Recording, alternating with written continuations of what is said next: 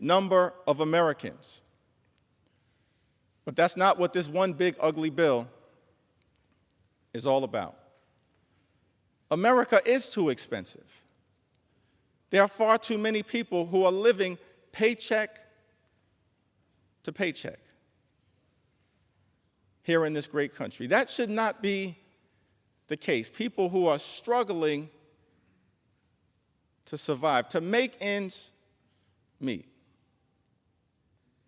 Mr. Speaker, imagine a country where everyone can afford to live the good life. Work hard, play by the rules, and live the good life. We haven't reached that place in the United States of America. Imagine a country where everyone can work hard, play by the rules, and live the good life.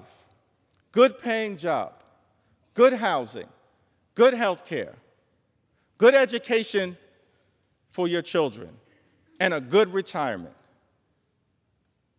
Which means keep your hands off Social Security and Medicare, now and forever.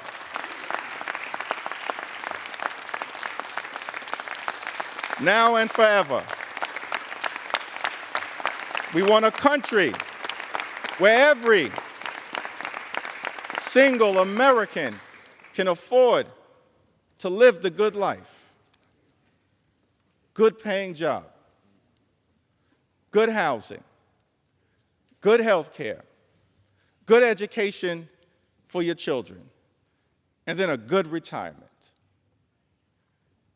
And we know that in the United States of America, to unlock that quintessential American dream, living the good life,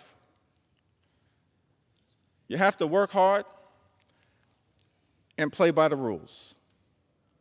But the challenge that so many Americans have right now in this country is that they're doing those two things. They're working hard and they're playing by the rules,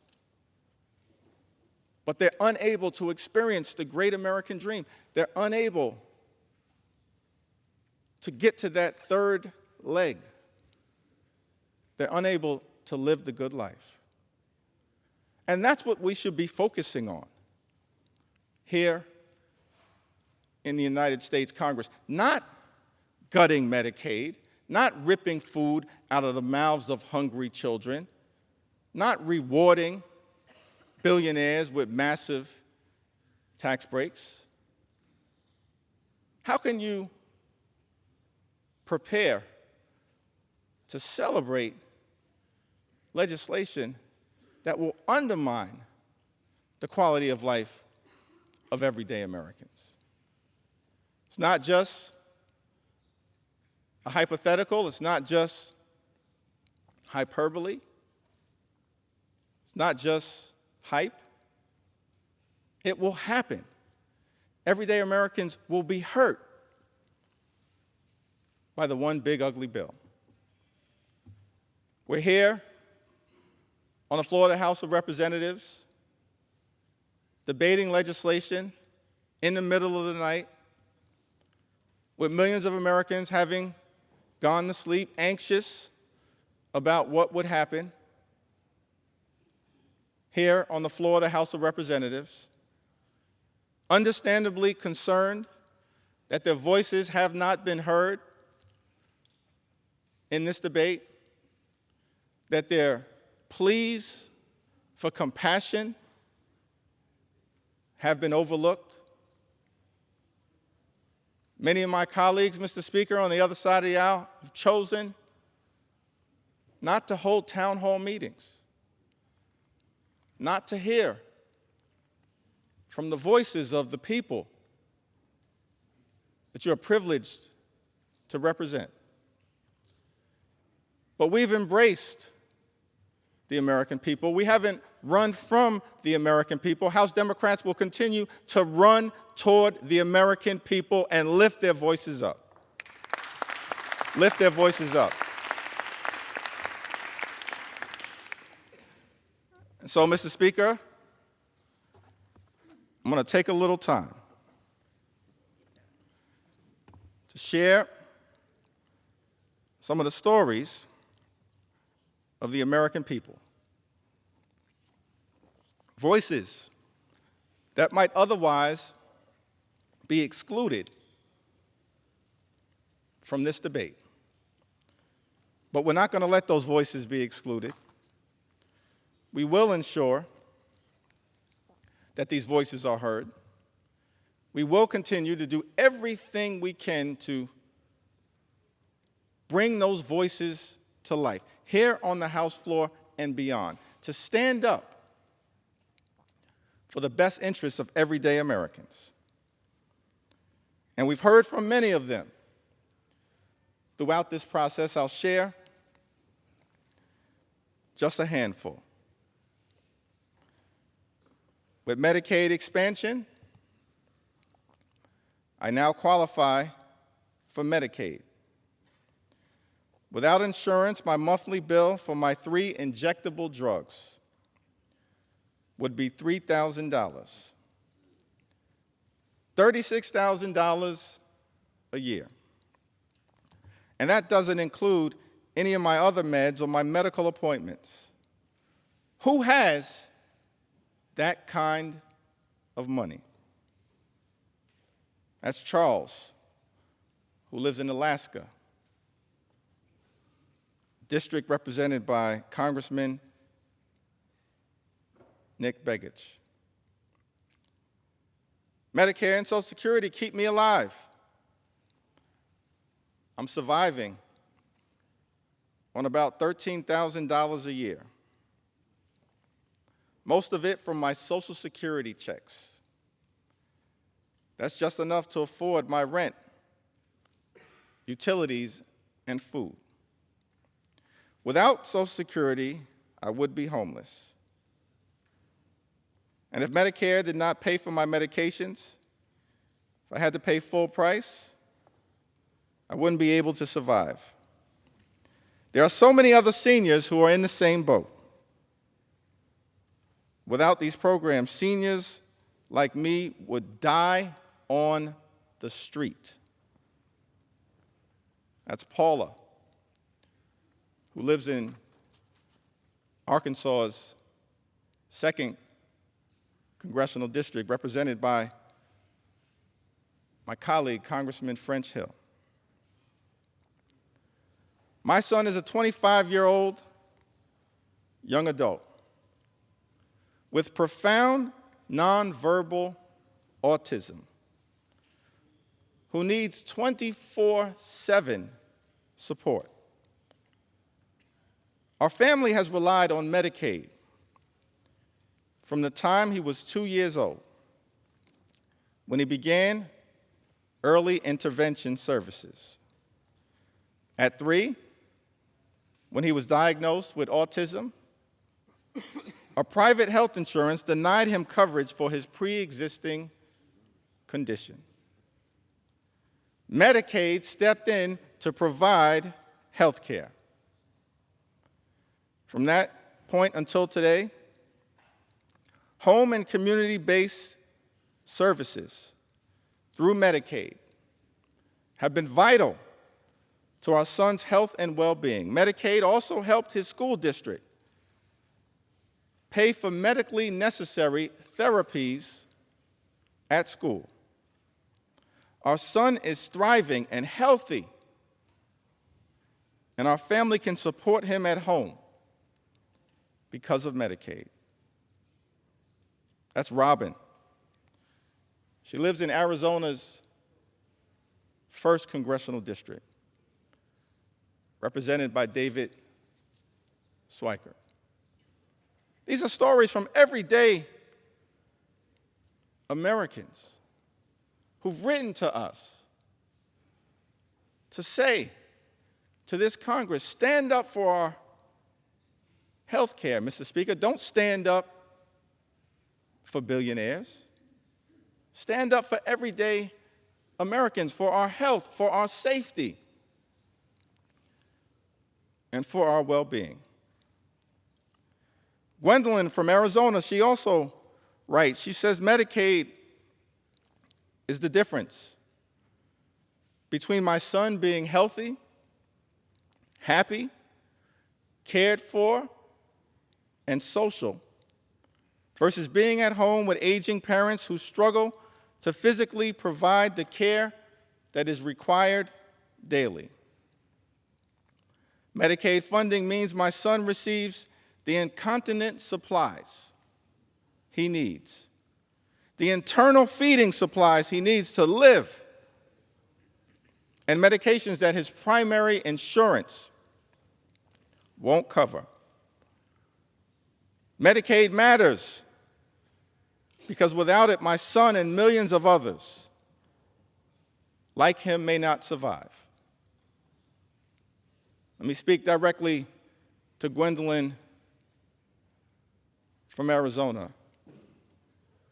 Her representative may not be fighting on your behalf. As House Democrats, we're here to say to you, we agree. Medicaid matters and it must be preserved. It must be preserved. Because Medicaid matters to millions of people all across this great country, to children, to seniors, to people with disabilities, to women, to families, to people in every corner of the United States of America. Yes, Gwendolyn, Medicaid matters. And if your representative won't fight for it, we will.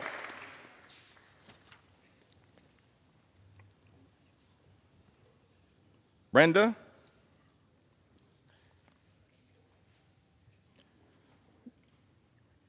Says to us, my youngest child is a nonverbal 43-year-old female with autism who has been on Medicaid since she was 12. She's had 3 major surgeries and 6 or more outpatient surgeries, all made possible because of Medicaid. We would not have been able to get our daughter what she needed if it wasn't for Medicaid. She also has a seizure disorder and is on several medications. Some of them are way too expensive for us to afford on a blue-collar income. Finding doctors that are good and accept Medicaid are few and far between. But some doctors are better than none. And the only way our daughter will get any medical care at all. She is one of the most vulnerable people in society. And caring for her is a full-time job. For myself and her father, who are both retired and are full-time care providers for her. I am not sure why anyone would want to take this help and service from people whose very life depends on the help it provides. That's a powerful and profound question. Why would anyone in this House vote to take away Medicaid from the American people amongst the most vulnerable here in the United States of America? Brenda from Arizona lives in Arizona's 6th congressional district, represented by my colleague, Congressman Juan Ciscomani. Garrett, also from Arizona. I'm still in the A section right now. So strap in as we make sure we lift up the voices of everyday Americans all across this country.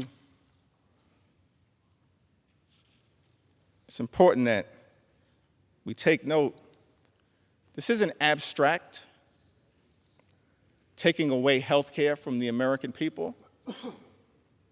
It's concrete, it's real, it has devastating implications. Garrett says, I was diagnosed with cerebral palsy at birth. Cerebral palsy at birth. Thanks to Medicaid, I was able to undergo multiple surgeries that significantly improved my ability to walk, transforming both my mobility and daily life. Relying on Medicaid, SNAP in the past, and SSI, I worry about what would happen to me and my friends if these programs were taken away. Without them, I wouldn't be able to keep up with doctor's appointments, medications, and transportation. Earlier today, my distinguished colleague from the great Commonwealth of Virginia read a passage of Scripture, one of my favorite passages of Scripture, Matthew 25 and 35 through 40. And later on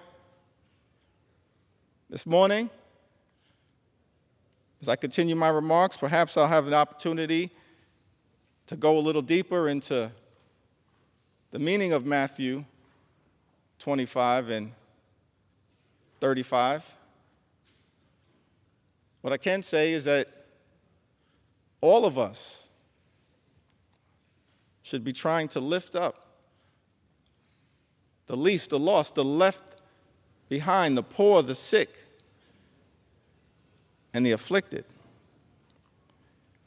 Garrett tells us, I was diagnosed with cerebral palsy at birth.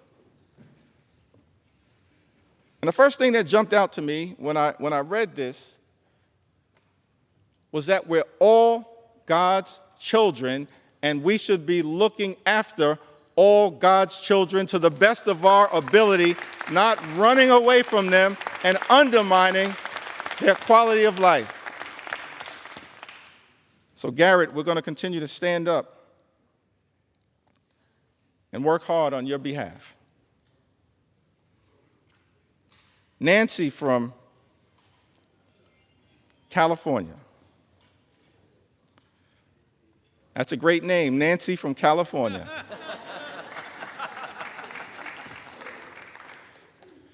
Nancy from California writes, my two special health needs,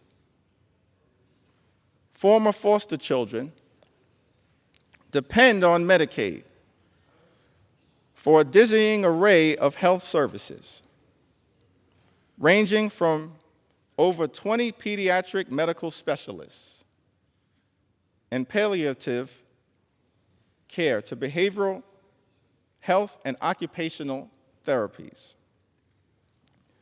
They both have rare, incurable, disabling diseases that require IEPs to navigate school.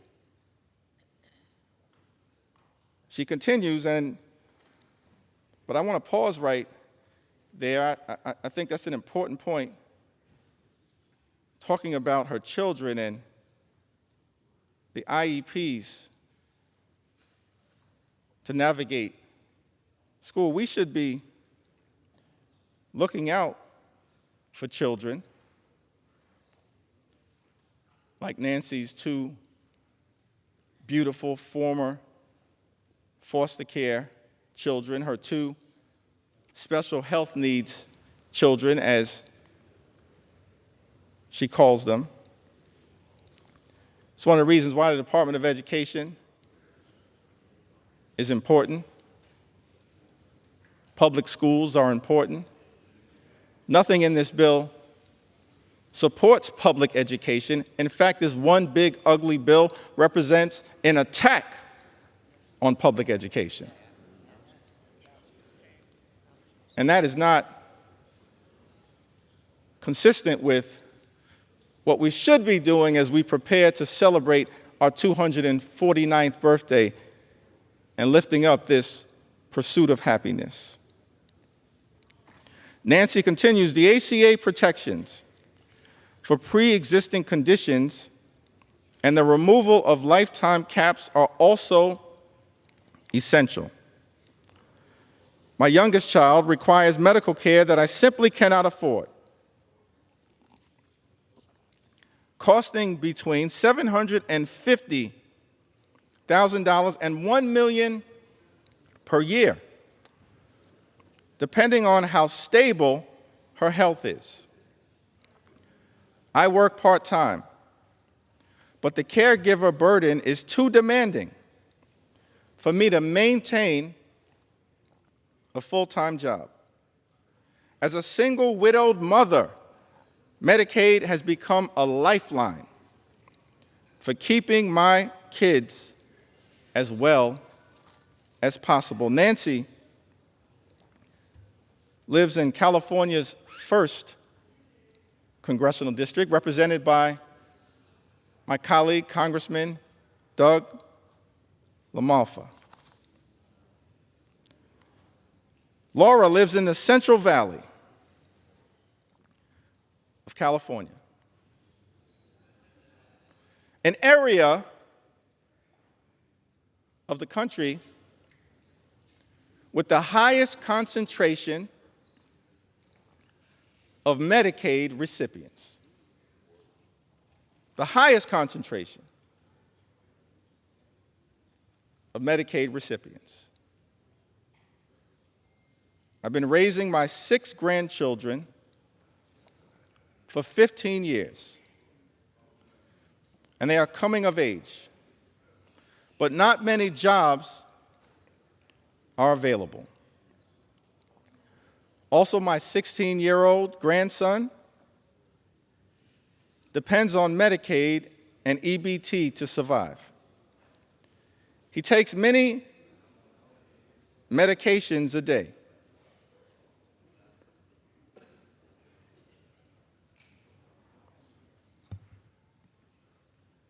If you're not going to respect my ability to speak, respect the story that I'm telling on behalf of Laura. Respect her story, because her story matters. Her story matters, and the American people matter. We need order. He takes many medications a day. I'm too old to do anything but take care of him. I can't imagine choosing what medicines he gets or who gets to eat. Please reconsider for the people who need medication that is necessary for survival. Universal access to food and meds would lighten the worry that we carry. Not having to worry about food and medicines gives me more time to care for my 26-year-old grandson, who is quadriplegic due to a head-on collision last year.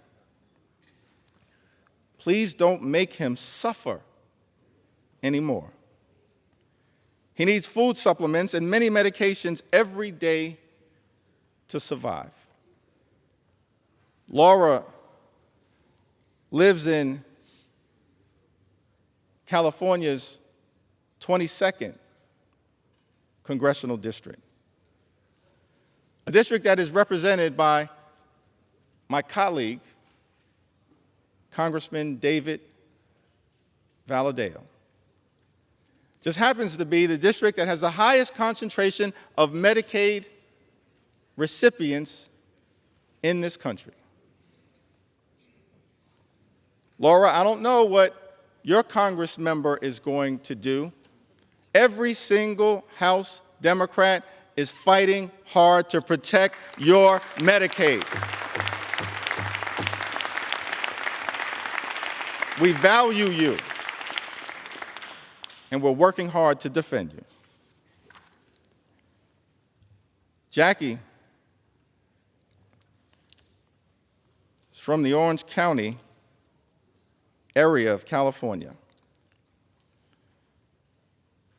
My son is 34 years old. He has Down syndrome and autism and lives at home with his aging parents, Dad, 82, and Mom, 71. His biggest joys in life for him are his day program and eating out. How small are his desires? And you want to take that away from him. He requires much care. Bathing, shaving, washing hair, brushing teeth, dressing, etc. His aging parents can do the job required for this 100% of the time. He has great caregivers right now, and they have been with him for many years. Now you want to take that away from us? Please know that Medicaid, Medi-Cal, is what allows us to keep him in a safe and happy environment that he will not get anywhere else. And for a whole lot less money. Why should that change for him? Jackie asked. Please be respectful of families who have high-need family members who need these services. Thank you for allowing me to speak on behalf of my son and everyone who loves him. Jackie lives in California's 40th congressional district, a district represented by my colleague, Congresswoman Young Kim. Kayla writes to us from Colorado. At 26, I was diagnosed with brain cancer, a discovery I was only able to make because of Medicaid. Without it, I wouldn't have been able to get the treatment I need to survive. That diagnosis changed my life. And while I am grateful to be here, I can no longer work. Now I rely on disability benefits, food stamps, just to get by. These programs are the only reason I'm able to live. Without this support, I don't know how I would manage.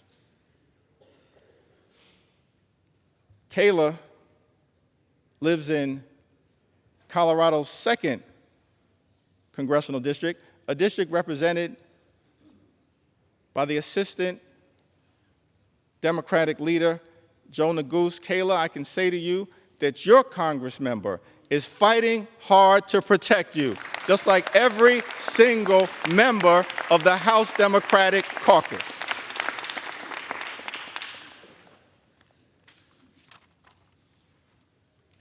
Ashley writes to us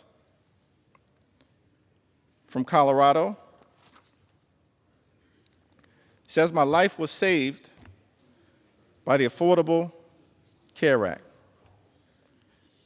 Because of this act, I was able to stay on my parents' health insurance when I couldn't get any coverage. At the time, I was dealing with a myriad of health issues and would eventually be diagnosed with multiple chronic illnesses. Because of the ACA, when my husband and I were married, I was able to be added to his insurance without being denied due to pre-existing conditions. Prior to the act being passed, I was denied coverage and care many times. If I was even approved for coverage, it cost me thousands per month in premiums. I was being penalized, Mr. Speaker,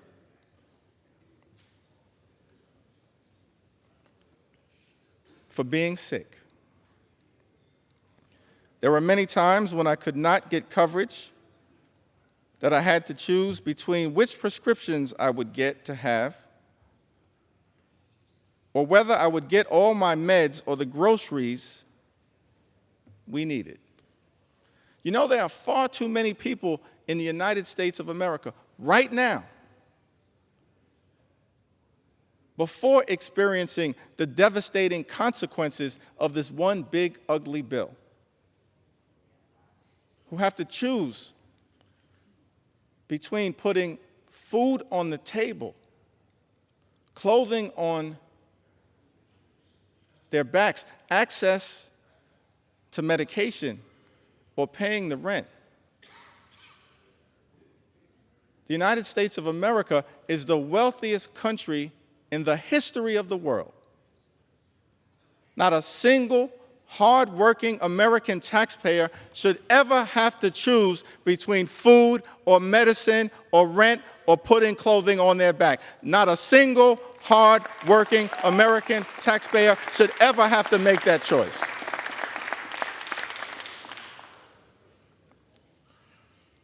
If people did not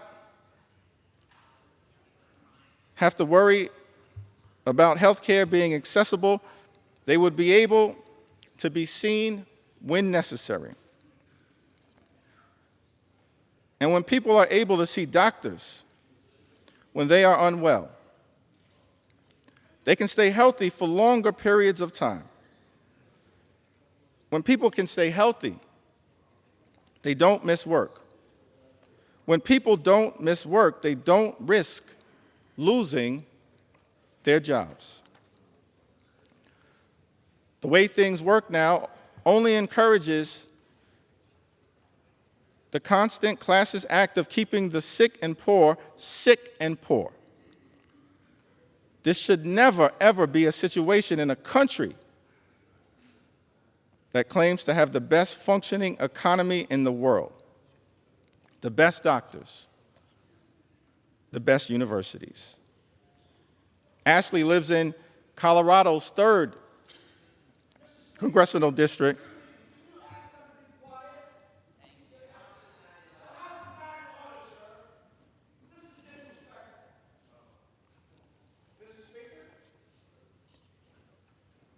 The gentleman is not recognized. The House will be in order. Ashley New York's recognized. Lives in Colorado's 3rd congressional district, represented by my colleague, Congressman Jeff Hurd. Ann also writes from Colorado. Through the Medicaid waiver, Scott, Ann's son, was placed in a group living situation that worked out for a while, but was eventually kicked out. After that, he moved back in with me, but ended up homeless once more, before finally being placed back on a Medicaid waiver program. Now he's doing really well.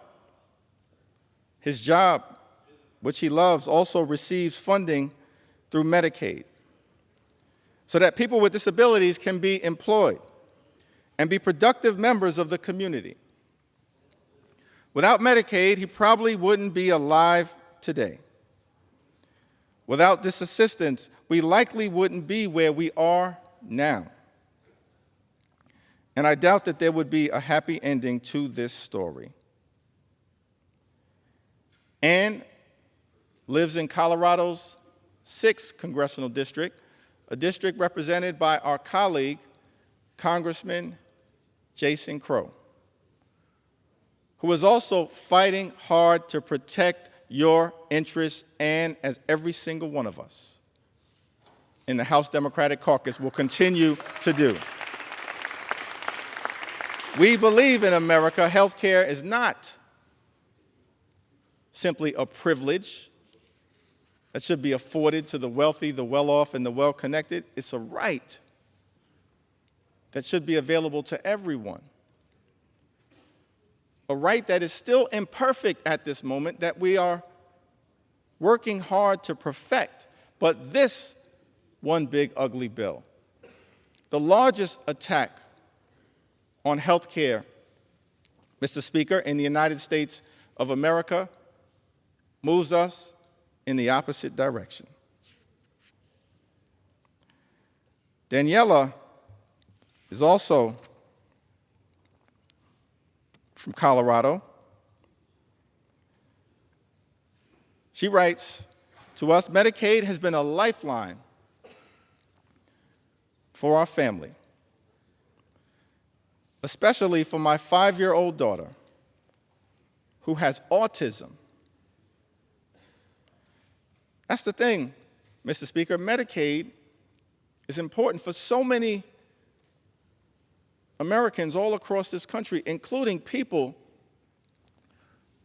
with disabilities. It's a necessary lifeline so that parents can help their children live a better life with dignity and respect. Why would any legislation that this House passes attack health care available to families that are pouring in everything they have to help their child under difficult circumstances live the best possible life? It perplexes me, Mr. Speaker, that this bill would go after the health care of people like Daniela and her 5-year-old daughter. Daniela says that as parents, we've faced many struggles trying to balance full-time work, starting a real estate business, and still being there for our 3 other children. It's been overwhelming at times, and finding the right support for her hasn't always been easy. But Medicaid has provided therapy and services that have made a world of difference in her life. These therapies have helped her make progress, feel seen, and connect with her peers, which means everything to us. It's allowed her to be a part of the world, to feel included, and to overcome obstacles that seemed insurmountable at times. Medicaid has helped us give her the opportunities she deserves, and millions of other children in the United States. Mr. Speaker, Daniela lives in Colorado's 8th congressional district, a district currently represented by Congressman Gabe Evans. Currently represented.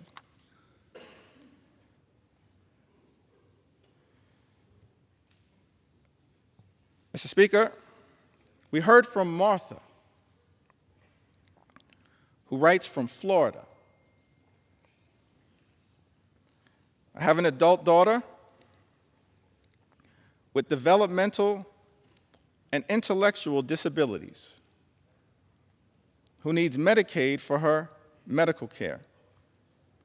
As a mom, I worry a lot about what the future will hold for her. Will she have access to quality medical care when my husband is no longer able to provide for her? Please support individuals like my daughter who are vulnerable and need our help. Thank you from my heart. Martha lives in Florida's 7th congressional district, a district represented by our colleague, Mr. Speaker, Congressman Corey Mills. We've heard from people from the heartland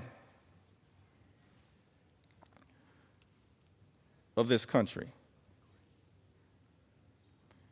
In Indiana, Kim writes to us, SNAP and Medicaid were lifelines when my children were younger. At least when I was able to get them. As a single mom, working my way up from low-paying jobs, we often had too little food. My dinner was the combined uneaten food from my 4 kids' plates. Even then, keeping benefits was difficult due to missing or late paperwork, faxes lost to the ether. I sometimes worked 3 jobs and cried too often when the letter came saying benefits were suspended. When that happens, you end up hungry for weeks until it's straightened out. Kim lives in the 9th Congressional District of Indiana, Mr. Speaker. She says, SNAP and Medicaid were lifelines when my children were younger, at least when I was able to get them. Let me park right there for a moment, because one of the arguments that I've consistently heard made, Mr. Speaker, by our Republican colleagues on the other side of the aisle is that they weren't going after Medicaid recipients, that no benefits would be taken away as a result of these so-called work requirements.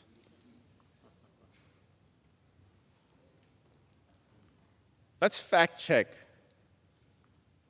that statement. Every independent entity that has looked at this question, including the Congressional Budget Office, has made clear, as a result of the one big, ugly bill, millions of Americans will lose their Medicaid benefits.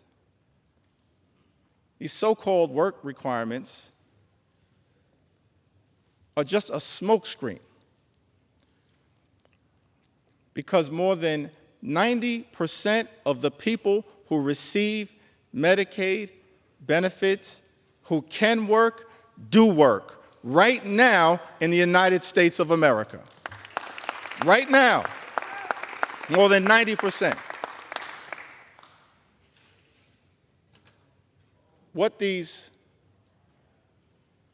impositions are really paperwork requirements that are designed to make it harder for everyday Americans like Kim to access their benefits. And as a result, millions of Americans who are eligible, who are hardworking, who are deserving, will lose their health care. Kim says, I sometimes work 3 jobs and cried too often when the letter came saying benefits were suspended. As House Democrats, Mr. Speaker, we are here fighting for people like Kim and millions of others like her all across the United States of America who will lose urgently necessary, life-changing, and life-sustaining Medicaid benefits as a result of Donald Trump's one big, ugly bill.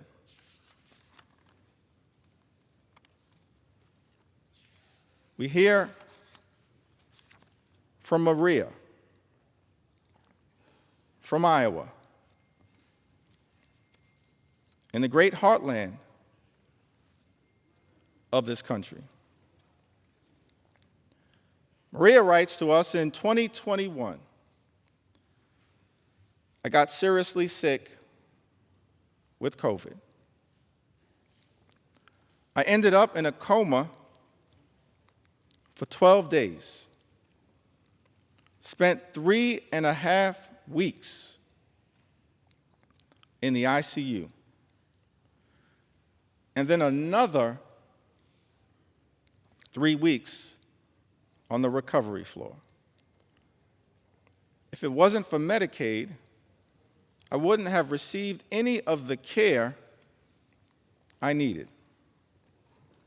I honestly don't know where I'd be today.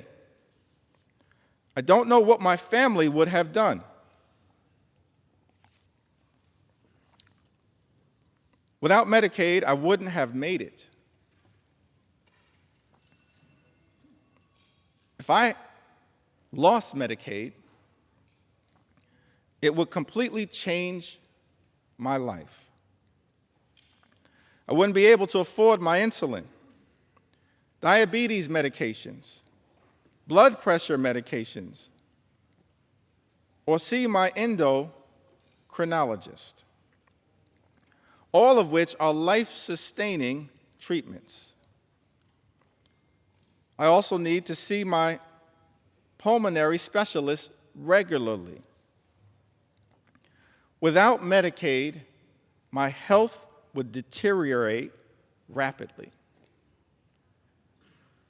That's a statement that applies to millions of Americans all across this great country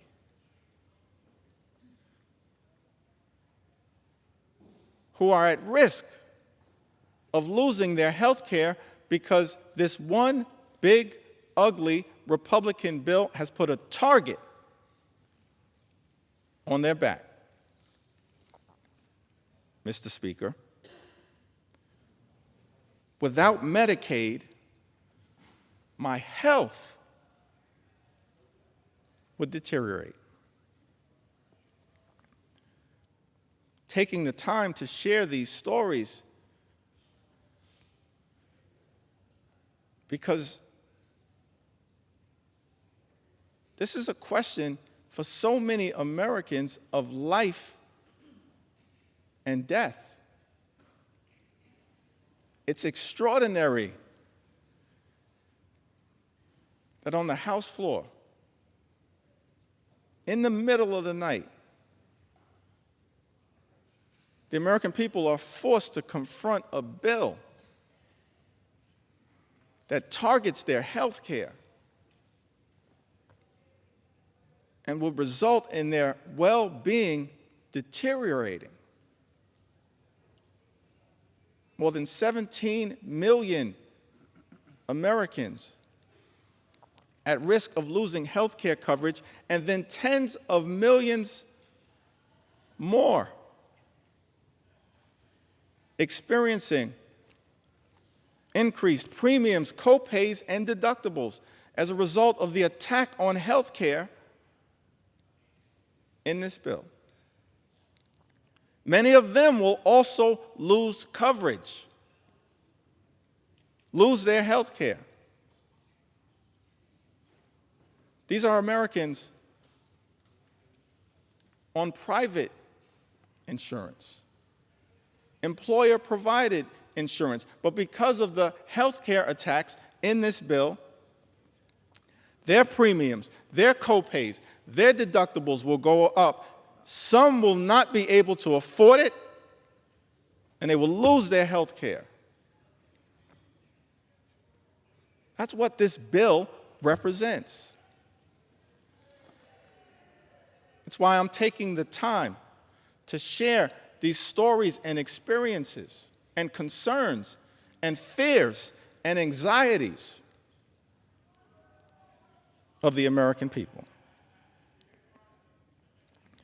I wish, Mr. Speaker, that we had a lot more time to debate this bill. This is the type of bill that under normal circumstances, we'd have hours and hours of debate, where hundreds of members could participate on both sides of the aisle and share their thoughts, their perspectives, their ideas, their passionate support or passionate opposition. But this bill, which by some estimates is larger than the CARES Act and the American Rescue Plan and the Infrastructure Investment and Jobs Act and the CHIPS and Science Act combined in terms of its possible impact on the debt in this country, increasing the debt by more than $3 trillion, saddling our children and grandchildren with that level of extraordinary debt by people who claim to be fiscally responsible. The implications of this bill are enormous. And yet, each side of the Ways and Means Committee was given 15 minutes to discuss the implications of this bill. Each side of the Budget Committee was given 15 minutes to discuss the implications of this bill that will have devastating consequences for everyday Americans, while rewarding billionaires with massive tax breaks. It had been my hope, Mr. Speaker, that we'd be able to have a robust debate, passionate support or passionate opposition in connection with this bill, that hundreds of members on both sides of the aisle could participate in. Instead, we have a limited debate where the relevant committees of jurisdiction have been given 15 minutes each on a bill of such significant magnitude as it relates to the health, the safety, and the well-being of the American people. And because that debate was so limited, I feel the obligation, Mr. Speaker, to stand on this House floor and take my sweet time to tell the stories of the American people. And that's exactly what I intend to do. Take my sweet time on behalf of the American people, on behalf of their health care, on behalf of their Medicaid, on behalf of their nutritional assistants, on behalf of veterans, on behalf of farmers, on behalf of children, on behalf of seniors, on behalf of people with disabilities, on behalf of small businesses, on behalf of every single American. I'm on this House floor after 6 a.m. and I'm planning to take my sweet time.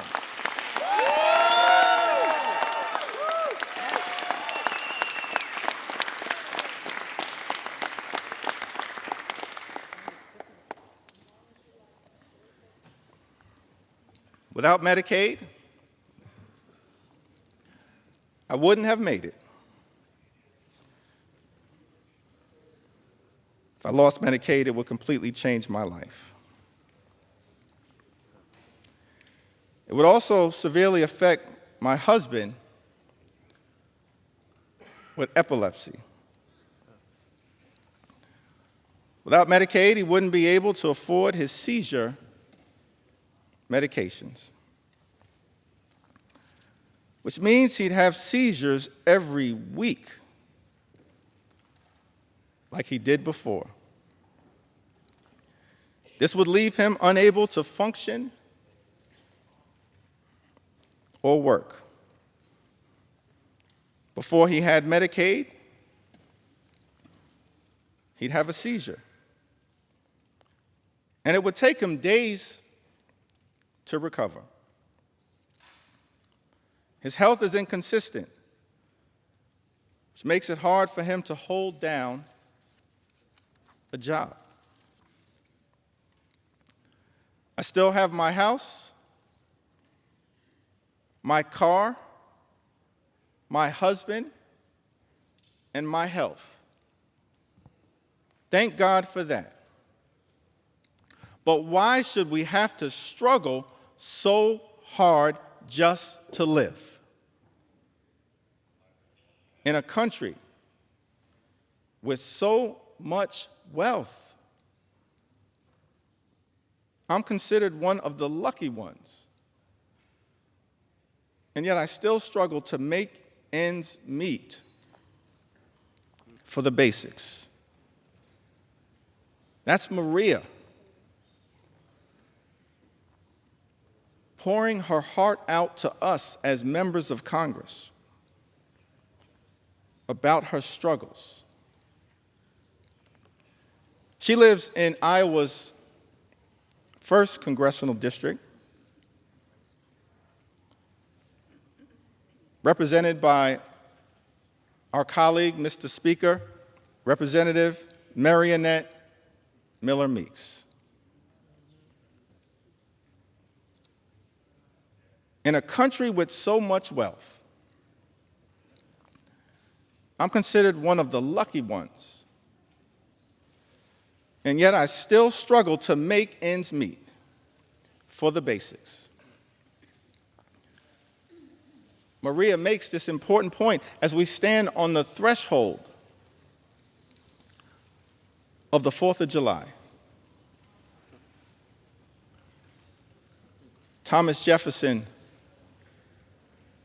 having written those immortal words in the Declaration of Independence, we hold these truths to be self-evident, that all men are created equal. They are endowed by their Creator with certain. Gentlemen will suspend. Members are reminded to take their conversations off the floor. Close both sets of cloakroom doors, please. Gentleman's recognized. Thank you, Mr. Speaker.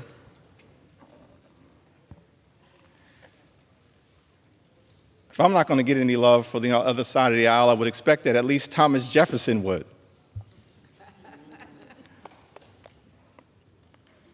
He wrote in the Declaration of Independence that among these are life, liberty, and the pursuit of happiness. What is the pursuit of happiness in the United States of America?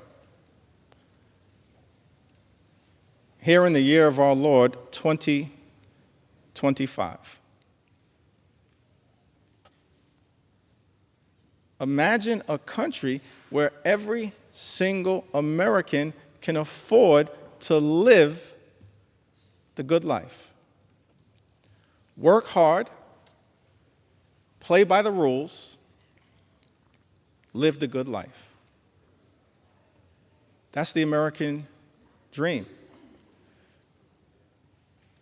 But our concern as Democrats is that in the wealthiest country in the history of the world, there are far too many people,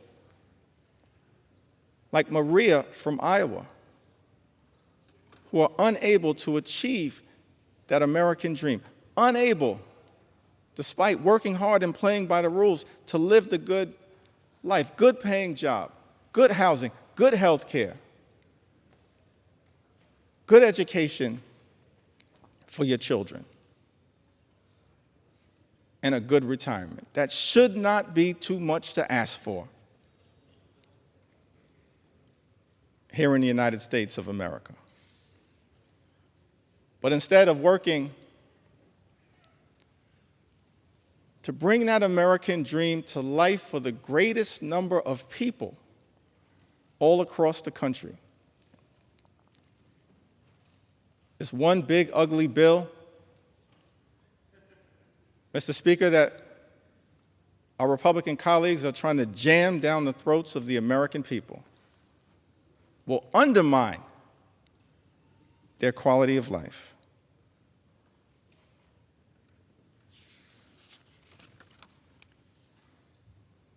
Also hear from Patrick.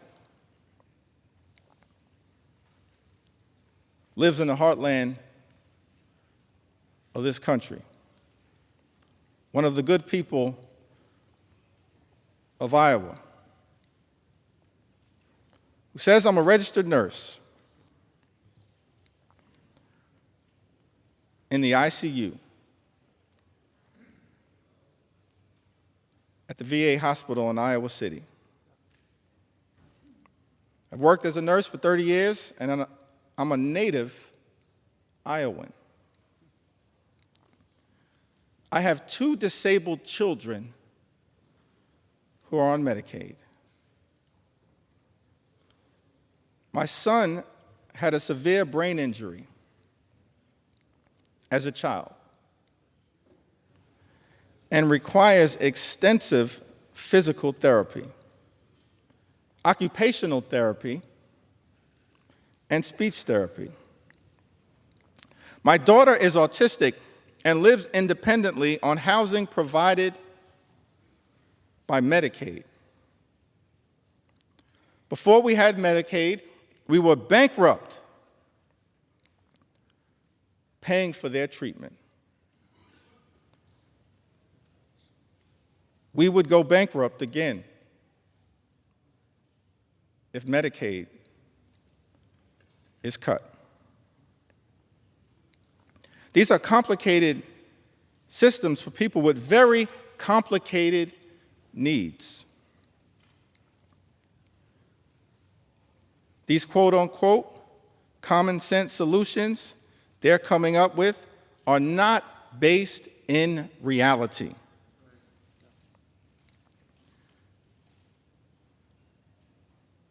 People have tried these work requirements in the past, but even disabled or able-bodied people, we all have barriers. From childcare, transportation, monetary limitations. It's a foolish idea to think that this won't have a negative impact. They're just trying to remove people from the program, and it's cruel. Patrick,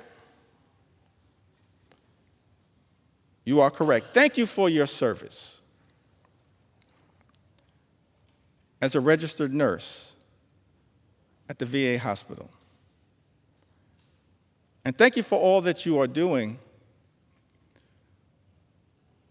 to love and cherish your 2 disabled children who are on Medicaid. And you're exactly right. What is contemplated in this one big, ugly bill is wrong, it's dangerous, and it's cruel. And cruelty should not be either the objective or the outcome of legislation that we consider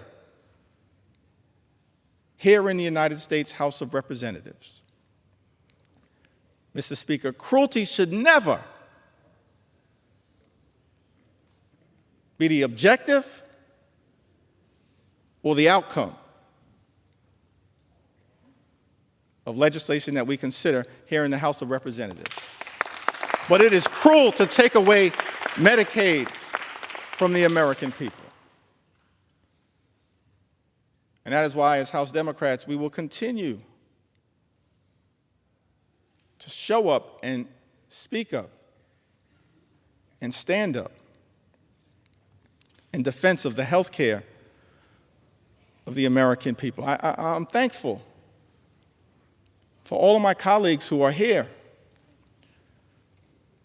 who throughout this process, a difficult process, have stood up over and over and over again on behalf of the health care of the American people. Thankful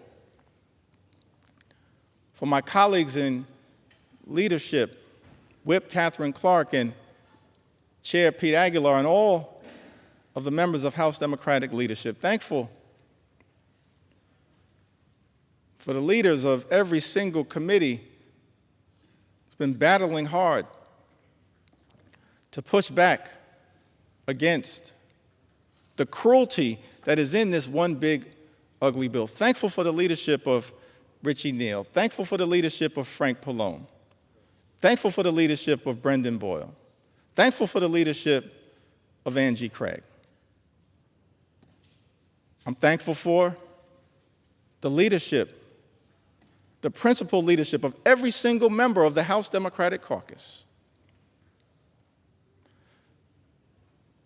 But above all else, I'm just thankful for the spirit, the heart, and soul of the American people who have risen up throughout this country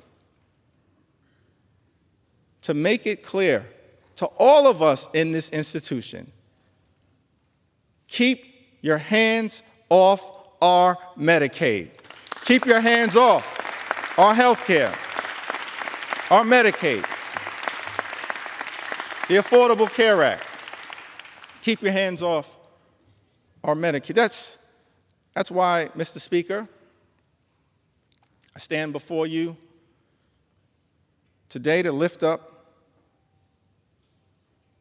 stories on behalf of the American people.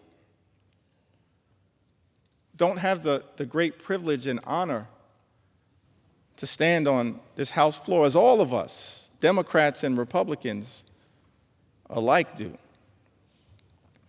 on behalf of the American people in this great institution, the House of Representatives. But to me, what we are doing with this one big, ugly bill, this assault on health care, on veterans, on nutritional assistance,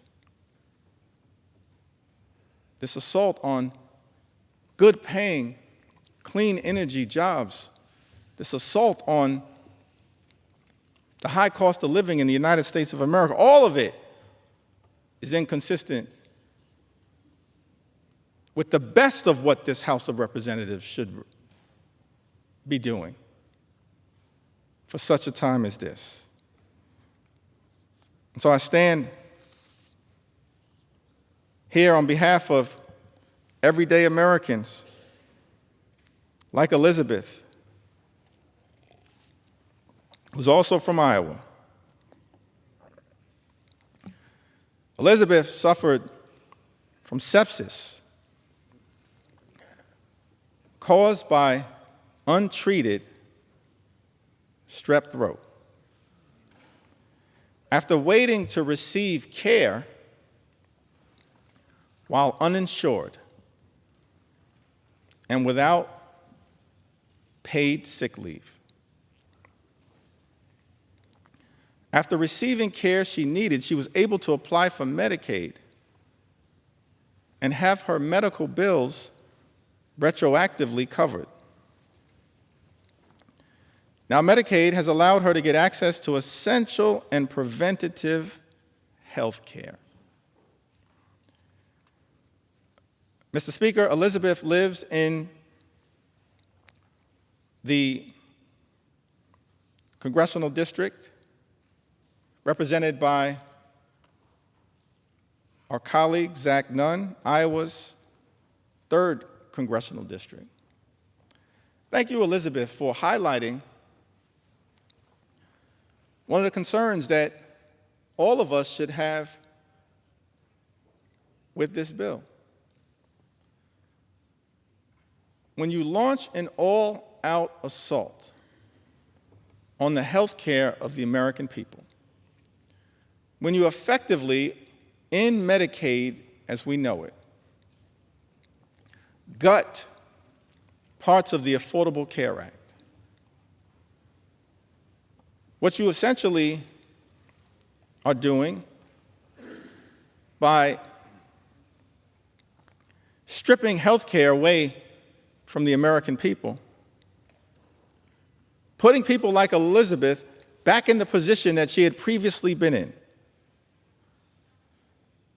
where she has untreated medical conditions that won't get better on its own, it will likely get worse and lead to further medical complications. Why would we do that to the American people? That is wrong. We should be lifting people up in this country, not tearing them down. We should be lifting up everyday Americans, not tearing them down, and putting them at risk of their life, their quality of life, their health, their well-being getting worse. We hear from Becky from the great state of Louisiana. By the way, Louisiana is a state with some of the highest percentages of Medicaid recipients of any state in the Union. Any state in the Union. And Louisiana is a state at risk of suffering greatly as a result of the all-out assault on Medicaid that is part of Donald Trump's one big ugly bill. Becky tells us, I have had Medicaid for years, and without it, I wouldn't be able to afford to see my doctors or cover what Medicaid doesn't pay. As a senior citizen, I now have to go back to work just to keep a roof over my head, afford rising food and utility costs, and maintain my car. Meanwhile, the government keeps taking more and more out of my Social Security benefits. Money I already paid taxes on while working. Feels like the middle class no longer exists. You're either rich or poor. Politicians today have no real understanding of what it's like to struggle every single day. If they had to live like regular people, maybe things would improve for seniors like me. Becky lives in Louisiana's 3rd Congressional District, a district represented by our colleague, Mr. Speaker, Representative Clay Higgins. Louisiana, state, of course, also represented by my good friend and colleague,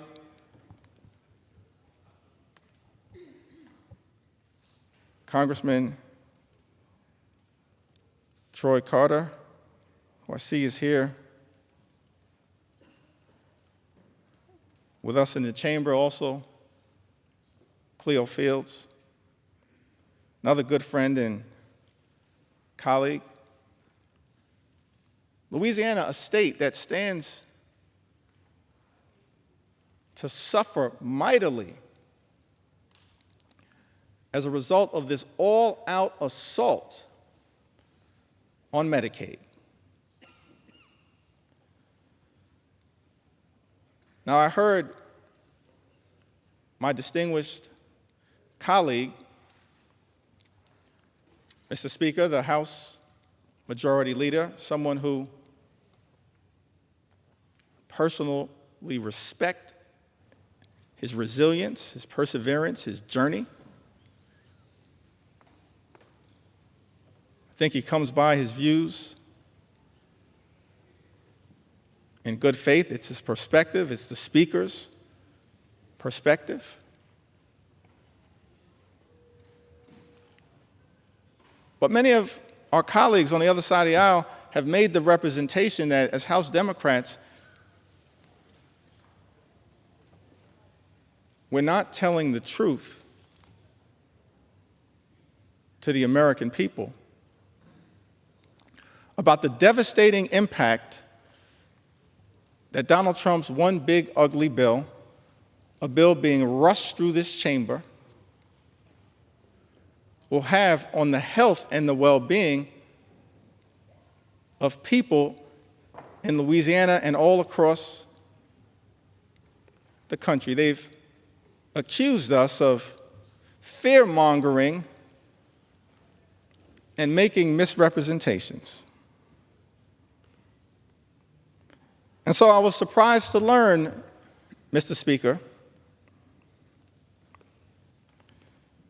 that the Louisiana State Legislature recently voted. The Louisiana State Legislature that has a Republican supermajority.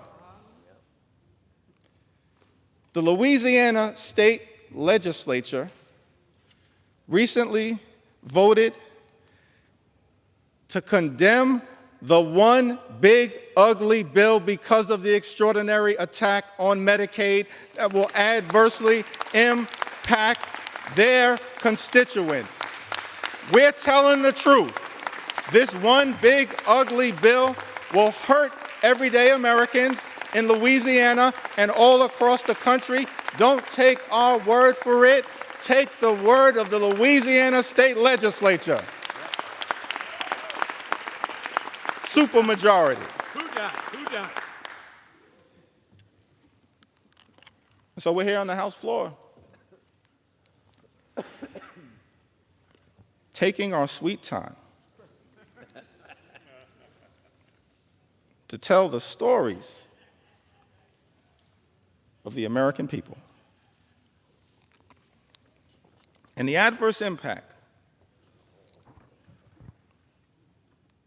that Trump's one big ugly bill, that my House Republican colleagues, Mr. Speaker, are trying to jam down the throats of the American people, causing great harm to those who we should be working hard to protect, love, and cherish, not adversely impact their ability to live and live life more abundantly.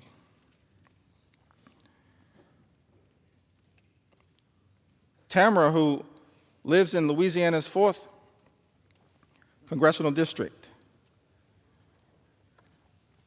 represented by the Speaker of this great House. I have depression and PTSD. I'm unable to work and rely on Medicaid to get my monthly medications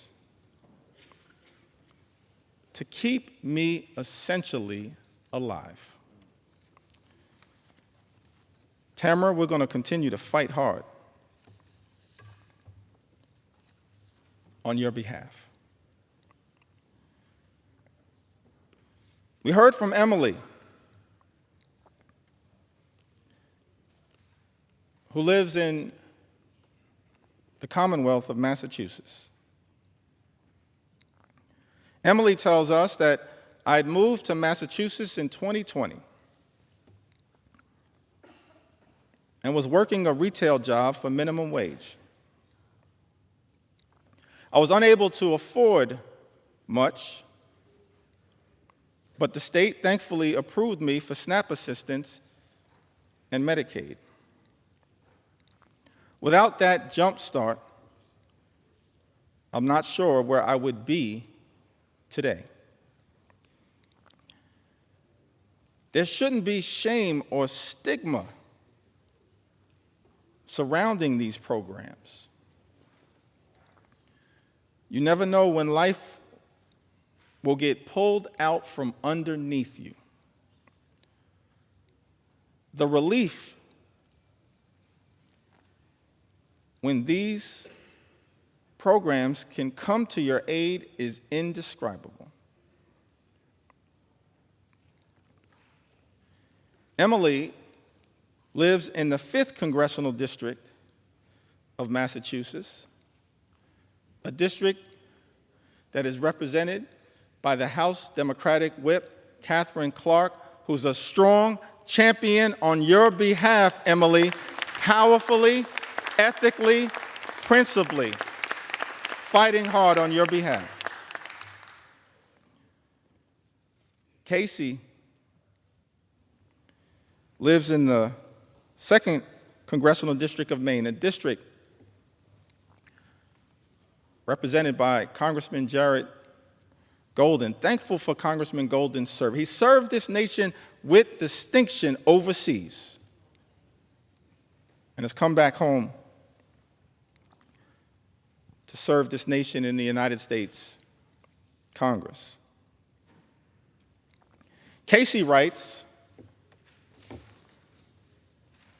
as a single mom of 2 young children and non-profit professional in rural Maine, Casey and her children rely on Medicaid and SNAP to live their lives. The resources and stability provided by Medicaid and SNAP allowed Casey to leave her emotionally abusive husband and support her children. Casey's 7-year-old son has ADHD and is on the autism spectrum. Relies heavily on individualized support through Medicaid. If Medicaid goes away, Casey doesn't know how their family will stay afloat.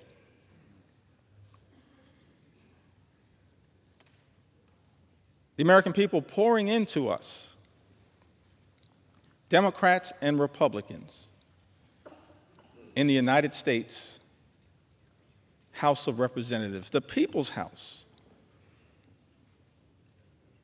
pouring into us with all of their heart, all of their soul, all of their authenticity, pleading that this Congress would find it in our hearts to stand up for them and not stand up for billionaires, which is what this one big ugly bill is designed to accomplish. Sarah writes to us from Michigan's 4th Congressional District. My daughter has a heart condition. And the fact that she's on Medicaid is the only way that we can pay for her doctor visits and medications. I'm a widow, and money is very tight. So the fact that I'm on Medicaid, too, is the only way that I can pay for my own visits and meds. The loss of Medicaid for us would be absolutely devastating. Mr. Speaker, Sarah lives in Michigan's 4th Congressional District, a district currently represented by our colleague, Congressman Bill Huizenga. The loss of Medicaid for us would be absolutely devastating. That's the consequence of the GOP tax scam, this disgusting abomination, this reckless Republican budget. Mr. Speaker, that Republicans were trying to jam down the throats of the American people during the dead of night. It's extraordinary. No legislation that we consider in the House of Representatives should be devastating for everyday Americans, either in its objective or in its outcome. But as Democrats, we stand here in strong opposition to this one big ugly bill because of the devastating consequences that will result to everyday Americans all across this great country. Lucy writes to us from the heartland, from the great state of Michigan as well. My brother is a developmentally disabled senior who lives in a group home. Until the age of 59, he was cared for by our mother. He cannot live on his own and has numerous health issues. He depends on Medicaid. Without Medicaid, his brothers and sisters could not support his medical care. We're hearing from families all across the country mothers and fathers, brothers and sisters, sons and daughters, husbands and wives, pleading with this Congress, pleading with House Republicans to stand up for their loved ones who are on Medicaid, who are at risk of having their health care run over and their lives ruined by the consequences of Donald Trump's one big, ugly bill. Lucy lives in Michigan's 7th congressional district, a district currently represented, Mr. Speaker, by our colleague, Representative Tom Barrett. We've also heard from Sharon, who lives in Michigan. My daughter is a young woman who was born with cerebral palsy, mild cognitive impairments, and autism. She depends on Medicaid services for her health.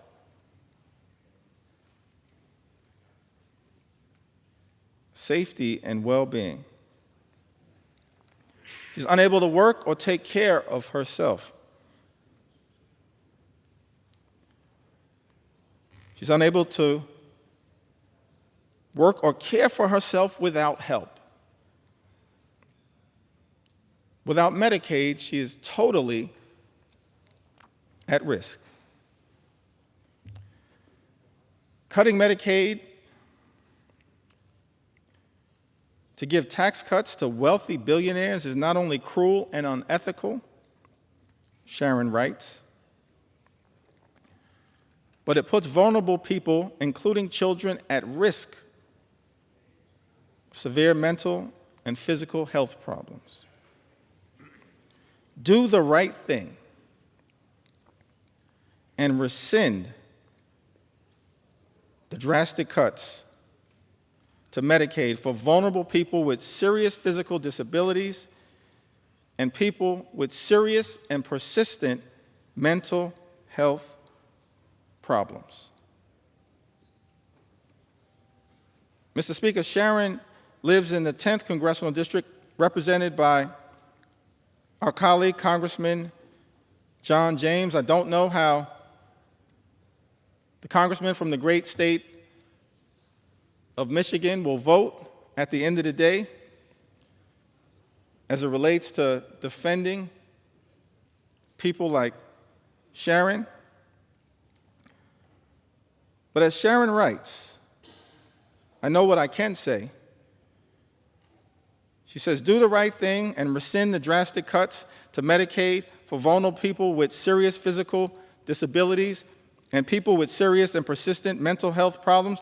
Sharon, House Democrats will always do the right thing when it comes to your health, your safety, and your well-being, your Medicaid, and the love and care that you are working hard to provide to your daughter. We will always do the right thing. We're not perfect, no one is. But we will always strive to do the right thing on your behalf.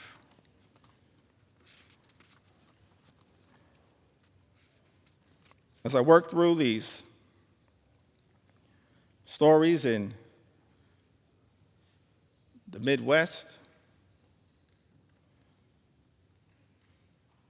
and it appears, Mr. Speaker, that I'm about halfway through the stories as it relates to Medicaid. Medicaid. Medicaid. It appears that I'm halfway through the stories as it relates to Medicaid, but the extraordinary thing about this bill is that it represents such an unprecedented assault on the American people that there are stories that need to be told as it relates to the attack on nutritional assistance for the American people. And I will tell those stories. Stories that need to be told as it relates to the attack that has taken place on farmers in this country. And I will tell those stories Stories that need to be told as it relates to the attack on small businesses in this country. And I will tell those stories. Stories that need to be told as it relates to the unprecedented assault on veterans in this country. How dare this administration attack veterans who have served this country? Instead of attacking veterans, we should make sure that every single veteran in this country can live with the dignity and respect that they've earned. So there are stories that need to be told as it relates to the veterans in this country. And there are stories that need to be told as it relates to law-abiding immigrant families. We have to secure our border.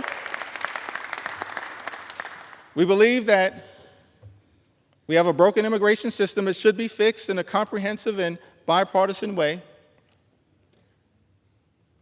But we must also stand up for dreamers and farm workers and law-abiding immigrant families in this country. We will not abandon our nation's heritage as a country of immigrants. Not today, not tomorrow, not ever. It's part of what American exceptionalism has been all about.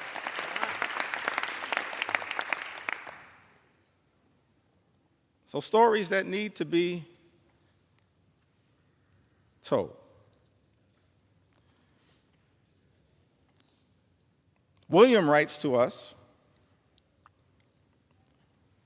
from the great state of Minnesota. So thankful for our colleagues from the Minnesota delegation fighting hard on behalf of that great state. I'm a 57-year-old man living in central Minnesota. I am a type 1 insulin-dependent diabetic, legally blind, and I suffer from severe nerve damage in my back and legs due to diabetes. I rely on Social Security, Medicare, Medicaid, and SNAP benefits to support myself. Any reduction in these programs would severely impact my life and my ability to afford food, pay for my small apartment, and access medical care. Without these benefits, I would be destitute. William lives in Minnesota's 6th congressional district. Mr. Speaker, a district represented by our colleague, Congressman Tom Emmer.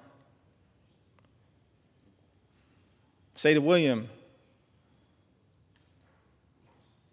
I don't know what the majority whip will ultimately decide to do as it relates to this one big ugly bill. But we're going to stand up for the things that clearly matter to you. We're going to stand up for Social Security, stand up for your Medicare, stand up for Medicaid, stand up for your SNAP benefits, and stand up for you. I'd also note, parenthetically, it's not rhetorical that we are claiming to stand up for people like William, a 57-year-old man living in central Minnesota. He notes two things that are of interest to me. He says that I'm a type 1 insulin-dependent diabetic.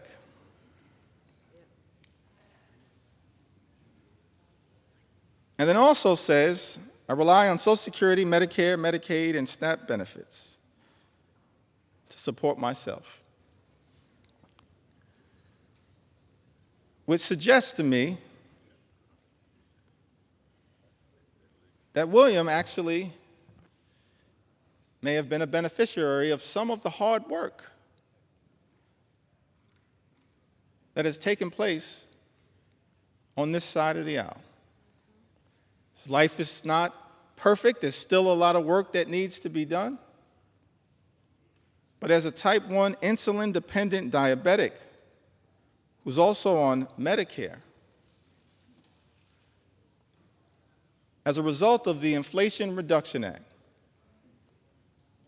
his insulin at this point, always and forever, will be no more than $35 per month. That's a down payment, William, on the type of work that we believe needs to be done. Because we are committed to lowering your costs, despite all the talk that comes from my colleagues on the other side of the aisle, Mr. Speaker, on day one, promising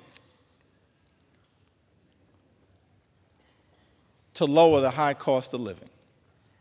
Costs would go down on day one. Costs haven't gone down. Mr. Speaker, in the United States of America, costs are going up. Life remains far too expensive. And as a result of some of the reckless policies coming out of the Trump administration, including the Trump tariffs, on again, off again, creating so much uncertainty, but certainly will result in thousands of dollars per year in additional costs on everyday Americans. We're committed to lowering the high cost of living. We're committed to making sure that every single person in this country can afford to live the good life. Good paying job, good housing, good health care, good education for their children, and a good retirement. We're committed to working hard to make sure that every single American like William can afford to live the good life. This one big ugly bill does the exact opposite. Doesn't make life more affordable, Mr. Speaker. It makes life more expensive. The gentleman suspend. House will be in order. As the caffeine kicks in, please take your conversations outside the chamber or in the cloakroom. Gentleman's recognized. Thank you, Mr. Speaker.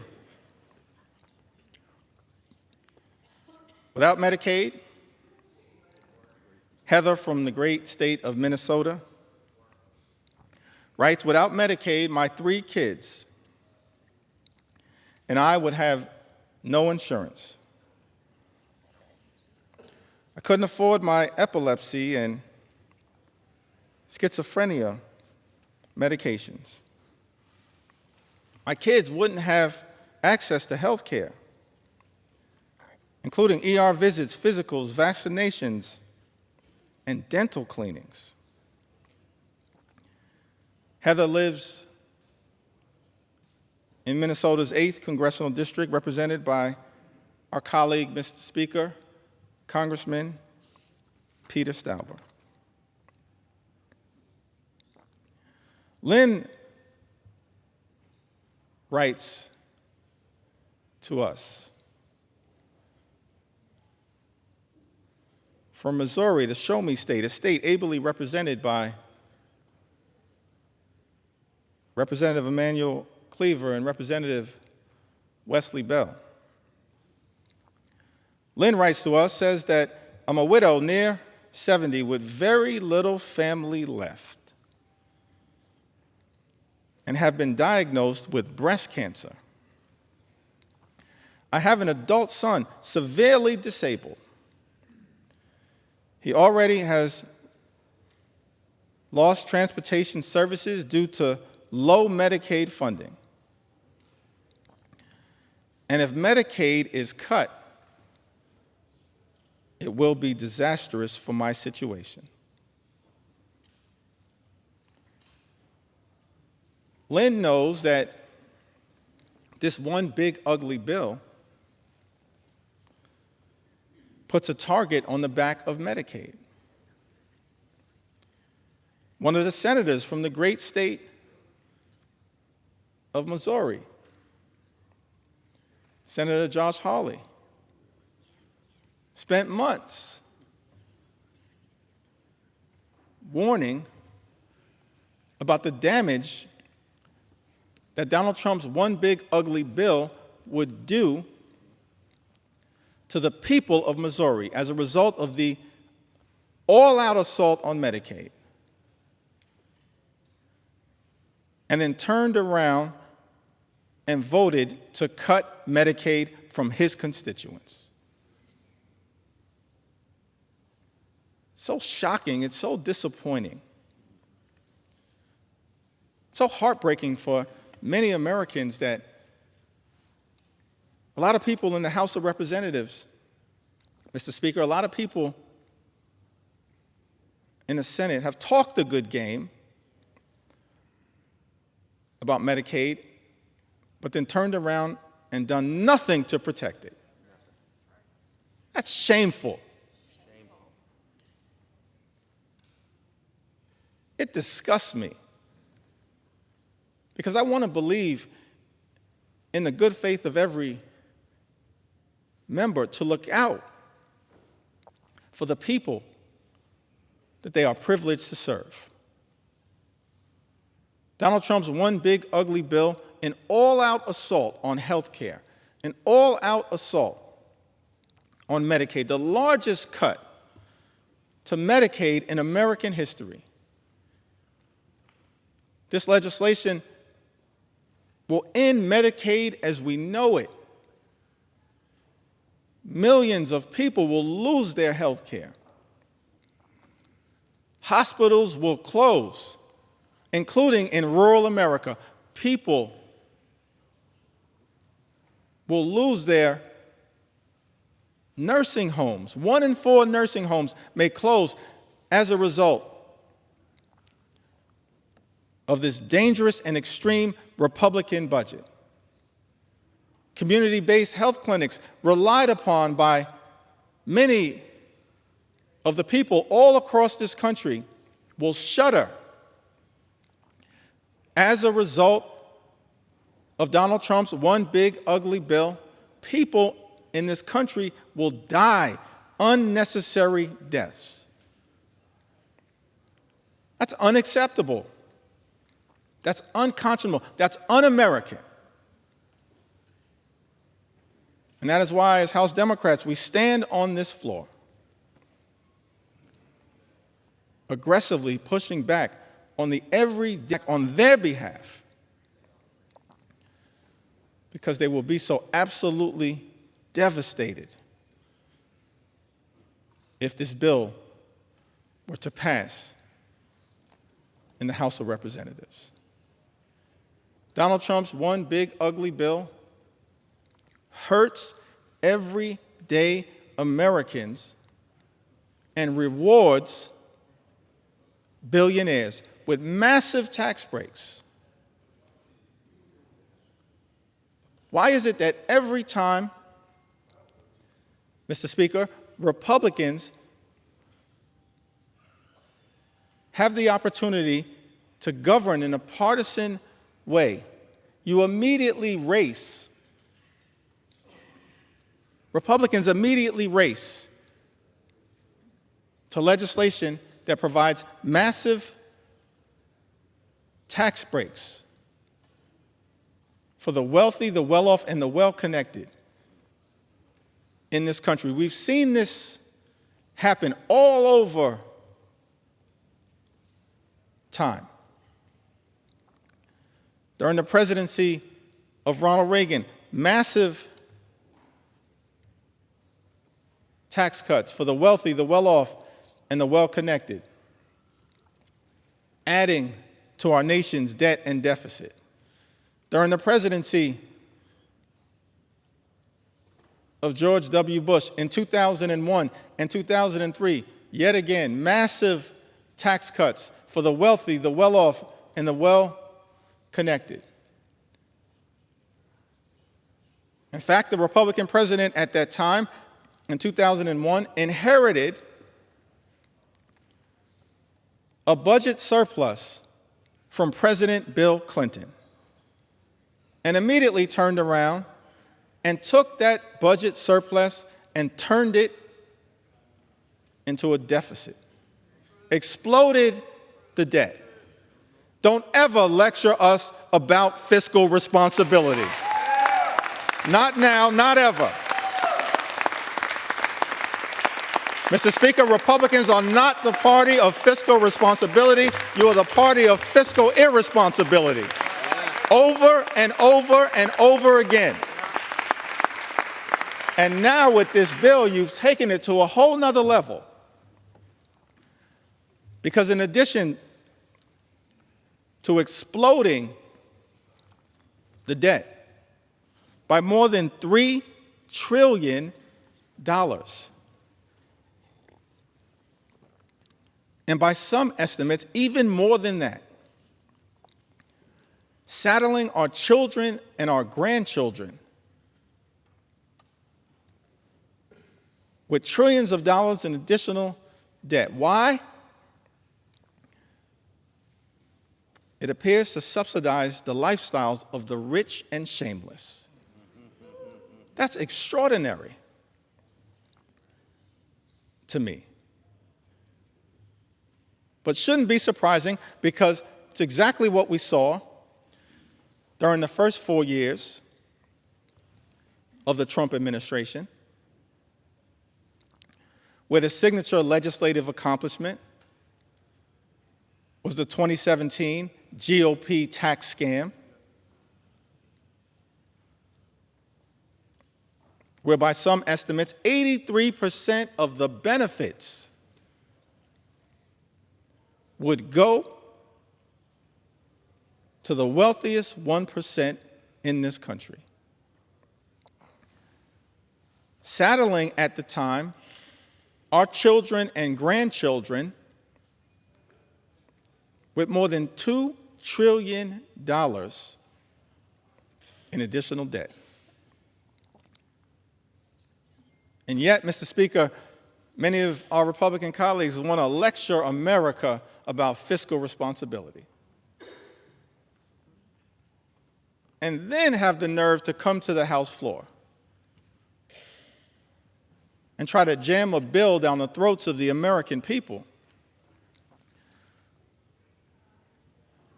with a debate that began at 3:28 a.m. in the morning that would saddle them with more than $3 trillion in additional debt to provide massive tax breaks to billionaires in this country, and then pay for some of it by going after working class Americans, everyday Americans, hardworking American taxpayers, middle class Americans, children and veterans and seniors and people with disabilities. Mr. Speaker, Trump's one big ugly bill is obscene in that regard. Seems to me that all of us have a responsibility as leaders to try to make life better for the American people. That's what leaders have done, particularly those who have served in the White House, when it comes to actually lifting up the people who we are entrusted to represent. That's what great leaders do. Leaders like FDR, President Johnson, President Obama, and so many others. That's what the track record says. American people in this country, they deserve real leadership. What we've seen from complete Republican rule in Washington, D.C., Mr. Speaker, it's not leadership that lifts up the American people. It's leadership that is tearing them down and tearing us apart. The first 6 months of this administration have been characterized by chaos, cruelty, and corruption. That's not real leadership. We know what real leadership looks like in the United States of America. Real leadership shows courage. Real leadership shows compassion. Real leadership shows commitment. Working with Congress as a separate and co-equal branch of government, not to bend the knee to some extreme agenda, which is what, Mr. Speaker, my House Republican colleagues are doing by supporting this one big ugly bill. Real leadership requires working with Congress as a separate and co-equal branch of government to actually lift people up. President Lincoln, when he addressed the House of Representatives, I believe it was his second annual message to Congress, on December 1st in 1862, in the middle of the Civil War, an existential crisis that we were facing in the United States of America. He showed real leadership when he summoned this Congress to rise to the occasion. In that second annual message to Congress, December 1st, 1862, President Lincoln said, "Fellow citizens, we cannot escape history. We of this Congress and this administration will be remembered in spite of ourselves. No personal significance or insignificance can spare one or another of us. The fiery trial through which we pass will light us down in honor or dishonor to the latest generation. We say we are for the Union. The world will not forget that we say this. We know how to save the Union. The world knows we do know how to save it. Even we here, hold the power and bear the responsibility. In giving freedom to the slave, we assure freedom to the free. Honorable alike in what we give and what we preserve. We shall nobly save or meanly lose the last best hope of earth. That's America. Even to this day, the last best hope on earth. Extraordinary that Abraham Lincoln, in America's infancy, understood the importance of this country,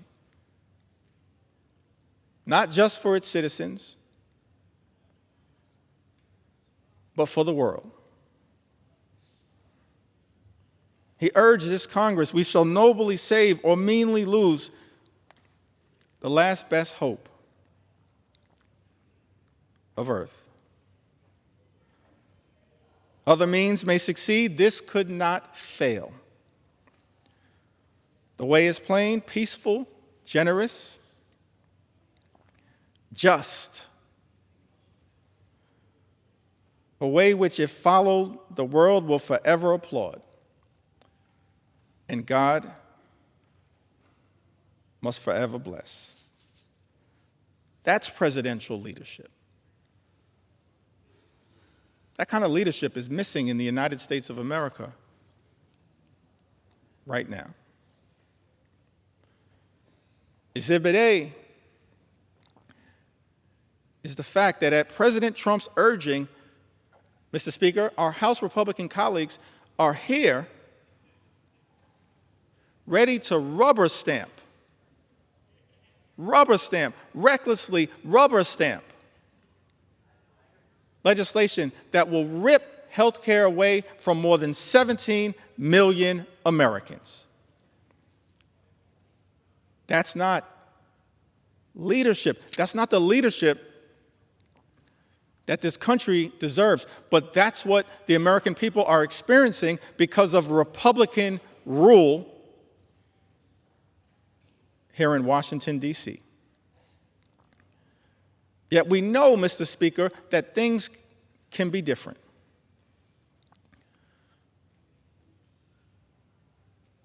At the very beginning of the preamble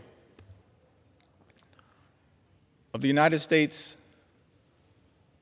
Constitution, those words are written, we, the people, in order to form a more perfect union. I like that. We, the people, in order to form a more perfect union. That's a recognition of the aspirational objective that all of us should have as part of our sacred charge to make life better for the American people, while also acknowledging that at its birth and even to this day, America is not a perfect country. But the gift that we've been given is that sacred charge to strive for a more perfect union, to look out for every single American as best we can. Now, we've seen that kind of leadership across the years, across the decades, across the centuries, particularly as it relates to the social safety net. It's a social safety net that's under extreme assault right now. Donald Trump's one big, ugly bill represents an unprecedented assault on America's social safety net, an unprecedented assault on hardworking American taxpayers. It's the exact opposite of the type of leadership that we've seen in this country that is designed to march us toward a more perfect union. It's one of the reasons why we can't forget American history. We need to learn from and lift up American history. all types of history, and I'll address that issue later, but let me also parenthetically pause and make it clear, Black history is American history. We will never let anyone erase it. We need to learn from it, not erase it. And we will never let that happen. Our history teaches us that what leadership actually does is set us on a course toward a more perfect union. And leaders have recognized that part of doing that is to make sure we are there for everyday Americans who would otherwise find themselves in an incredibly vulnerable situation. President Franklin D. Roosevelt, reflecting upon Social Security, which he championed, uttered these words: long before the economic blight of the Depression descended on the nation, millions of our people were living in wastelands of want and fear. Men and women too old and infirm to work either depended on those who had but little to share, or spent their remaining years within the walls of a poorhouse. Fatherless children early learned the meaning of being a burden to relatives or to the community. Men and women still strong, still young, but discarded as gainful workers, were drained of self-confidence and self-respect. The millions of today want and have a right to the same security their forefathers sought. The assurance that with the health and the willingness to work, they will find a place for themselves in the social and economic system of the time. Because it has become increasingly difficult for individuals to build their own security single-handed, government must now step in and help them lay the foundation stones. Just as government in the past has helped lay the foundation of business and industry. We must face the fact that in this country we have a rich man's security and a poor man's security, and that the government owes equal obligations to both. National security is not a half and half manner, it's all or none. President Roosevelt further went on to say that the Social Security Act offers to all our citizens a workable and working method of meeting urgent present needs and of forestalling future need.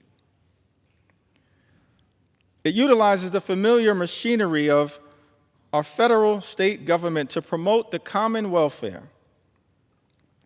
and the economic stability of the nation.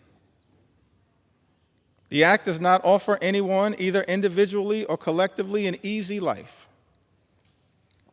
nor was it ever intended so to do. None of the sums of money paid out to individuals in assistance or in insurance will spell anything approaching abundance. But they will furnish that minimum necessity to keep a foothold. And that is the kind of protection Americans want. Truer words could never have been spoken. That is the type of protection that we should be building upon here in the United States Congress, not undermining. President Franklin D. Roosevelt went on to say, "What we are doing is good, but it is not good enough. To be truly national, a Social Security program must include all those who need its protection." Today, many of our citizens are still excluded from old age insurance and unemployment compensation because of the nature of their employment. This must be set aright, and it will be. FDR continues to say to the American people, "I am hopeful that on the basis of studies and investigations now underway, the Congress will improve and extend the law. I'm also confident that each year will bring further development in federal and state Social Security legislation. And that is as it should be." One word of warning, however, in our efforts to provide security for all of the American people, let us not allow ourselves to be misled by those who advocate shortcuts to utopia of fantastic financial schemes.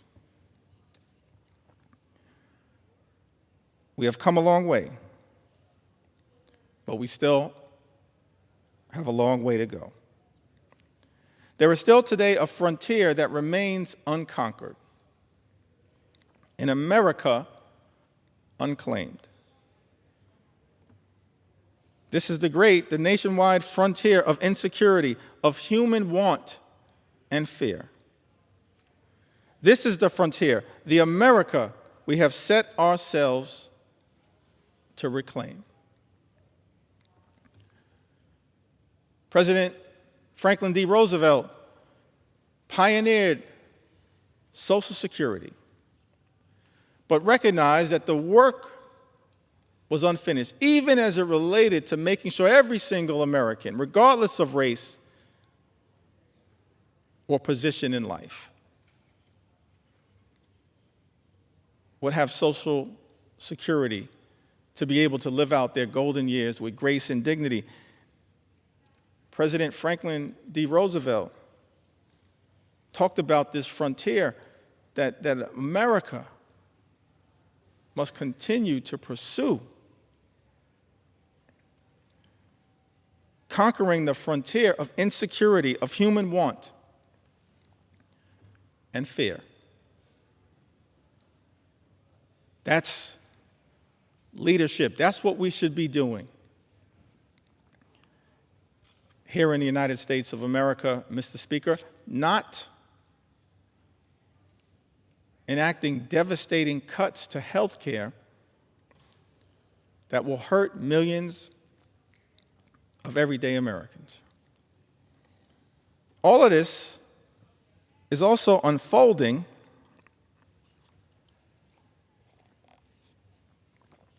in an environment where Social Security is now under attack. That's extraordinary to me. Social Security is a sacred promise, a sacred trust between the American people and its stewards, her stewards in government. So I'm so thankful for leadership as it relates to Social Security from people like Congressman John Larson, who recognizes that our goals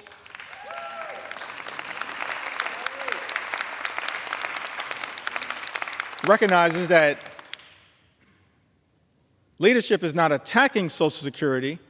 We as House Democrats, led by John Larson, are determined to protect and strengthen Social Security for the American people. keeping FDR's promise of conquering that frontier of financial insecurity. That's what we should be doing here in the United States Congress, not attacking the social safety net, Mr. Speaker. Many of my colleagues on the other side of the aisle, they constantly call things like Social Security and Medicare entitlement programs. I think they label Social Security and Medicare entitlement programs, and by the way, as a result of this one big ugly bill, Medicare will be cut potentially by more than $500 billion, the largest cut to Medicare in American history, set in motion by Donald Trump's one big ugly bill, and now co-signed, it appears, by House Republicans. Mr. Speaker, House Republicans who've also co-signed this extraordinary assault on Social Security, closing offices,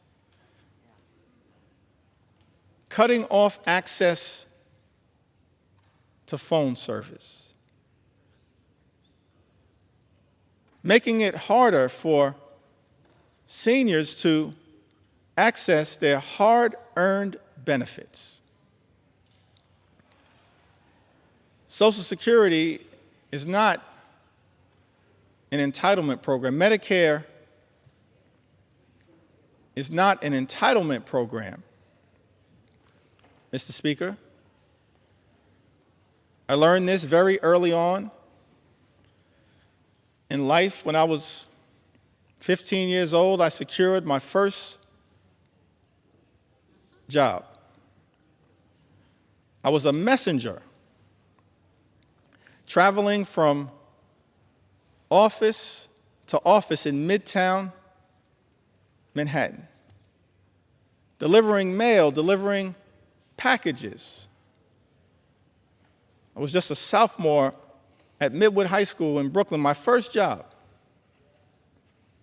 earning minimum wage, $3.35 an hour. Thankful for that money, having been raised by my mom and dad in a working class neighborhood in central Brooklyn, $3.35 an hour, coming of age in the middle of the crack cocaine epidemic in central Brooklyn. And I couldn't wait to get my first check. And I was told that because I was working part-time and I was a high school student, that the money that I made would not be taxed. And so as I was anticipating that first check, I multiplied the amount that I was making, $3.35 per hour, by the number of hours that I expected to work during that pay period. I calculated the total, and Mr. Speaker, that money was already spent. I couldn't wait to go to Albee Square Mall in Brooklyn and get some new sneakers so I could look fresh like Run DMC. Money was already spent, Mr. Speaker, because I was told that as a high school student working part-time, my first job, the money that I would make would not be taxed. And then I got my first check.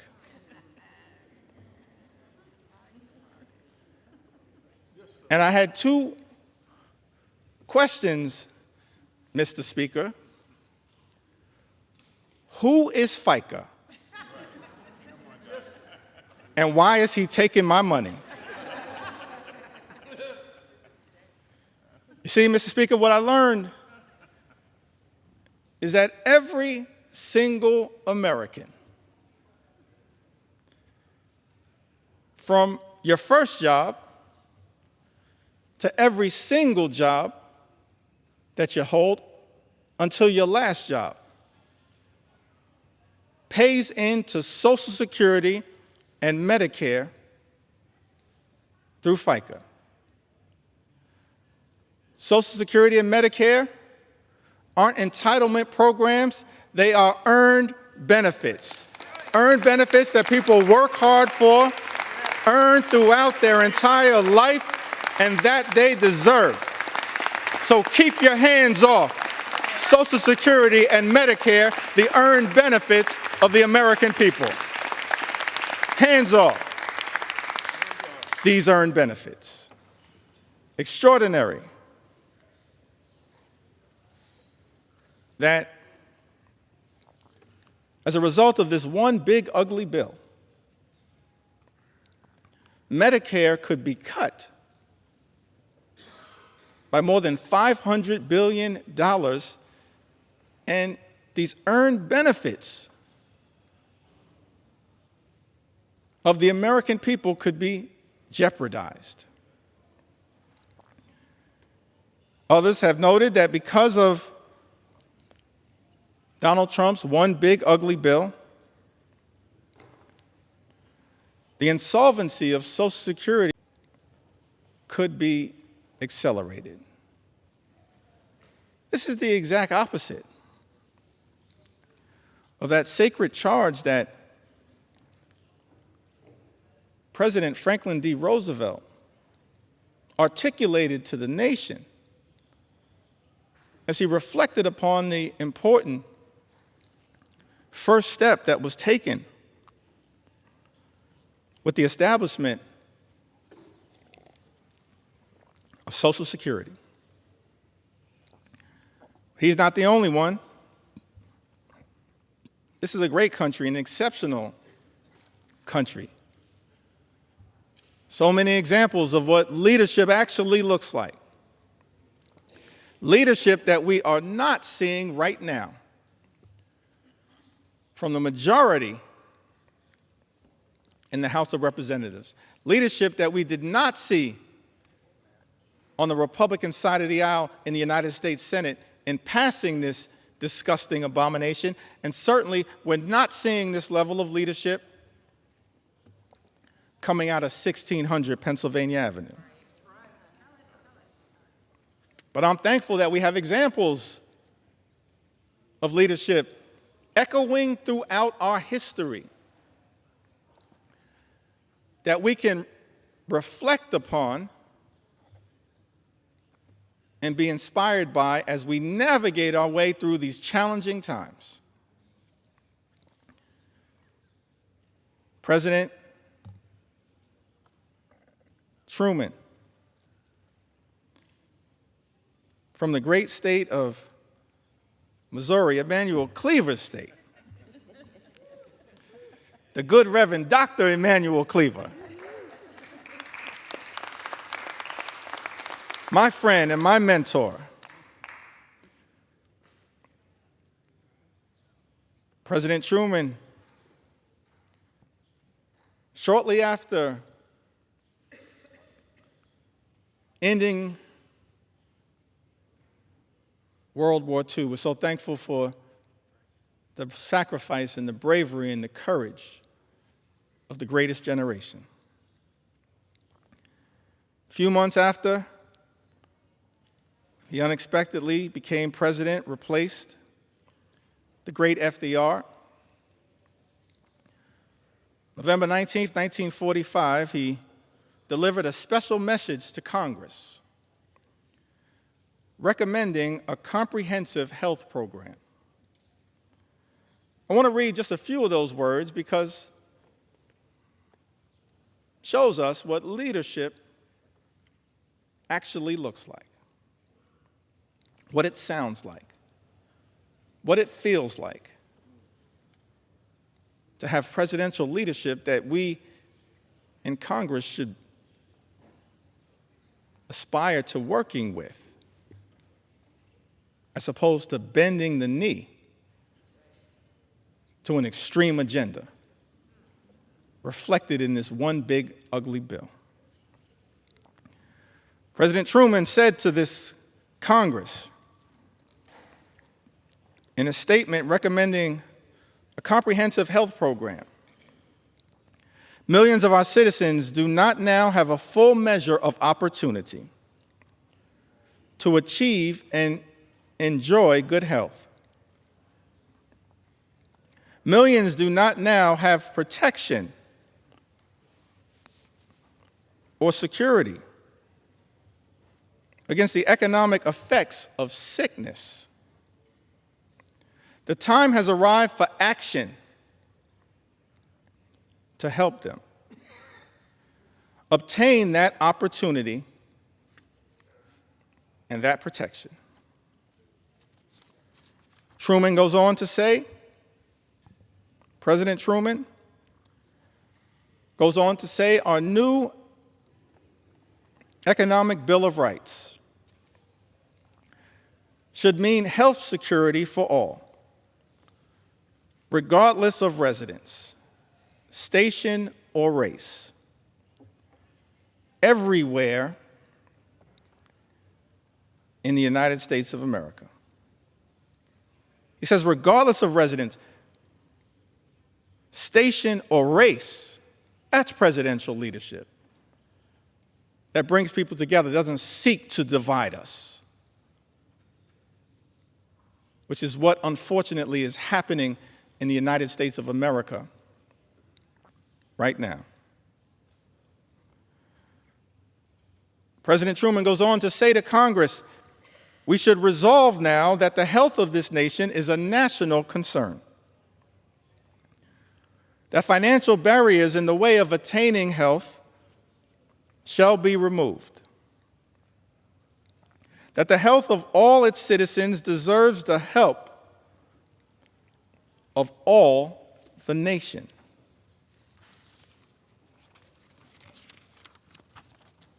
Truman goes on to articulate the challenges that exist in America as it relates to illnesses. He articulates several of them. Talks about the deficiencies in health care that existed across America. And the fact that in the aftermath of World War II, it was clear that so many people without coverage were medically infirm. And he made clear that's unacceptable in the United States of America. He articulated a forward-looking vision for universal health care, aspirational vision, a vision designed to lift the American people up, not rip health care away from them, which is what this one big, ugly bill will do, ripping health care away from more than 17 million Americans. That's shameful. It disgusts me that we're on the floor of the House of Representatives right now having to push back so aggressively against an all-out assault on the health care of the American people when we should be trying to lift them up in a manner consistent, Mr. Speaker, with what President Truman once charged this Congress with doing. And of course, he wasn't the only one We're thankful for other leaders who worked with this Congress in prior years to actually advance the health, safety, and well-being of the American people. President Lyndon Baines Johnson, in connection with the Great Society, inspired in part by his own experiences growing up in the hill country of Texas, seeing rural poverty and the devastating impacts of it. Something that he was inspired to address, as opposed to this one big, ugly Republican bill that will result in rural hospitals closing in the United States of America. That's not the type of leadership that this country needs, that rural America needs.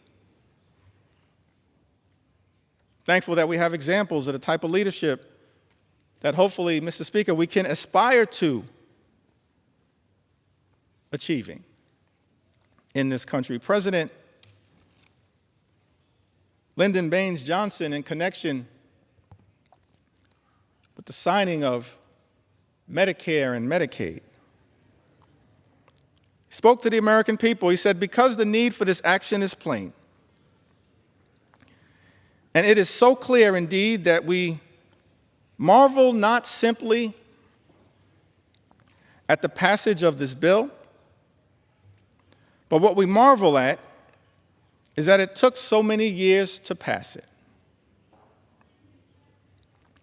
And I am so glad that Amy Forand is here to see it finally passed and signed, one of the first authors.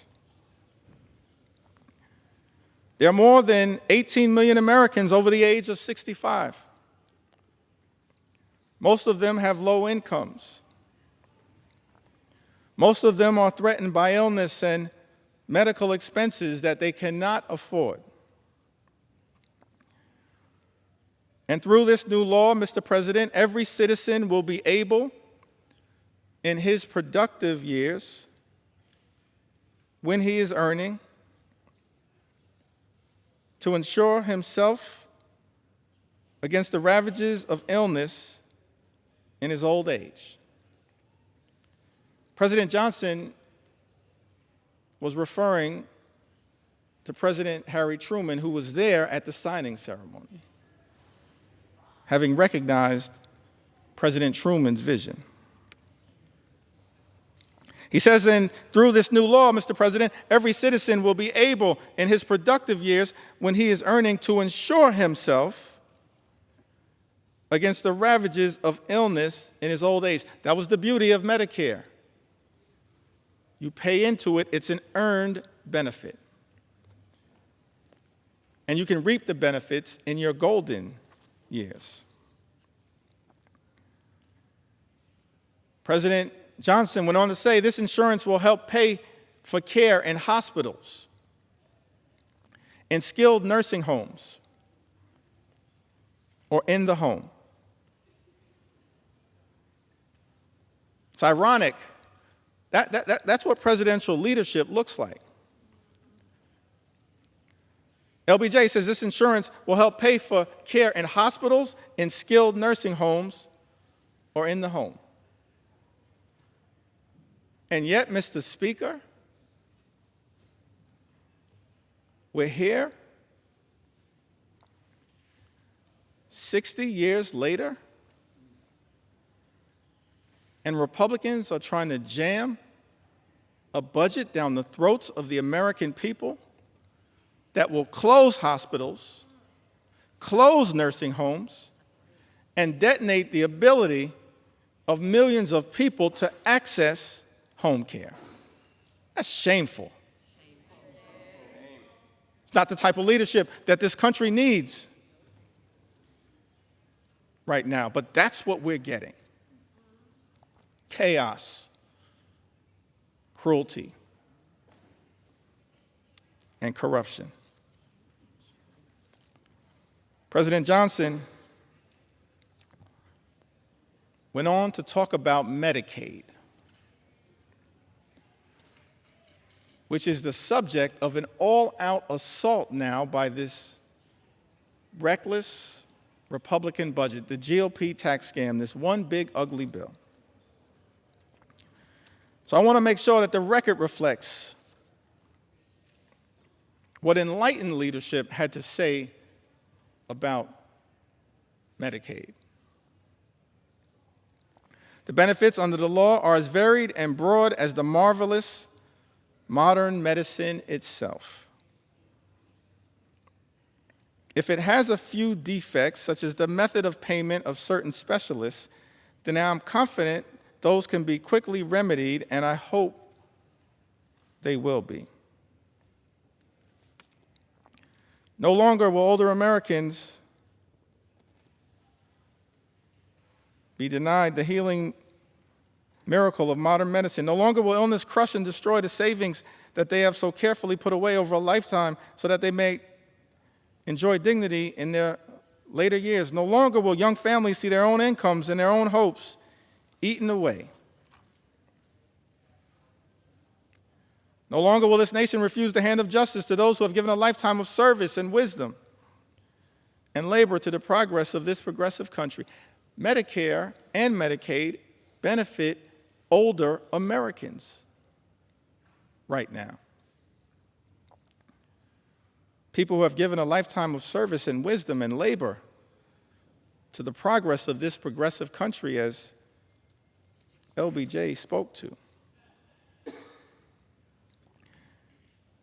And this bill, Mr. President,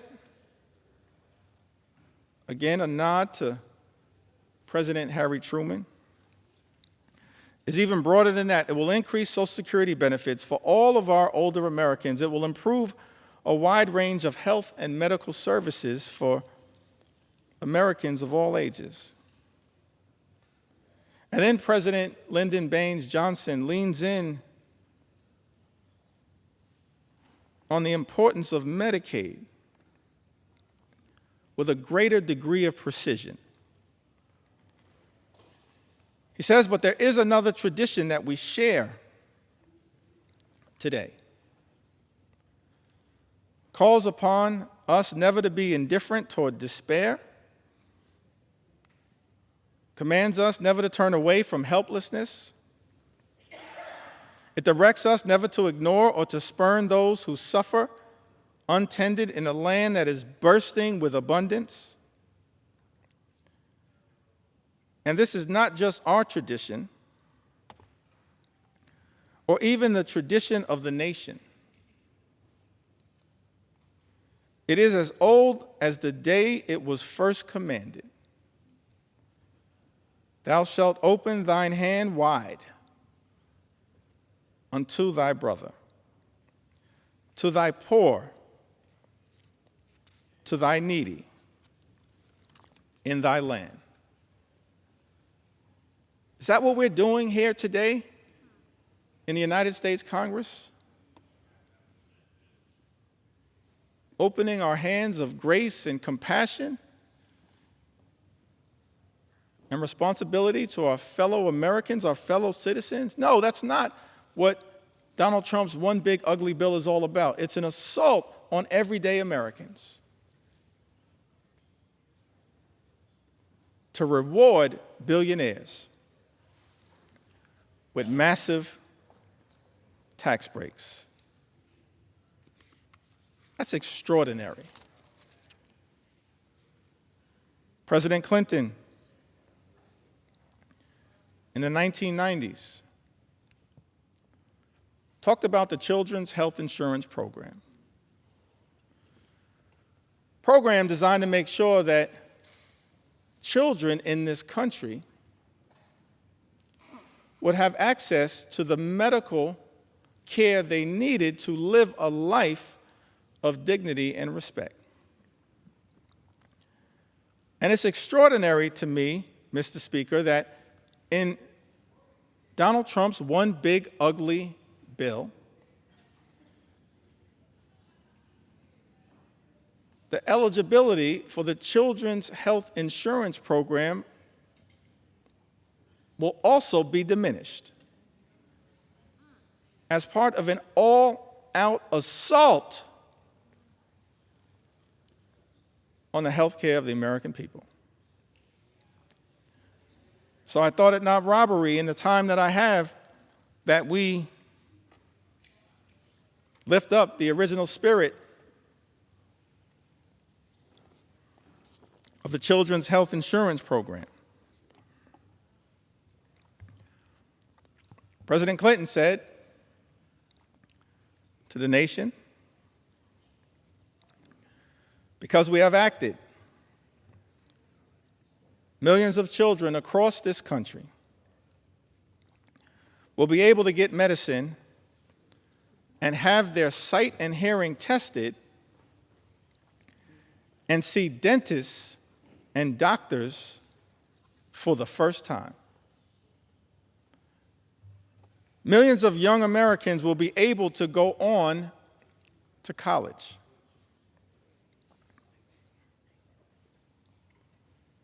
Millions of Americans not so young will be able to go back to school to get the education and training they need to succeed in life. Millions of families will have more to spend on their own children's needs and upbringing. This budget is an investment in their future and in America's. You see, budgets are moral documents. And in our view, Mr. Speaker, budgets should be designed to lift people up. This reckless Republican budget that we are debating right now on the floor of the House of Representatives tears people down. This reckless Republican budget is an immoral document. And everybody should vote no against it because of how it attacks children and seniors and everyday Americans and people with disabilities. This reckless Republican budget is an immoral document. And that is why I stand here on the floor of the House of Representatives with my colleagues in the House Democratic Caucus to stand up and push back against it with everything we have on behalf of the American people. In the spirit of John Lewis, show up, stand up, and speak up for what we know is right. It's an immoral document that we're debating right now on the House of Representatives.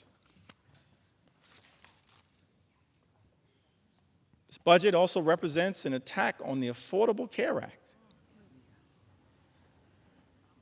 For some reason, Republicans have been obsessed, Mr. Speaker, with attacking the Affordable Care Act. Gave it a nickname, Obamacare.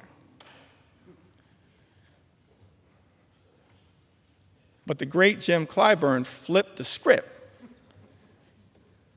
and said, yes, it's Obamacare because President Barack Obama cares about the American people, just like we do as House Democrats. That's not what is being reflected right now on the other side of the aisle. We care about the American people. We care about their health. We care about their safety. We care about their well-being. And so I'm proud to stand here on the floor saying, yeah, we're going to continue to defend Obamacare until the very end, no matter what it takes. So President Obama spoke to this Congress as well. We talked about presidential leadership. We've seen it year after year, decade after decade, century after century. President Lincoln, President Roosevelt, President Truman, President Johnson, President Clinton, President Obama lifting up the American people. On the health care issue. So I think it's important that these words as well continue to echo out throughout America. President Obama said that there's still tremendous hardship all across the country. But there is a sense that we are making progress because of you. But even before this crisis, he, of course, speaks about the Great Recession. Even before this crisis, each and every one of us knew that there were millions of Americans across America, millions of people across America who are living their own quiet crises. Maybe because they had a child who had a pre-existing condition. And no matter how desperate they were, no matter what insurance company they called, they couldn't get coverage for that child. Maybe it was somebody who had been forced into early retirement in their 50s, not yet eligible for Medicare. And they couldn't find a job. And they couldn't find health insurance. Despite the fact that they had some sort of chronic condition that had to be tended to. And now we're on the threshold of doing something about it, he said to the United States Congress, Speaker Nancy D'Alessandro Pelosi and others who were great partners in this effort. He said, and now we're on the threshold of doing something about it. We're a day away. This is aspirational leadership. After a year of debate, after every argument has been made by just about everybody, we're 24 hours away. But it may also be possible, referring to his critics that existed at the time, who sat on the other side of the aisle. He said, but it may also be possible that they realize after health reform passes and I sign that legislation into law, that it's going to be a little harder to mischaracterize what this effort has been all about. Because this year, small businesses will start getting tax credits so that they can offer health insurance to employees who currently don't have it. Because this year, those same parents who are worried about getting coverage for their children with pre-existing conditions now are assured that insurance companies have to give them coverage this year. Because this year, insurance companies won't suddenly be able to drop your coverage when you get sick, or impose lifetime limits or restrictive limits on the coverage that you have. President Obama went on to say, maybe they know that this year, for the first time, young people will be able to stay on their parents' health insurance until they're 26 years old. The Affordable Care Act was a tremendous step in the right direction. It's aspirational leadership. Tens of millions of Americans now have health insurance coverage as a result of the Affordable Care Act. But this reckless Republican budget, this one big, ugly bill that President Donald Trump has directed my Republican colleagues to sign off on, to recklessly rubber stamp, and to bend the knee to, even though this bill and its assault on health care, on Medicaid, on the Children's Health Insurance Program, on Medicare, and on Obamacare will rip away health care coverage from the people my Republican colleagues are here in Washington to represent. It's extraordinary to me that as a result of this one big ugly bill, this all-out assault on health care in this country, millions of people are going to lose coverage, thrown off of health care, set in motion a chain of events where hospitals will close, nursing homes will shut down, people unable to get the care that they need to live a life of dignity and respect. And that as a result of the all-out Republican assault on health care in the United States of America, people will die. Tens of thousands, perhaps year after year after year, as a result of the Republican assault on the health care of the American people. I'm sad. I never thought that I'd be on the House floor saying that this is a crime scene. And House Democrats want no part of it. No part of it. It's a crime scene going after the health and the safety and the well-being of the American people. And Mr. Speaker, we want no part of it, which is why we're fighting so hard to stop it. Serving in the United States Congress on this glorious floor, having to be part of a crime scene. Shameful. All-out assault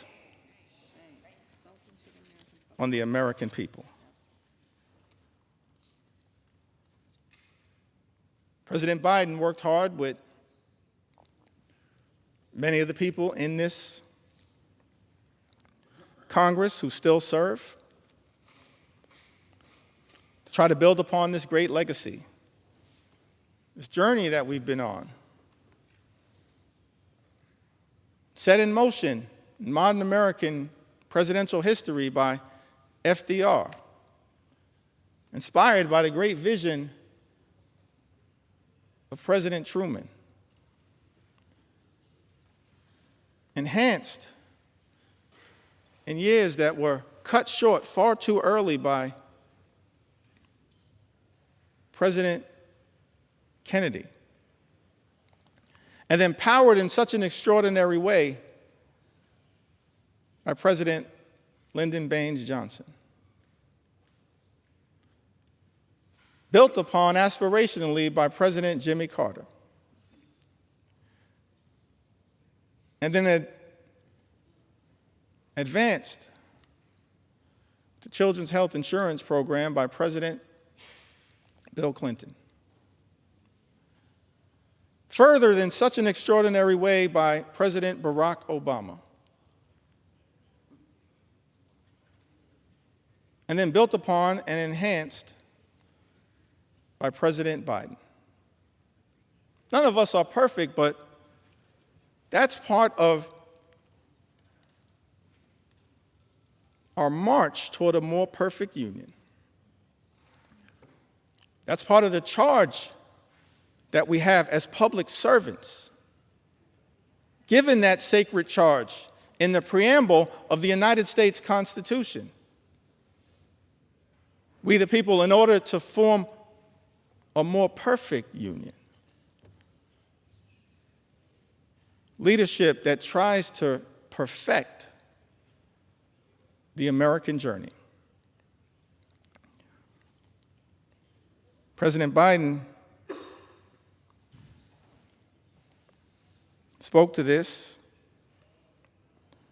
in August of 2022.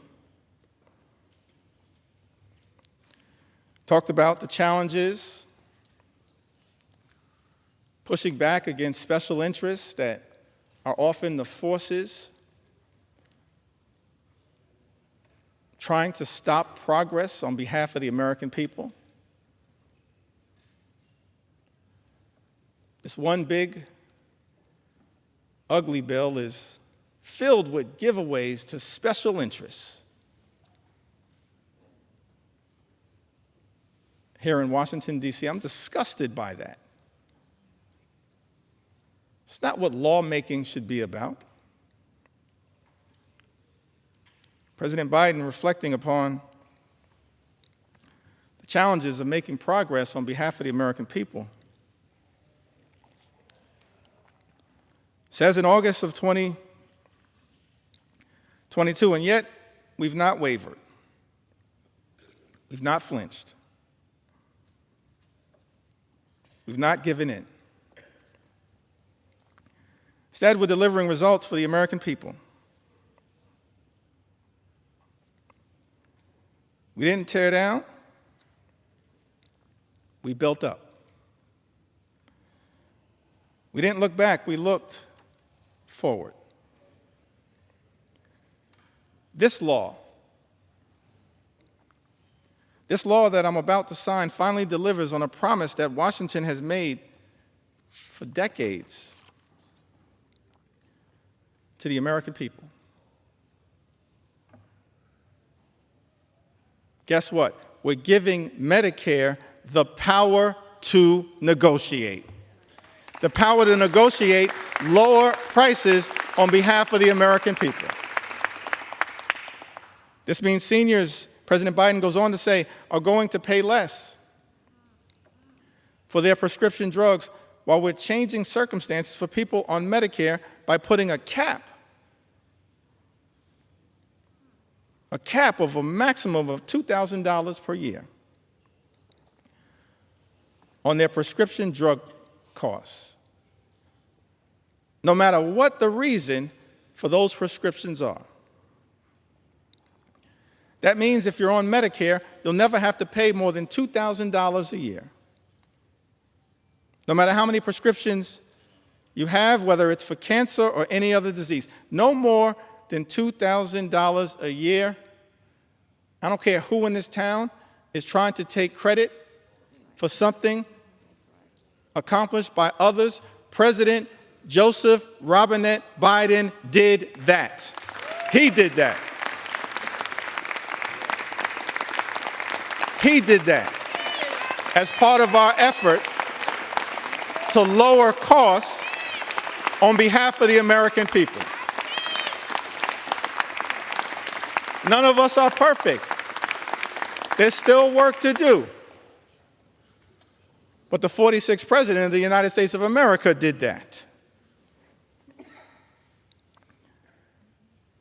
Inflation Reduction Act, he went on to say, locks in lower health care premiums for millions of families who get their coverage under the Affordable Care Act.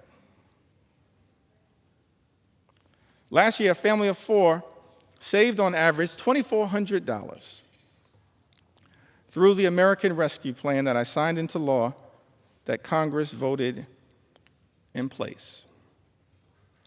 President Biden's talking about the continuation of our march toward a more perfect union, the work that we in this Congress, many of us who had the privilege to serve over the last few years, did to try to expand and strengthen the Affordable Care Act, Obamacare, by enhancing the premium tax credits available so that millions of additional Americans would actually have the ability to get access to health care. And in this one big, ugly bill, Republicans are setting in motion the explosion of those tax credits that are designed to provide affordable health care coverage to the American people.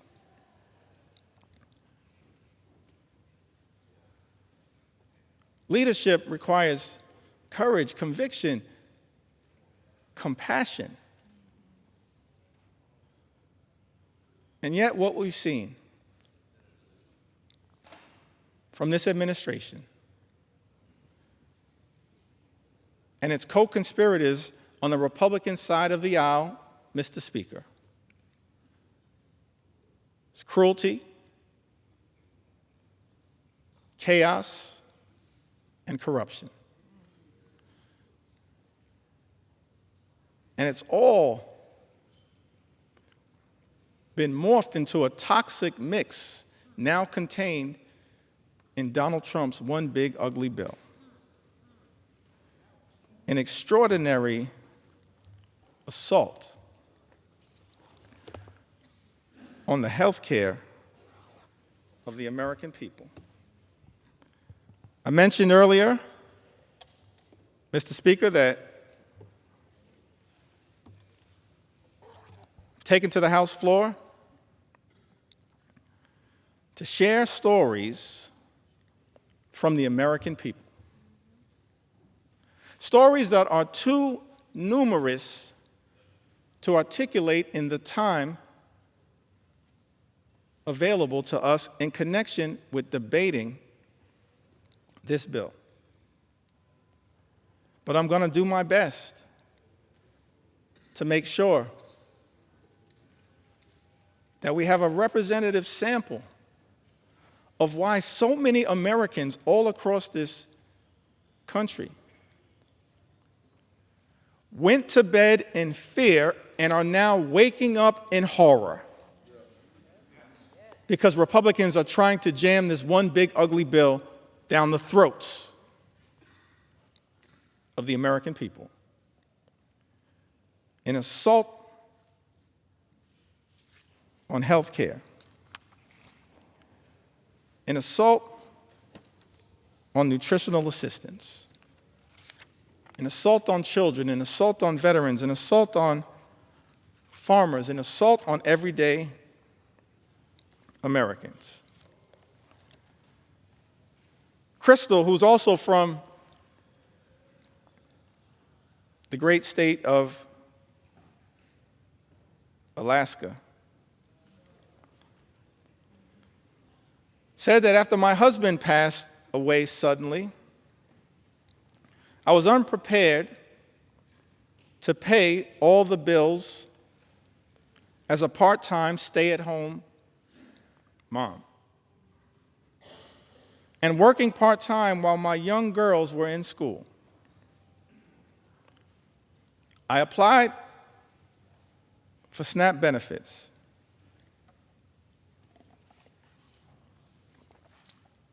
And was so thankful I received them, for it helped me so much.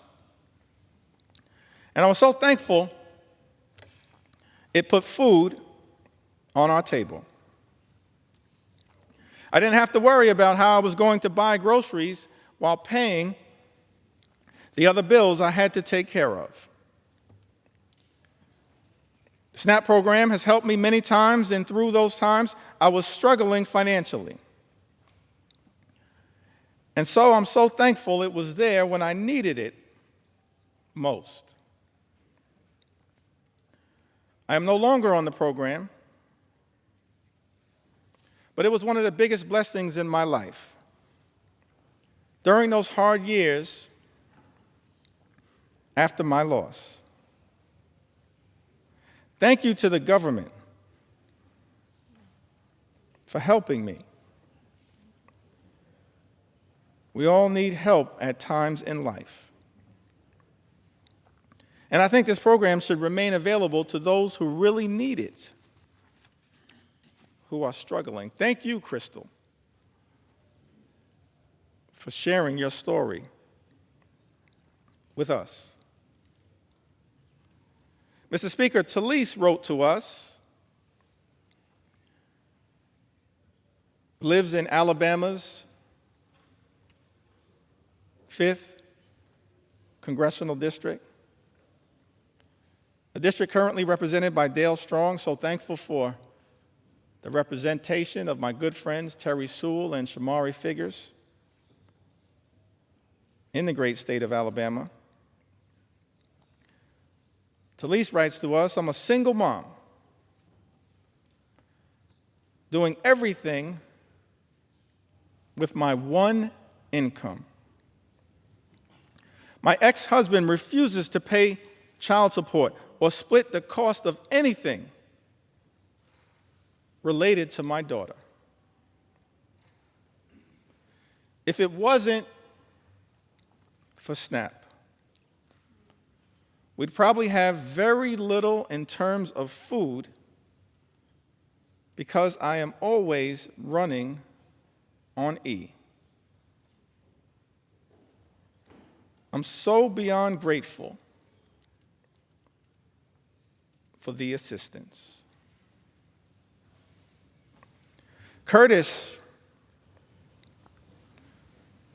writes to us, Mr. Speaker, from the great state of Arizona, in my disabled senior status, I would be in a dire nutritional status, if not mostly for the SNAP nutritional assistance, a godsend. For so many Americans, that is what SNAP has been, a godsend in a time of need. And now the nutritional assistance benefits will be ripped away from millions of Americans in Donald Trump's one big ugly bill, a bill that Republicans are prepared to recklessly rubber stamp.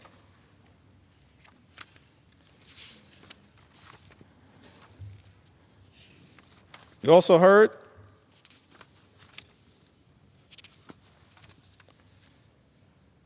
from Diana, great state of California.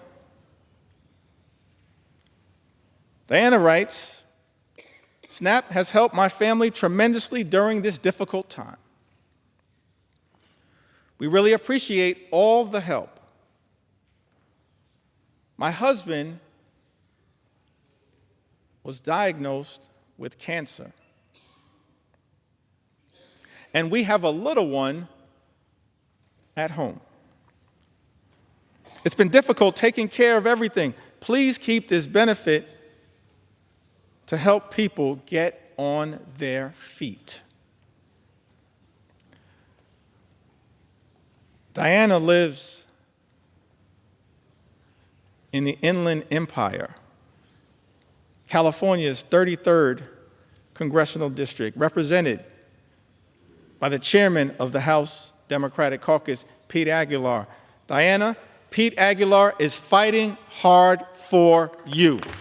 Just like every single House Democrat are fighting hard for the American people to protect you as best we can from this cruel assault on nutritional assistance. We're going to continue to fight hard for you.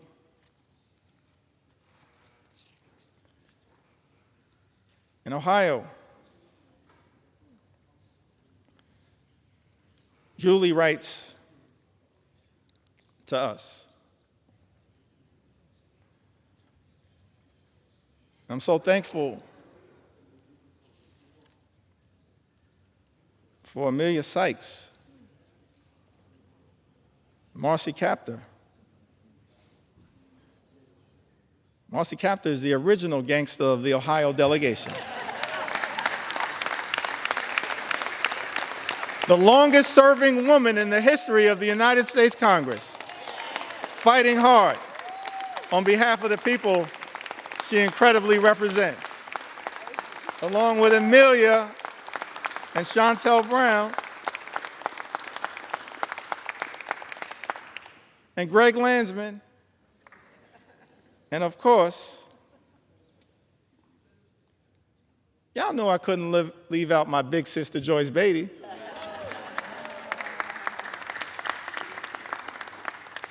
I wanted to mention Joyce because this is part of the resilience of what we've seen from House Democrats, from Brittany Pedersen, distinguished gentlelady from the great state of Colorado, who gave birth to a beautiful baby boy, Sam, at the beginning of this year. But because House Republicans, Mr. Speaker, have refused to allow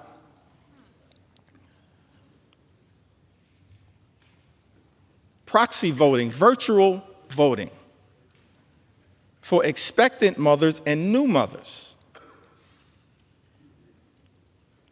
throughout this year, shortly after giving birth, Congresswoman Brittany Pedersen, each and every week, often with her baby boy, Sam, has come to the United States Congress to stand with House Democrats in defense of the American people.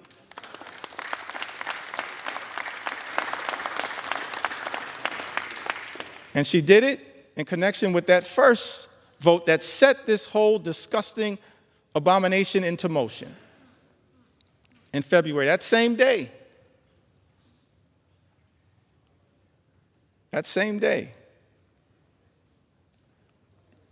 Kevin Mullen showed up to vote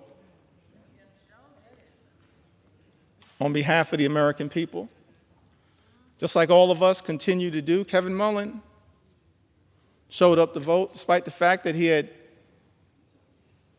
been experiencing multiple surgeries, was dealing with some complications. But he understood, just like all House Democrats understand, the need to stand up in this moment and fight hard for the American people, the need to be here throughout this entire toxic journey that Republicans have set us on. Connection with this one big, ugly bill. Kevin Mullen, coming off of multiple surgeries,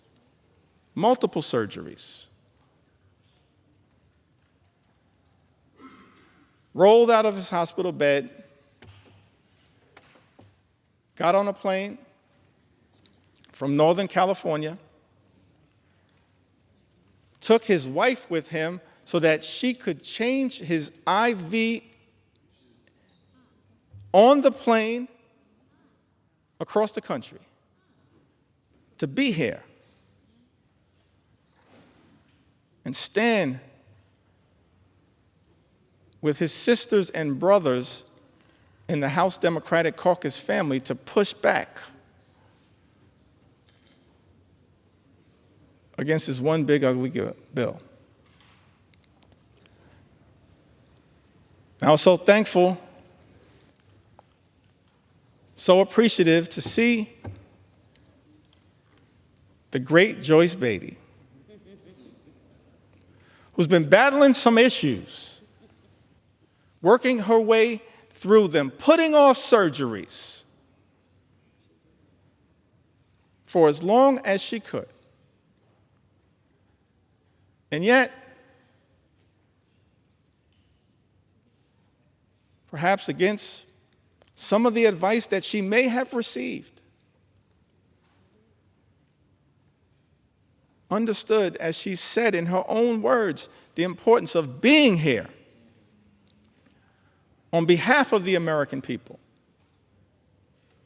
to stand up and push back against Trump's one big ugly bill, because it will have devastating consequences for everyday Americans. Thank you, Joyce Beatty, for your courage, your strength, and your resilience on behalf of the people that you represent in the great state of Ohio and people all across the country. That's what we do as House Democrats, and you're leading by example. And I could tell stories about every single one of us who in this moment recognizes that we have to keep rising to the occasion because of the extraordinary assault that has been launched against the American people by Donald Trump and complete Republican control here in Washington. Let's understand who is doing you in. People on the other side of the aisle. It's not too late. All we need are 4 Republicans to join us to show John McCain levels of courage. Not on the battlefield, as he did in such an extraordinary way. And yes, Mr. President, John McCain was an American hero and patriot. An American hero and patriot. I may have disagreed with him on a whole host of issues. We cannot disagree with the fact that he was an American patriot and a war hero who served this country overseas.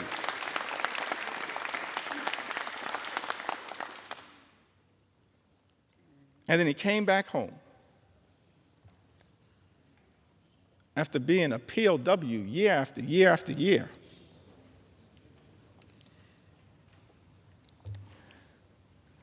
And got elected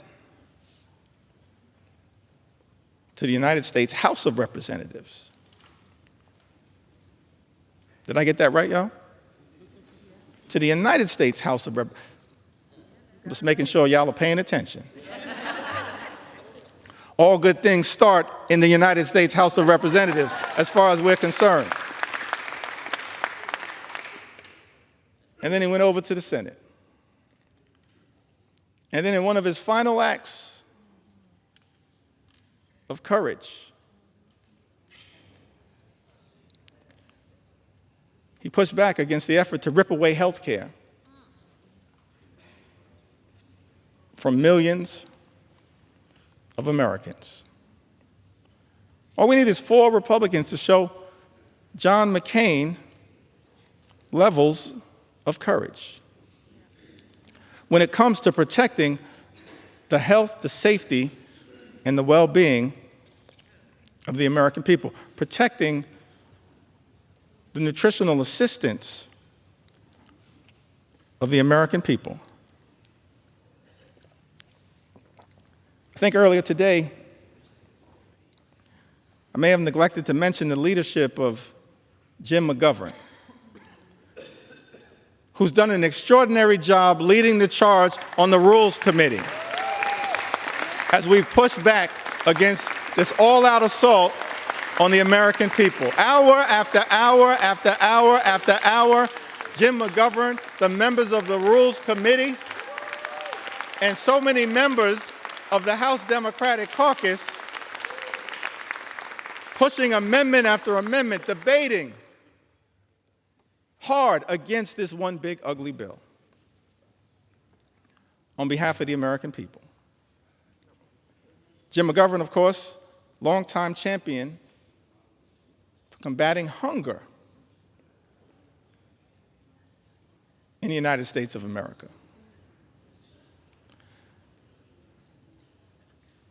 So thankful for Jim's resilience and his strength, even in the face of great tragedy. Continues to battle hard on behalf of the American people. Julie writes, SNAP has been an amazing help to my family.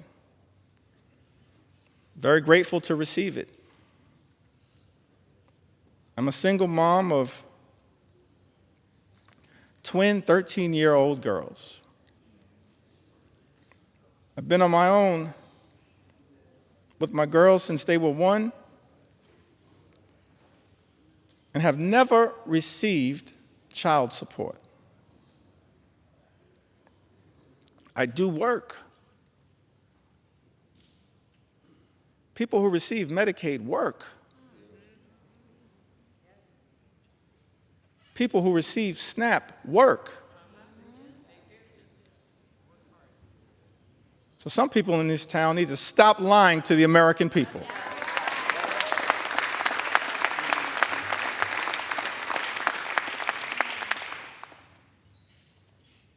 Mr. Speaker, I said some people in this town need to stop lying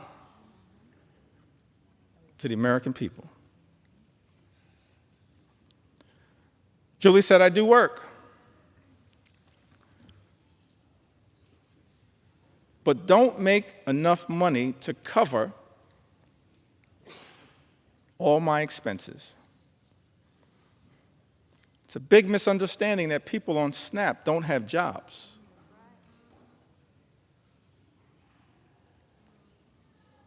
My children would eat very poorly if I didn't have SNAP. I would have to rely on church food pantries, and they could only offer the bare minimum. The food banks don't give basics like milk and bread. That's Julie's experience. Mr. Speaker, she lives in Ohio's 14th Congressional District, represented by our colleague, Congressman David Joyce. We heard from Mark from the Commonwealth of Pennsylvania.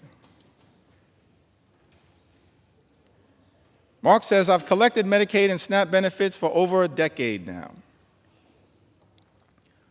I may well have found myself in a worse place if not for these programs. Giving freely and charitably is the way of Jesus.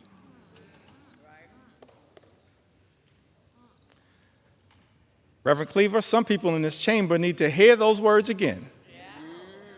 Giving freely and charitably is the way of Jesus. That's someone who's talking like a Matthew 25 and 35 Christian. SNAP and Social Security benefits have been life-saving for me.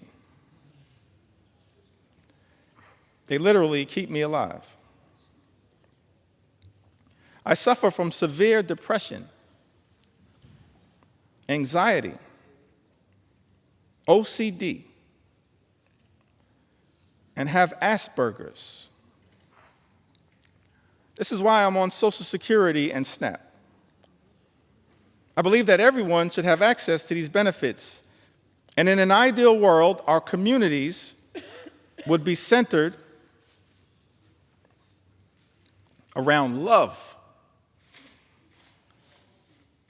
harmony, and the protection of each other. That's real love. Not fake love, like promising to love and cherish Medicaid, and then turning around and presiding over the largest cut to Medicaid in American history, which is what Donald Trump's one big ugly bill represents. Mark says, I believe that everyone should have access to these benefits. And in an ideal world, our communities would be centered around love, harmony, and the protection of each other. That's the kind of leadership that this country needs and deserves right now, but that's the kind of leadership it's not getting from 1600 Pennsylvania Avenue. Mr. Speaker, Mark lives in Pennsylvania's 1st congressional district. I believe that district is represented by our colleague, Congressman Brian Fitzpatrick. I want to ask the question, what happened earlier today?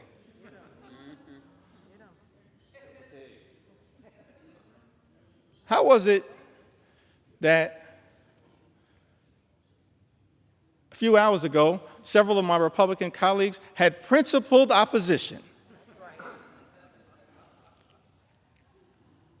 to Donald Trump's one big, ugly bill? Several hours ago, how is it that so many of our Republican colleagues, Mr. Speaker, had principled opposition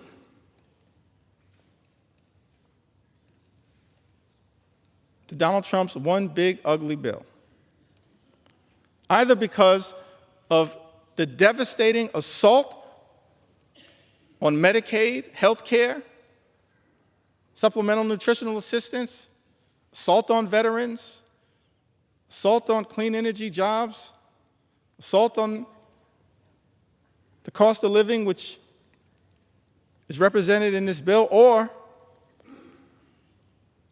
because of the assault on the fiscal irresponsibility of a bill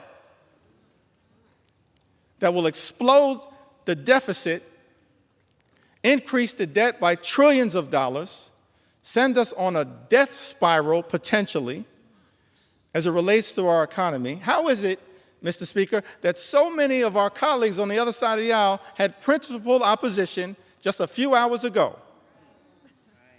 and now seem prepared to fold on the floor of the House of Representatives? Don't you have some responsibility, Mr. Speaker, to say to the American people what happened? What deals were cut? What occurred in the back room? It will all come out one way or the other, Mr. Speaker. Incredible to me that this Congress is on the verge of ripping food out of the mouths of children, veterans, and seniors as a result of this one big, ugly bill in order to reward billionaires with massive tax breaks and exploding the debt in the process. I mentioned earlier in my remarks that as House Democrats, we envision a different country than the one that is being ravaged by such extremism right now. Imagine a country where every single American can afford to live the good life. Good paying job, good housing, good health care, good education for your children, and a good retirement. Work hard, play by the rules, live the good life. That's the America that we should be working hard right now to bring about for every single American. But we know there are far too many Americans in this country struggling to live paycheck to paycheck.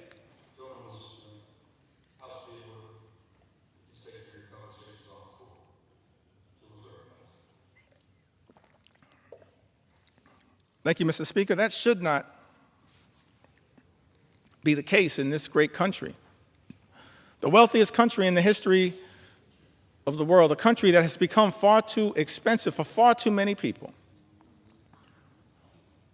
Donald Trump promised to lower the high cost of living on day one. He made that promise to the American people. Made that promise, hadn't happened on day one, hasn't happened on month 1, month 2, month 3, month 4, month 5, month 6. It's not happening. Mr. Speaker, costs aren't going down. Costs are going up in the United States of America. Life is becoming more expensive. And it seems to me that in this great country, this Congress should be working hard to build an affordable economy for hardworking American taxpayers. That's our plan. That's our vision. That's our goal as House Democrats, an affordable economy for hardworking American taxpayers. But Donald Trump's one big ugly bill will make life more expensive for the American people. Lynette wrote to us. She's also a resident of the Commonwealth of Pennsylvania. She said, I'm a single mom of 3 girls. Although my 2 older girls are out of the home, they and I struggle. I work full time, but it's not enough to get by. Without the help of SNAP and Section 8, I would not be able to afford anything. I sacrifice every day so my daughters can have food and a place to come home and call home. I get $124 a month in food stamps. $124 a month in food stamps,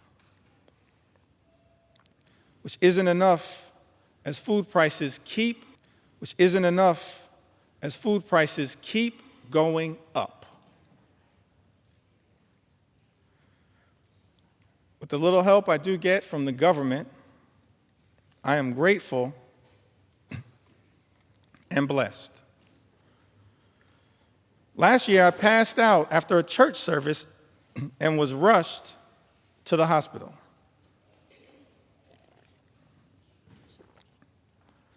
I didn't have any insurance at this time, but I was treated.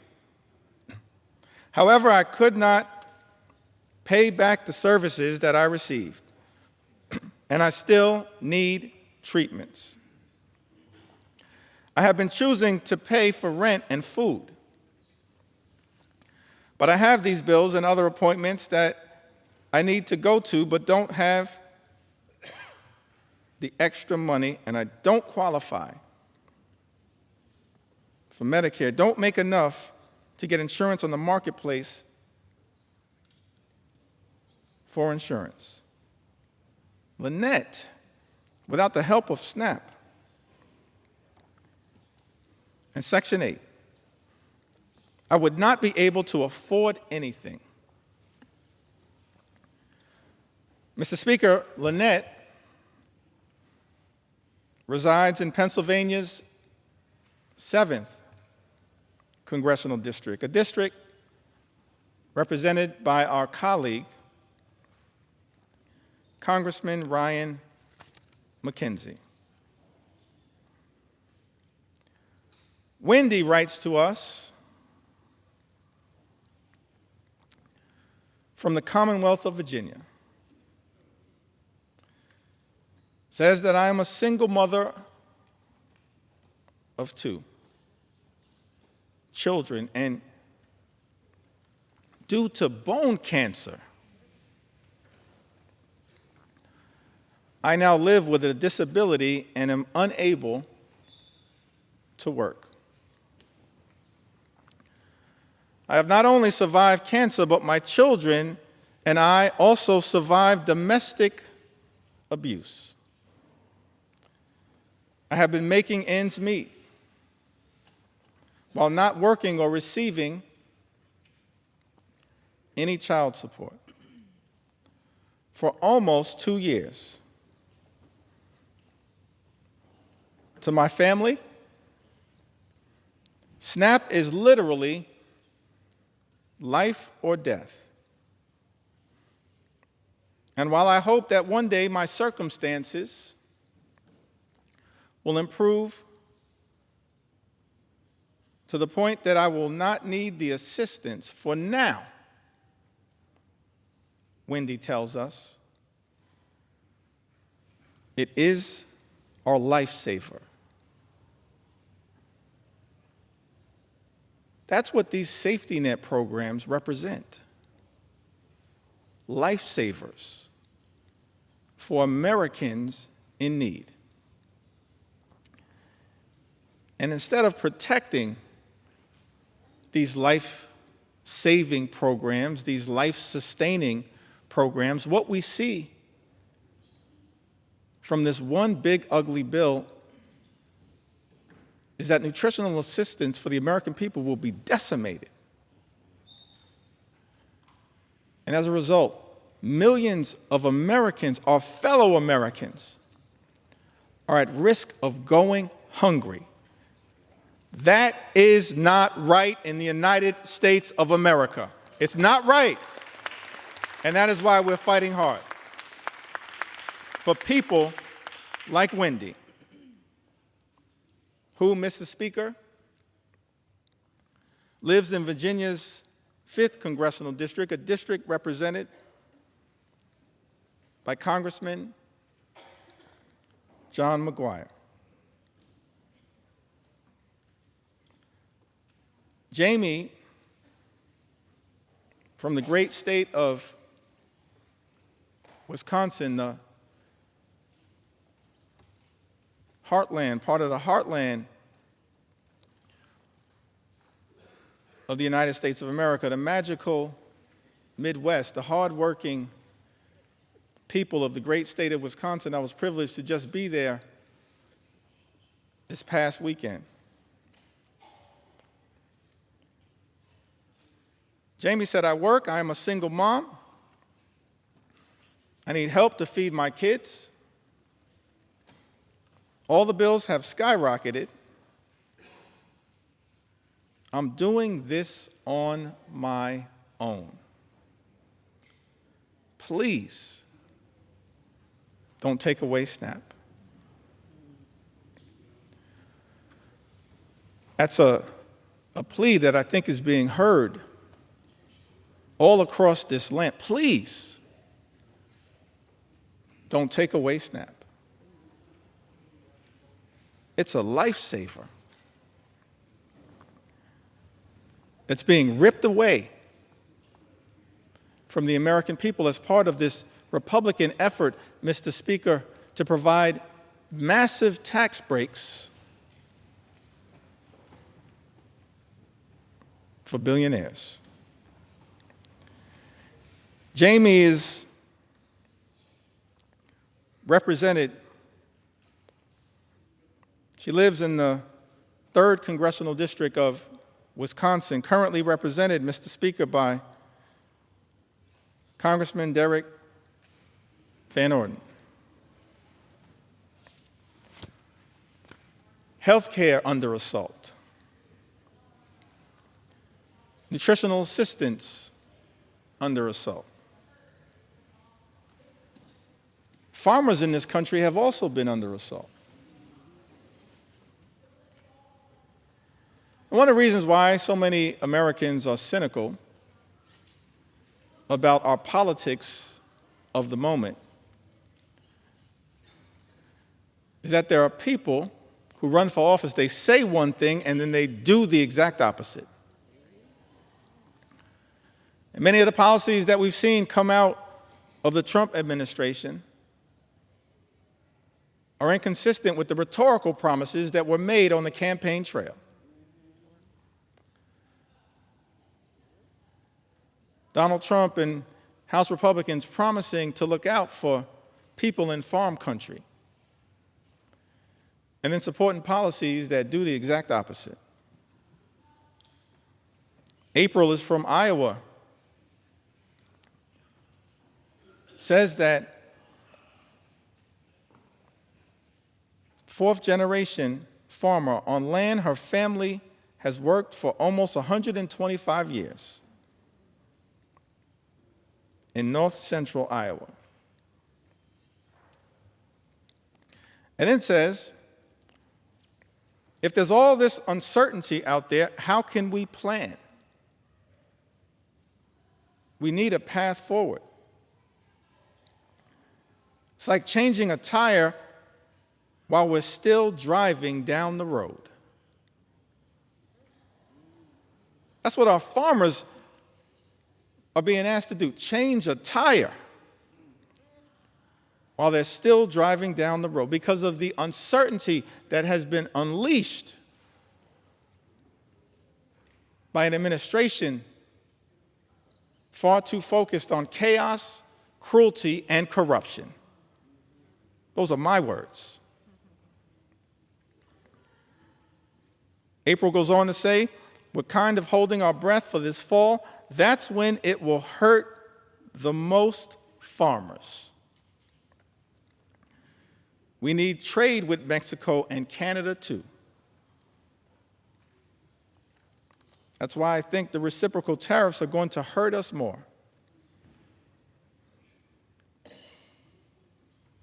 We get fertilizer from Canada. We get parts and products made in Mexico. As House Democrats, we're focused on creating more good-paying jobs, on economic strategies that make sense, that are designed to lift up the American people. But I can't find anything in this 900-plus page bill that is actually designed to permanently sustain a positive trajectory for farmers in this country and for everyday Americans. In fact, the chaotic uncertainty of the economic policies that have been unleashed by the Trump administration and complete Republican rule in Washington, D.C., will have devastating consequences for the American people and for farmers like April. John writes to us from the great state of North Carolina. He says to us, not many families can say this, black families, that is, but we've been here for over 100 years. My great-grandfather, my grandfather on both sides, and my father were all farmers.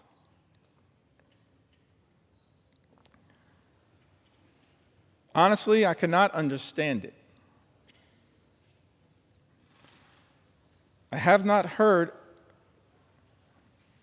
anybody from that administration that could tell me anything that makes any sense of what he's causing. John further writes, you cannot take a chainsaw and do surgery.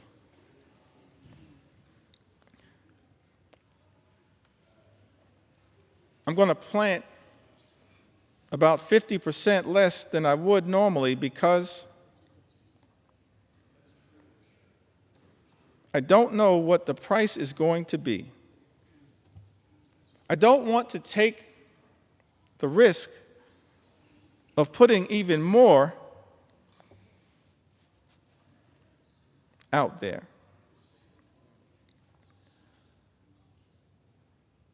What we've seen from the Trump administration, from this so-called Doge effort, and and from our Republican colleagues, Mr. Speaker, is deeply troubling. Republicans are trying to take a chainsaw to Social Security, a chainsaw to Medicare, a chainsaw to Medicaid, a chainsaw to the health care of the American people, a chainsaw to nutritional assistance for hungry children, a chainsaw to farm country, and a chainsaw to vulnerable Americans. But as House Democrats, we're here to make clear, Mr. Speaker, we're determined to take a chainsaw to Project 2025. A chainsaw, a chainsaw, a chainsaw to Project 2025 on behalf of the American people. We don't want this country to go backward. We want this country to go forward. And so no matter what it takes, no matter how long it takes, we're going to take a chainsaw to your Project 2025. That's what we're prepared to do.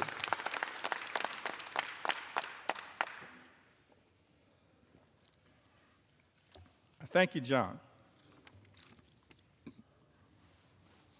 from North Carolina. One last farmer whose voice I want to elevate at this moment. And then I'd like to have a discussion about, anchored around some of the things that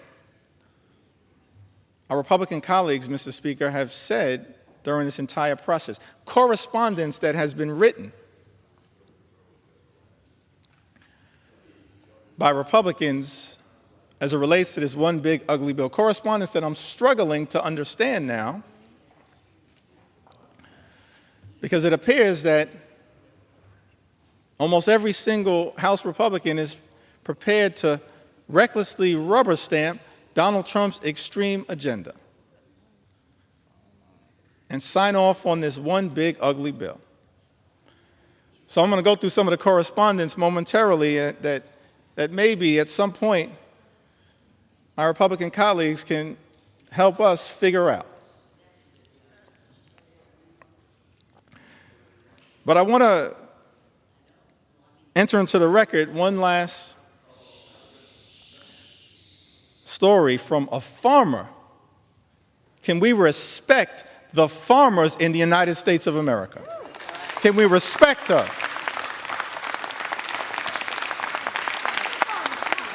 We began this country as an agrarian economy. We should respect the farmers in this country as I'm telling their stories. On the eve of our 249th birthday, can we respect the farmers in this country who we're working hard to defend?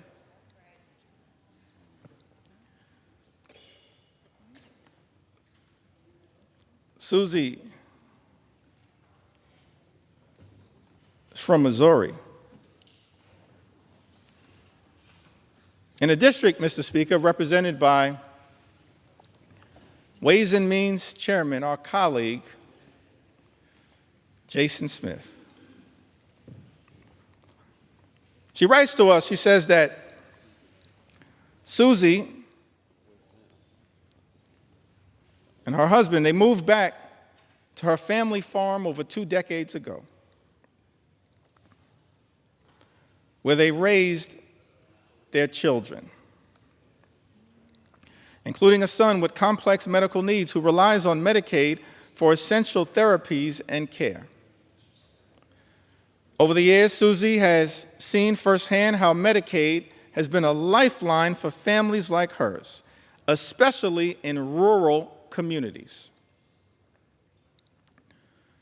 A proud mother and daughter of hardworking Missourians, Susie apparently has voted for both Democrats and Republicans, and her husband is a registered Republican. But as farmers, they both believe that access to health care should never be a partisan issue. We agree. Thank you, Susie. Access to health care in the United States of America should never be a partisan issue. It should never be considered a privilege just for the wealthy, the well-off, and the well-connected. It is a right that should be available to every single American, and that is what we are fighting hard right now to defend here in the United States of America, and to push back against this one big, ugly bill.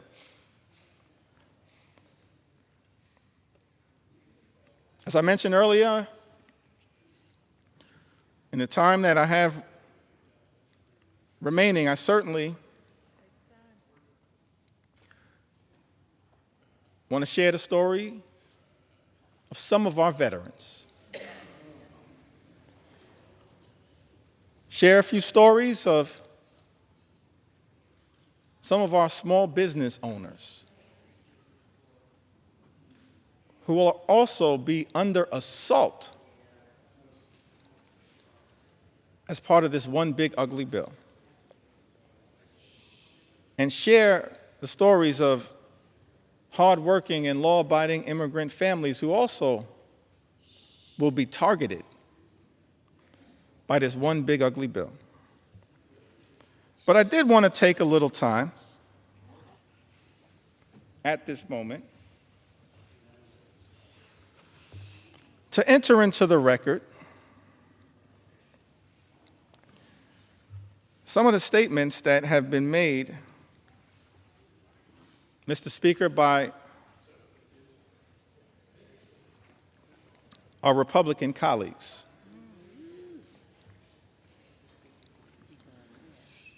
That I just don't understand. I mean, I am flummoxed by some of these statements. I've always wanted to use that word, y'all. Momentum will suspend. House will be in order. Please take your conversations outside the chamber. Please take your conversations outside the chamber. Gentleman's recognized. Thank you, Mr. Speaker. I was hoping to seek some clarification at some point after I'm able to yield the floor. But I'm still here to take my sweet time on behalf of the American people.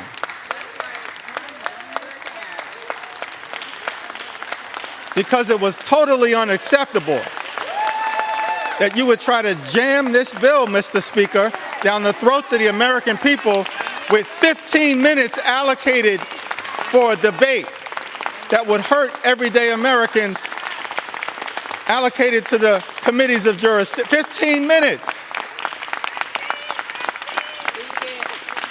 And so now I'm here with my House Democratic colleagues, 4 hours in, taking our sweet time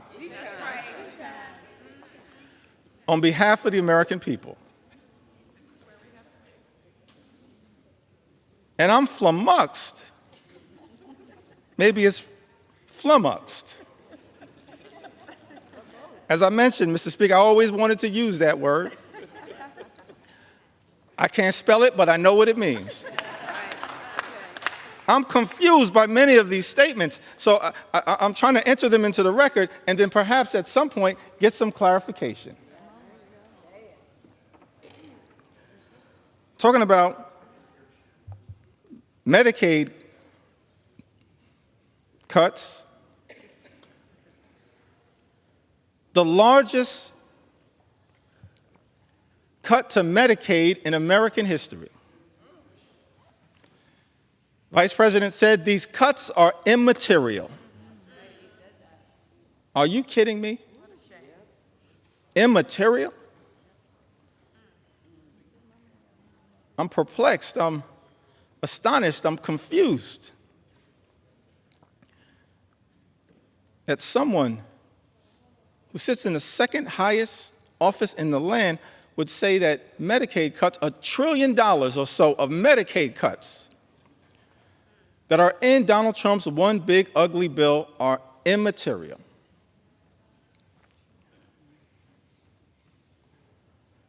I'm confused, Mr. Speaker, by the statement that was made by the former Senate Majority Leader, Mitch McConnell, who, when talking about the Medicaid cuts that millions of Americans have been reaching out to us, pouring into us their heartfelt concerns at the devastating impact that these Medicaid cuts will have on their health, their safety, and their well-being. I'm confused, Mr. Speaker, by the statement that Mitch McConnell made. He said, people will get over it. No, Mitch. The American people will not get over it, but they will get even next November. That's what's going to happen because of these cuts being unleashed on the American people. I'm confused, perplexed, astonished, flummoxed by some of these statements. This one is a beauty. In the great state of Iowa, Senator Joni Ernst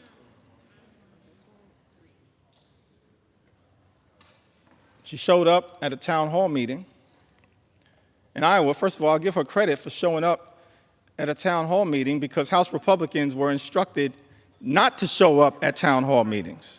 So she shows up, Mr. Speaker, at a town hall meeting, is questioned about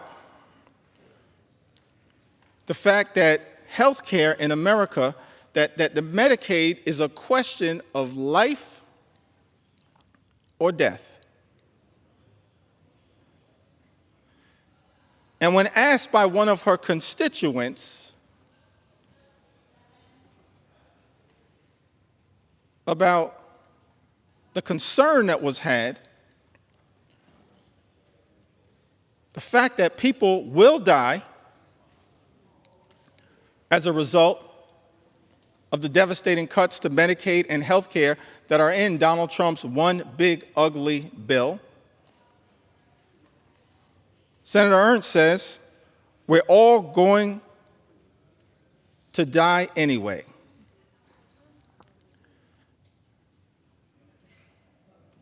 Yes, Joni, the American people understand that at some point all of us will transition. But the American people do not deserve to die as a result of the Republican cruelty that is in this legislation. Do not deserve to die as a result of the cruelty that is embedded, Mr. Speaker, in this legislation. Ending Medicaid as we know it, the largest cut to Medicaid in American history. And as a result of this all-out assault on health care in America, and Mr. Speaker, there are 220 Republicans who I serve with in this Congress, and I wish I had time to go through the impact in all 220 districts. Actually, since I have unlimited time, maybe I do.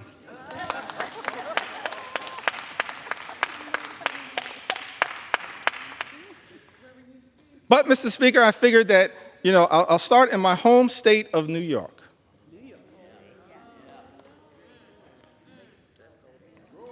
Mr. Speaker, in In New York's 1st congressional district, represented by our colleague, Congressman Nick LaLota,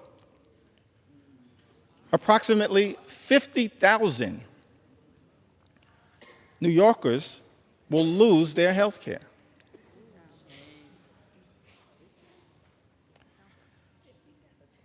In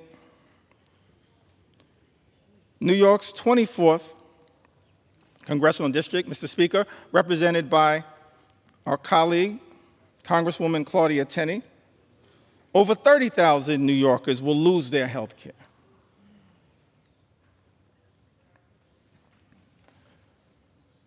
In parts of Western New York and upstate district,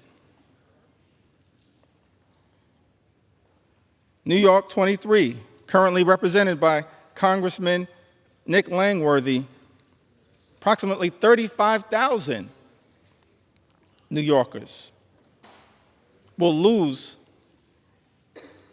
their health care as a result of Trump's one big ugly bill.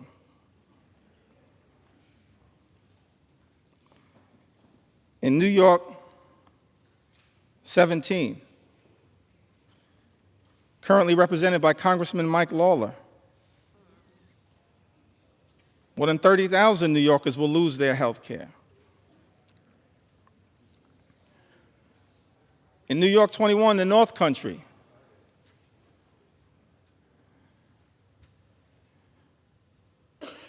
represented by Congresswoman Elise Stefanik,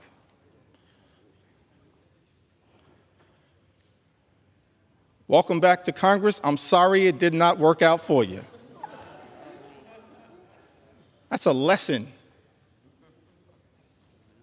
that should be learned by all those who pledge fealty to the wannabe king.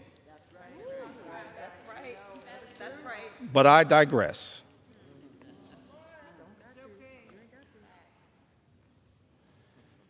New York's 21st congressional district, currently represented by Congresswoman Elise Stefanik,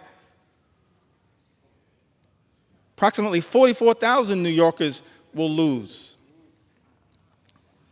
their health care.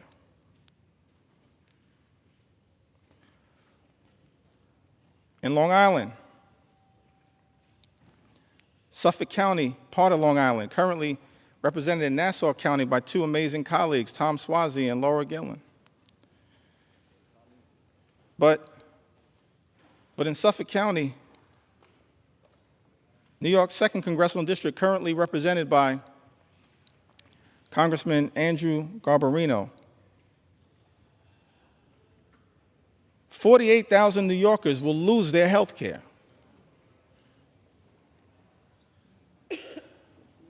In Suffolk County, in New York's 2nd congressional district, as a result of Trump's one big ugly bill.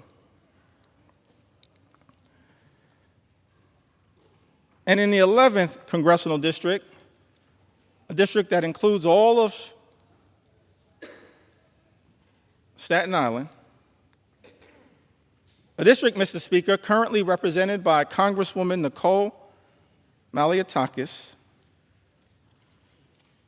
more than 50,000 New Yorkers will lose their health care as a result of Donald Trump's one big ugly bill on Staten Island and in New York's 11th congressional district. I don't think the Wu-Tang Clan would approve of that.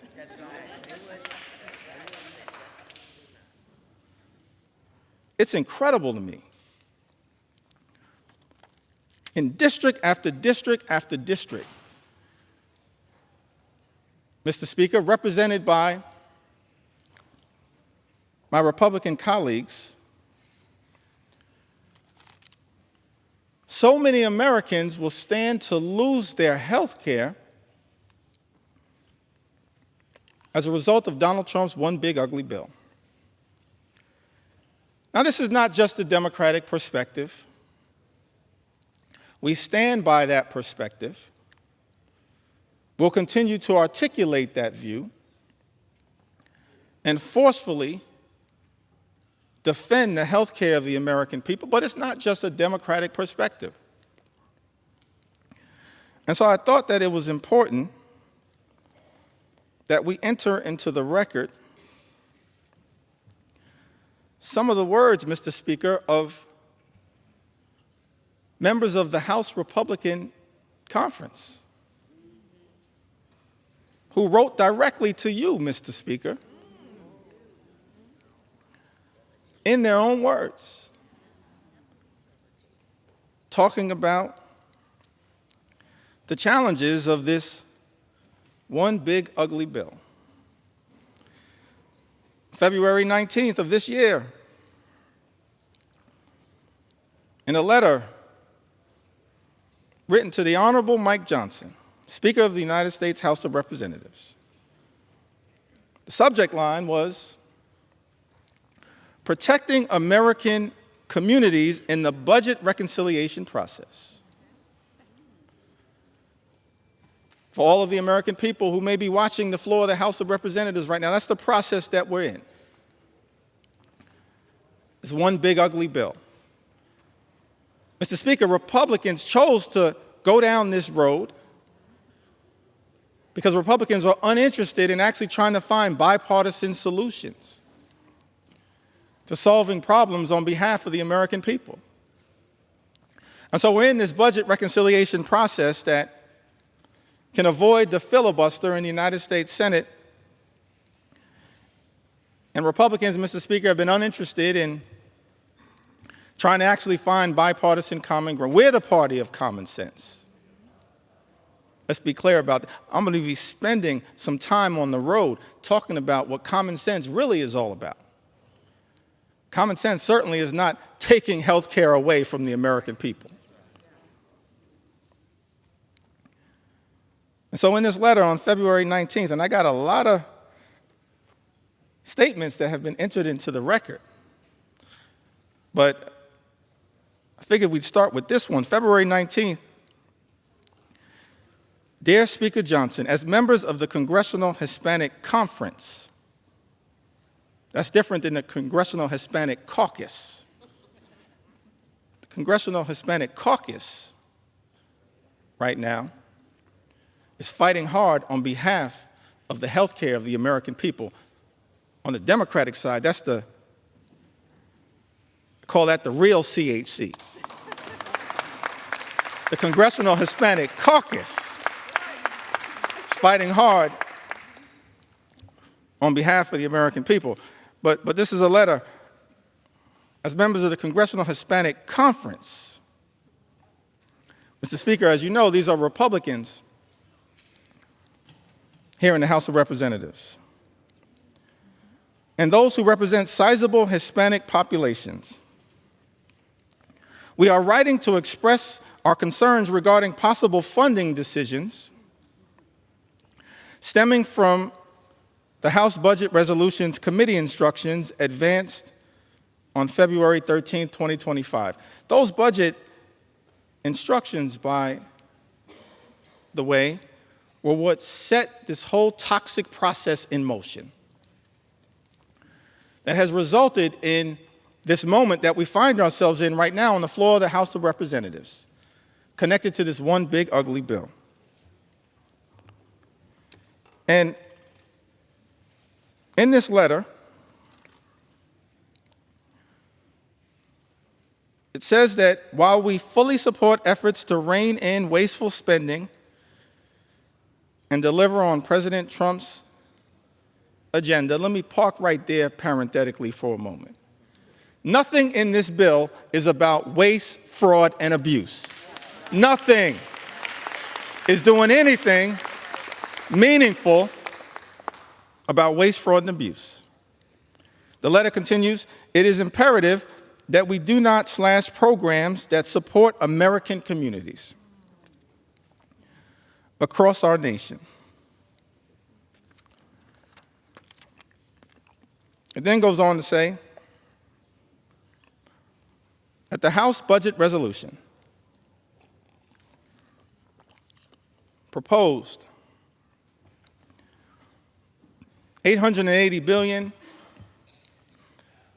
in cuts to programs under the jurisdiction of the House Committee on Energy and Commerce. With Medicaid expected to bear the brunt of these reductions. Their words, not our words. Nearly 30% of Medicaid enrollees are Hispanic Americans, and for many families across the country, Medicaid is their only access to health care. Slashing Medicaid would have serious consequences, particularly in rural and predominantly Hispanic communities, where hospitals and nursing homes are already struggling to keep their doors open.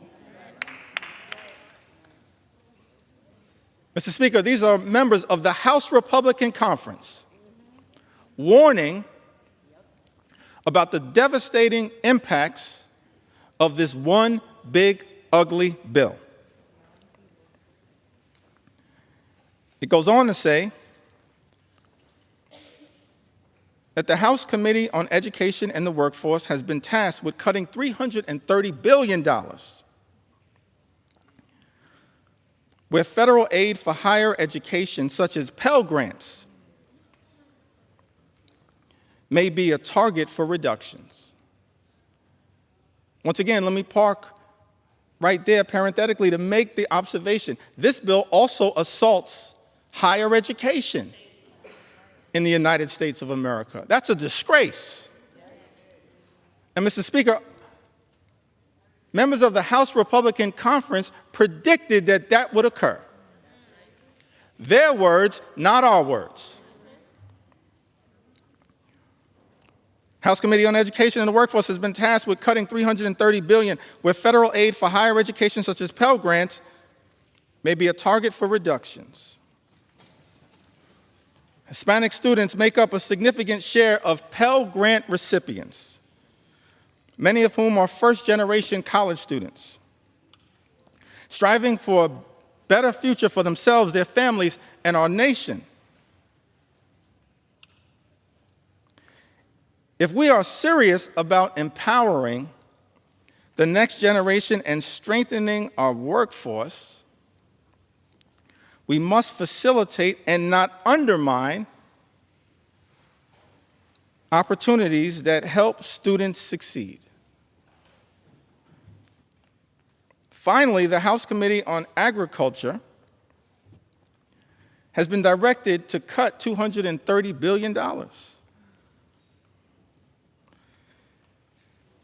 And then, Mr. Speaker, our Republican colleagues go on to write, while we fully support efforts to eliminate fraud, waste, and abuse, by the way, that's all fake, we support a federal government that's effective, that's efficient, that's equitable, that eliminates waste, fraud, and abuse. That's not what this bill is all about.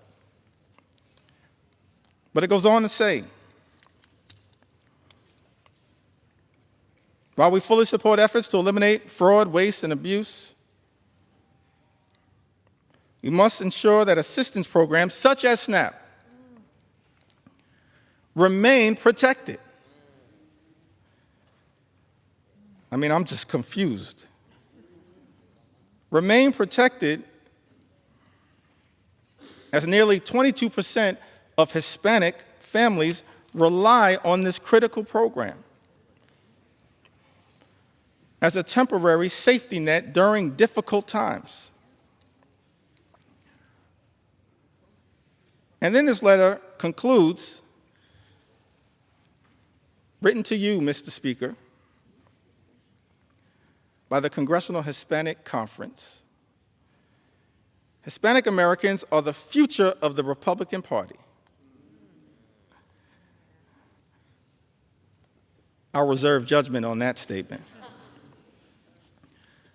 As House Democrats, we're going to fight for every single community in the United States of America, including the Hispanic community.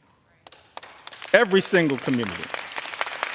We want every single community to experience the good life, to afford to be able to live the good life. That's what we want.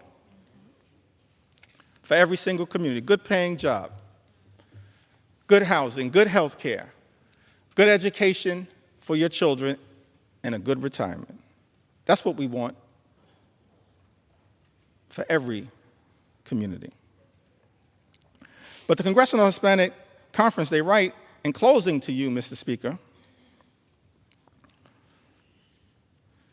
that these Hispanic Americans are closely watching to see if we will govern in a way that honors their values and delivers results.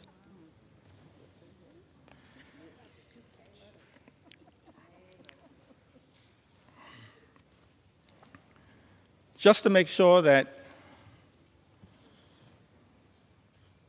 appropriate authorship is conferred,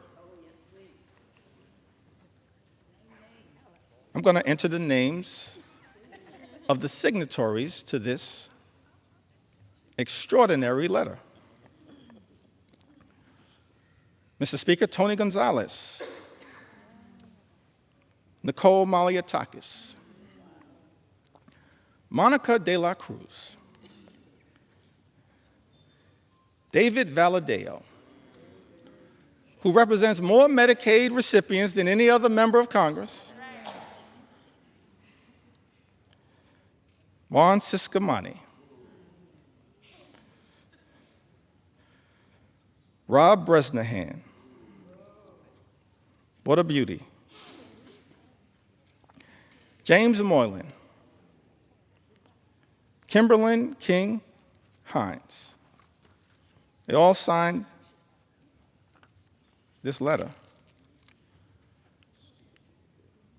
And the question that many Americans have to ask right now is that after signing a letter indicating your commitment, Mr. Speaker, to protecting Medicaid and SNAP and access to affordable higher education through Pell Grants, how is it possible that, Mr. Speaker, some of our Republican colleagues will turn around and devastate Medicaid, devastate supplemental nutritional assistance, and devastate the ability of Hispanic communities to achieve the type of upward mobility, in part through higher education, that is talked about in this letter? That letter was written in February. And then we go to March. Can I talk about it?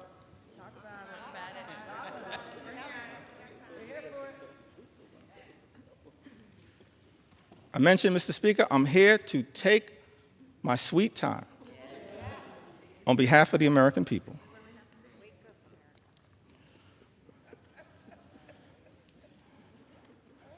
And so on March 9th, there's a letter that's written to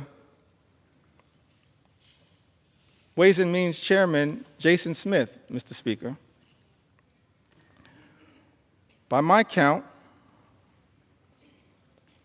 21 Republicans signed this letter. And it's about the importance of the clean energy economy in the United States of America. I would assume, based on this letter, that all of the signatories to this particular piece of correspondence are now horrified by the attack on clean energy jobs, and the clean energy economy in this one big ugly bill. But we'll see shortly, because everyone is going to have to go on record. But in this particular letter, written on March 9th, Mr. Speaker, 21 members of the House Republican Conference write to Chairman Jason Smith. Countless American companies are utilizing sector-wide energy tax credits, many of which have enjoyed broad support in Congress to make major investments in domestic energy production and infrastructure for traditional and renewable energy sources alike. Both our constituencies and the energy industry alike remain concerned about disruptive changes to our nation's energy tax structure. With all this in mind, the letter continues toward the end. We request that any proposed changes to the tax code be conducted in a targeted and pragmatic fashion that promotes conference priorities without undoing current and future private sector investments, which will continue to increase domestic manufacturing, promote energy innovation, and keep utility costs down. I mean, the language that was chosen there is pretty interesting, but the translation is protect the clean energy economy. That's what this letter was all about. Written by my count, 21 House Republicans. Mr. Speaker, Andrew R. Garbarino, Jennifer Kiggins, Juan Ciscomani, Gabe Evans, David Valadeo. What a prolific writer.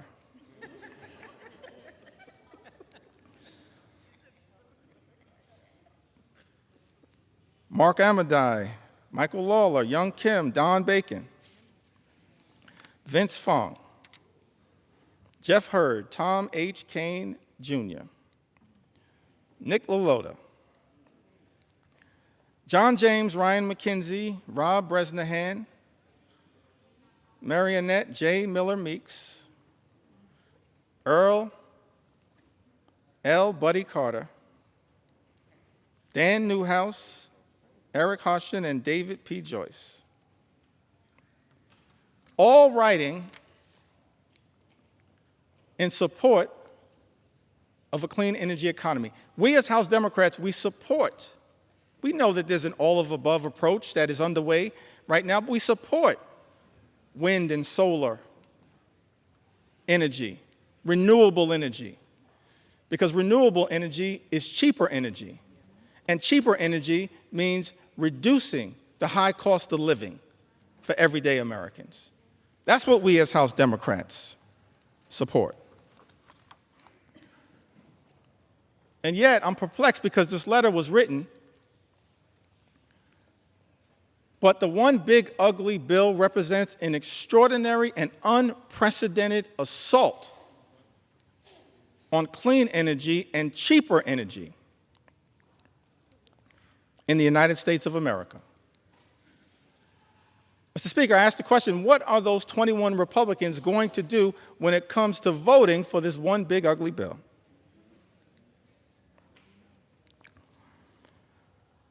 And then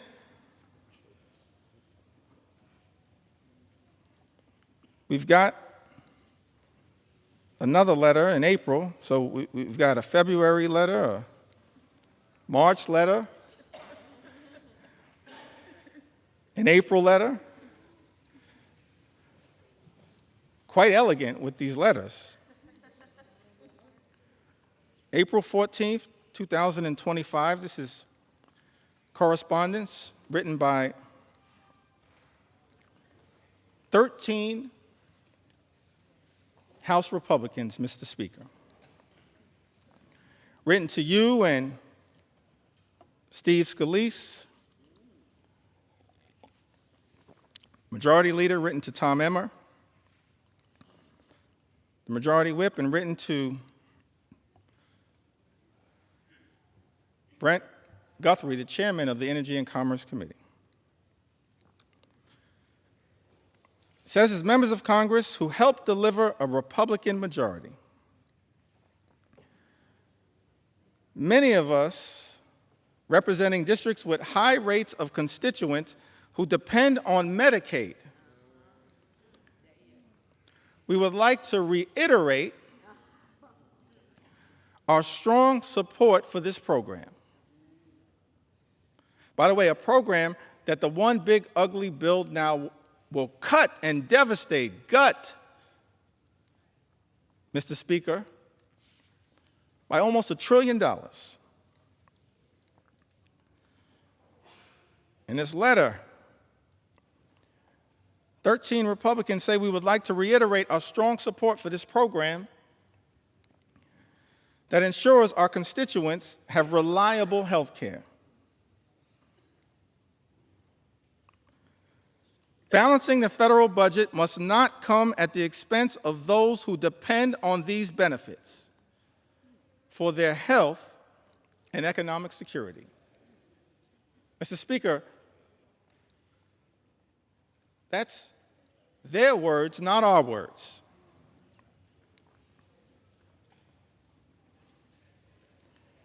And then this bill makes an extraordinary declaration. And I think it's important for us to understand who led this bill. David Valadao. These are just facts, Mr. Speaker. Publicly issued letters. David Valadao, Don Bacon, Jeff Van Drew, Rob Bresnahan, Juan Ciscomani, Jen Kiggins, Young Kim, the usual suspects. Robert J. Whitman, Nicole Maliatakis, Nick LaLota, Andrew R. Garbarino, Jeff Hurd, and Michael V. Lawler. By my count, 13 members. And in some of the relevant portions of this letter, it says to strengthen Medicaid, we urge you to prioritize care for our nation's most vulnerable populations. Our constituents are asking for changes to the healthcare system that will strengthen the healthcare workforce, offer low-income, working-class families expanded opportunities to save for medical expenses, support rural and underserved communities, and help new mothers.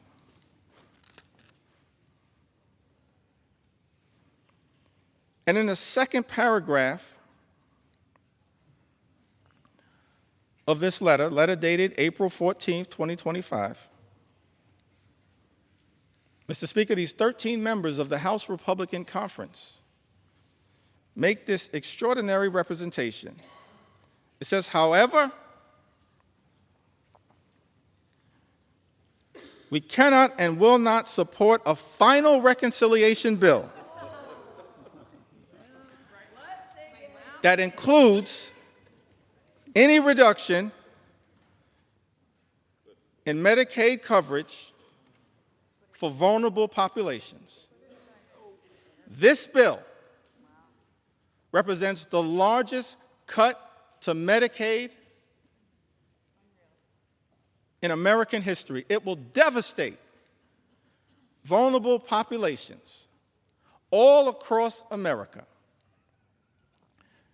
And so the reality is, all 212 House Democrats are going to stand up and protect the health care of the American people. We're going to protect the Medicaid of the American people against this assault on vulnerable communities.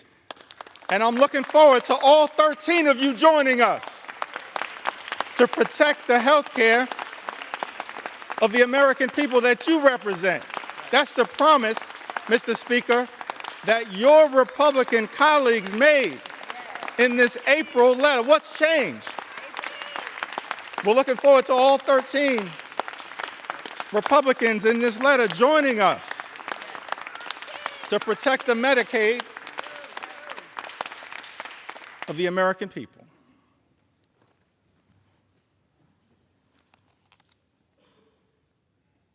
And, you know, this salt issue is also an interesting one.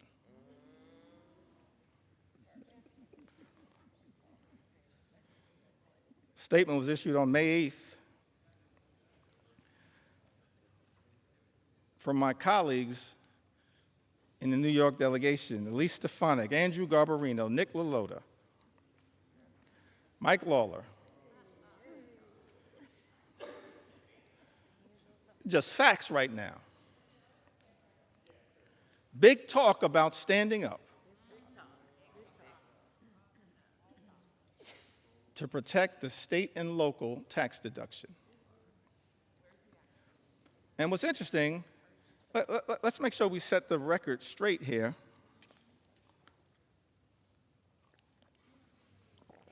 As to what happened to the state and local tax deduction, which impacts millions of hardworking American taxpayers all across the country, including in the districts represented by the individuals that I just named. The state and local tax deduction was decimated,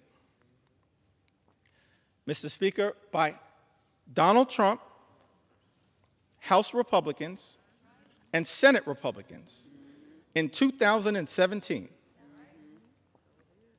in connection with the GOP tax scam that callously and unnecessarily imposed a $10,000 cap, wiping away thousands of dollars a year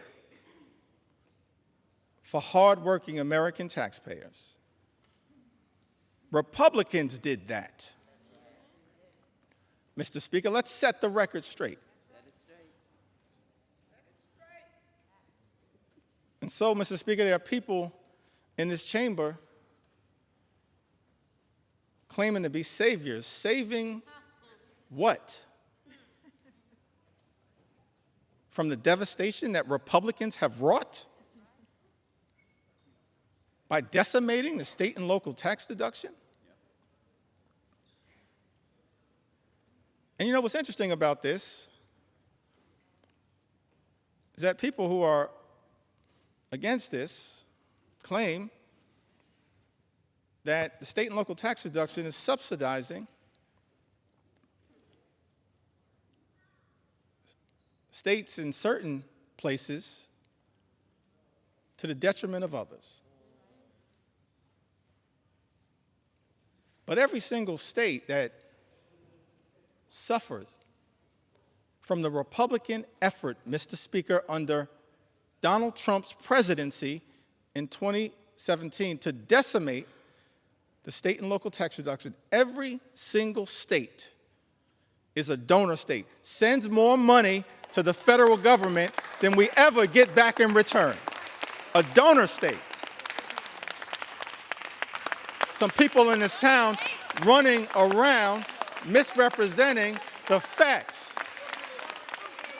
We're okay to be a donor state, but don't lie to the American people about the reality of the state and local tax deduction. And then you have this extraordinary statement on May 8th, big talk, no action.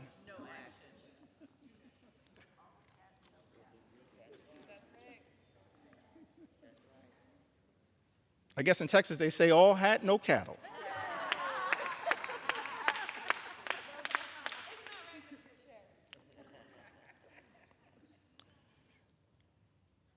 And so that brings us to this letter that was written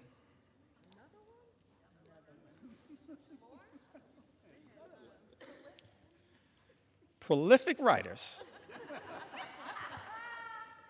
Mr. Speaker, in the House Republican Conference. On June 6th, I'm really confused. by this combination of this particular letter,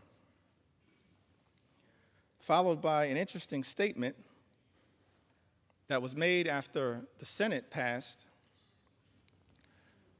Donald Trump's One Big Ugly Bill by Lisa Murkowski.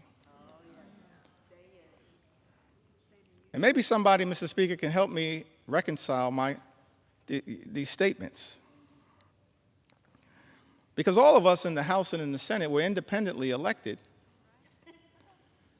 to stand up on behalf of our constituents in the chambers that we serve in.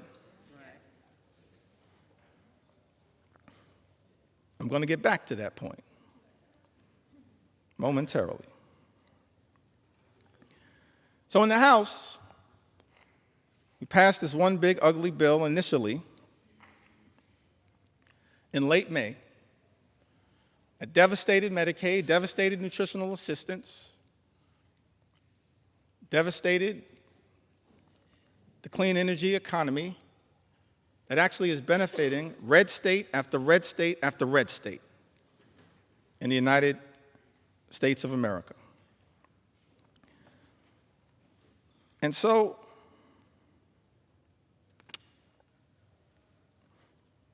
members of the House Republican Conference wrote to Majority Leader Thune and Chairman Crapo. This is after passing a bill in the House of Representatives that devastated the clean energy tax cuts that they are talking about in this letter on June 6th.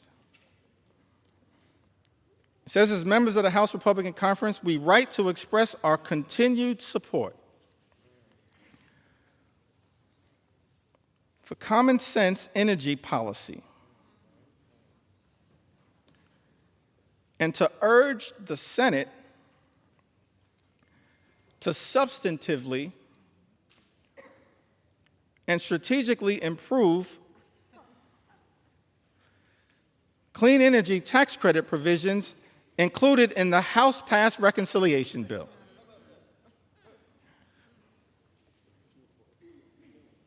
I mean, what is happening right now? Maybe I don't understand the legislative process. So in this letter,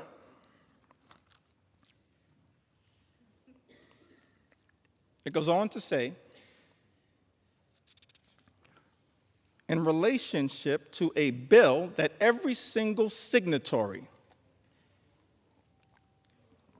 signed and voted for. Our position has always been that the energy tax code should be modernized in a way that promotes fiscal responsibility and business certainty. Fully realizing that balance requires improvements to the House-passed version of H.R. 1. We believe that the Senate now has a critical opportunity to restore common sense and deliver a truly pro-energy growth final bill that protects taxpayers while also unleashing the potential of U.S. energy producers, manufacturers, and workers. In other words, every single one of these signatories, Jen Kiggins, Brian Fitzpatrick, Juan Ciscomani, Nick LaLota, Mike Lawler, Andrew Garbarino, Don Bacon, Mark Amadei, Gabe Evans, Young Kim, David Valadeo,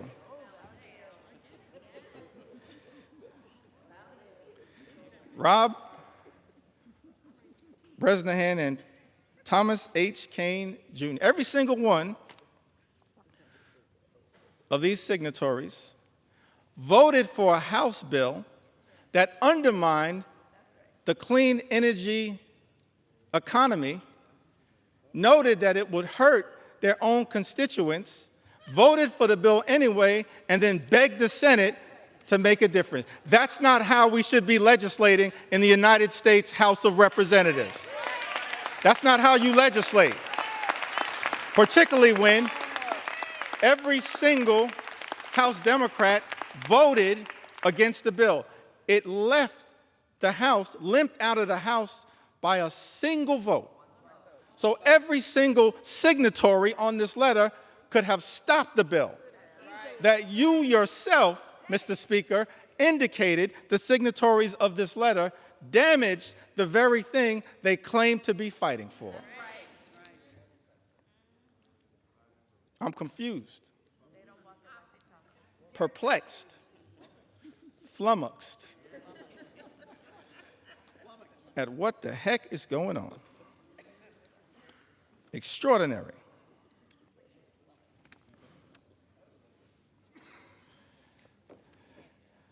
I mean, I'm just overwhelmed by the amount of correspondence. I had to just pick out the ones that were most extraordinary to make sure that they were entered into the record. The most recent one on the subject of Medicaid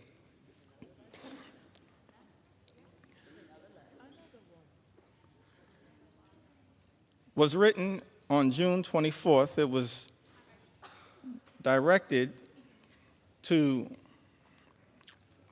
the Honorable John Thune, Majority Leader of the United States Senate, the Honorable Mike Johnson, Mr. Speaker, Speaker of the U.S. House of Representatives. I think it had, by my count, 16 members. No surprise, y'all. It was authored by David Valadao.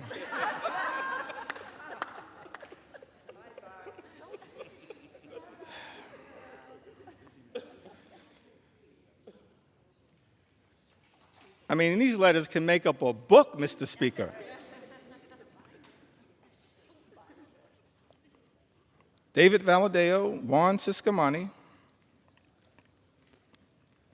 Rob Bresnahan. Mr. Speaker, these are just facts.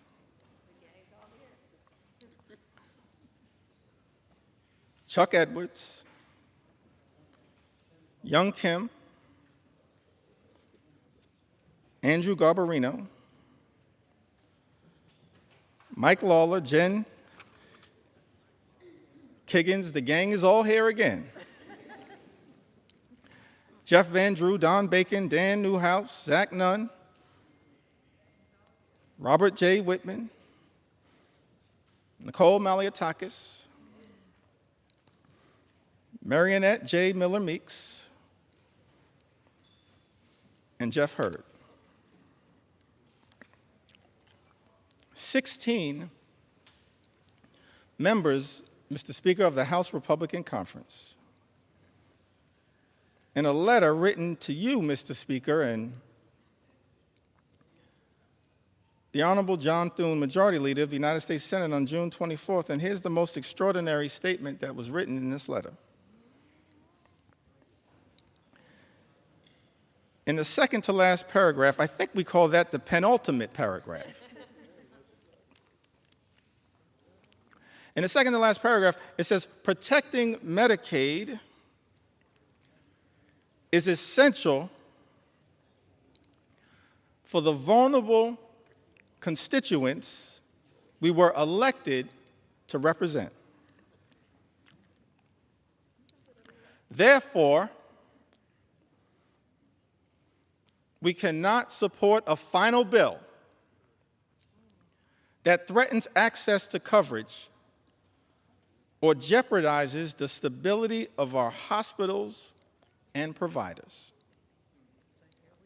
Mr. Speaker, 16 members of the House Republican Conference, who just a few days ago made clear on the record that they will not support devastating cuts to Medicaid. 16 members. All we need, Mr. Speaker, are 4 Republicans from this group to join us, and we can stop these devastating cuts to Medicaid. Join us. Join us. Join us. We welcome you with open arms into the warm embrace of members of Congress who are here to protect the health care of the American people.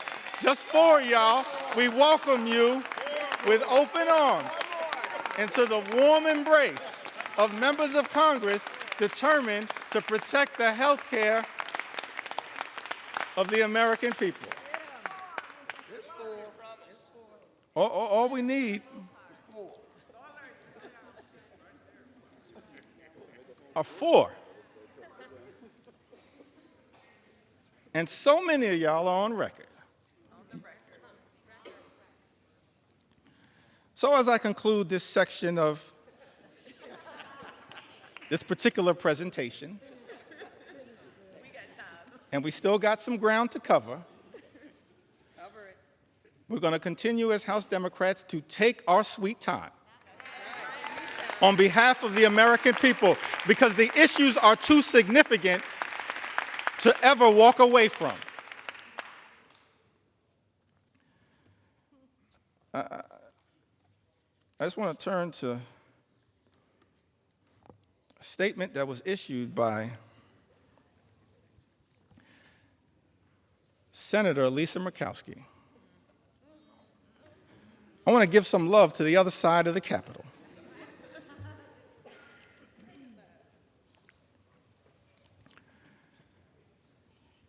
And again, Mr. Speaker, these are just the words that were issued. I'm not even trying to characterize the words. But the American people need to hear these words from the people that were sent to Congress to protect their interests. Senator Lisa Murkowski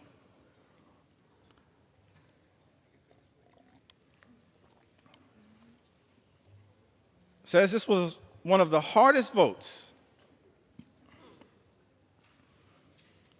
I have taken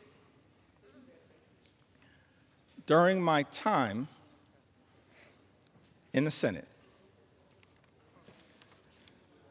Let me just editorialize there briefly. This should not be a hard vote, Senator Murkowski. This should be a hell no vote on behalf of the people you were sent to Washington to represent. It's a hell no vote for us because we're standing up on behalf of the American people. It should be a hell no vote. But, Mr. Speaker, these are the words. Senator Murkowski says this was one of the hardest votes I have taken during my time in the Senate.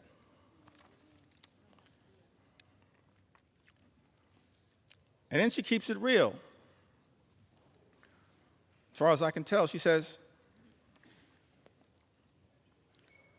but let's not kid ourselves. This has been an awful process. Mr. Speaker, those are the words of a Republican senator, not us. This has been an awful process, a frantic rush to meet an artificial deadline that has tested every limit of this institution.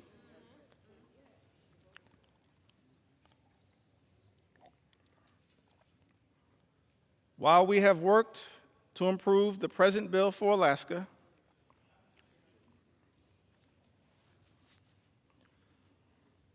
it is not good enough for the rest of our nation. And we all know it. Yes, Senator Murkowski, we all know this one big, ugly bill will devastate everyday Americans across this country. And yet, in the concluding paragraph, this comes after Senator Murkowski voted for this bill, the deciding vote in the United States Senate, says, "My sincere hope is that this is not the final product.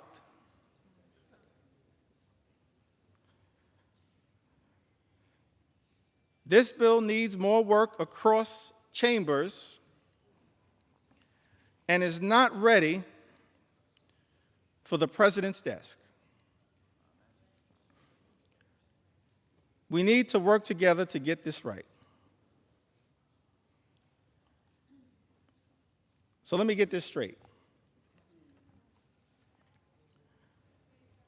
I think the number was 16 House Republicans, Mr. Speaker, vote for a bill they know will hurt the communities, Mr. Speaker, that they represent, vote for the bill anyway, when any one of them could have stopped this bill from ever leaving the House of Representatives, and then write a letter to the senators in the other side of the Capitol saying, "Fix this bill," when any single one of them could have stopped the bill dead in its tracks. And then Senator Murkowski, in her chamber, turns out to be the deciding vote for a bill that she says, Mr. Speaker, is not good enough for the rest of the nation, and we all know it, votes for it anyway, and then begs the House to fix the bill. That is not how the people's business should be done in the United States Congress. We have a responsibility to stand up for what is right and stand up for what is right in the chamber that we serve in. That's what we should all be doing. And so our House Republican colleagues, Mr. Speaker, have one last opportunity to join us as Democrats, every single Democrat who's going to stand up and protect the health care of the American people, stand up and protect the nutritional assistance of the American people, stand up and protect our farmers, stand up and protect our veterans, stand up and protect the clean energy economy, stand up to protect our public schools. Every single one of my House Republican colleagues have the opportunity now in this chamber, not the other chamber, in this chamber, to join us as Democrats and stand up for what is right. The eyes of America are watching. Started this process, Mr. Speaker, 3:28 in the morning, this debate. Took to the House floor, maybe an hour and a half after that. And we still have a lot to say. On behalf of the American people. For such a time as this, every single one of us have an opportunity to stand up for what is right here in the United States of America. I want to speak for just a few moments about some of the people who've been targeted in a callous way by this administration, some of the stories that need to be told on behalf of the American people. I mentioned, of course, Mr. Speaker, throughout this process, we have been thankful for the stories shared by everyday Americans who went to bed last night fearing the worst and have woken up this morning horrified by Donald Trump's one big ugly bill. that will hurt everyday Americans and rewards billionaires with massive tax breaks that will serve to devastate the social safety net and explode our nation's debt. And so I want to tell a few stories on behalf of our nation's veterans who've also written to us to share their concerns with this one big ugly bill. Victoria from Arizona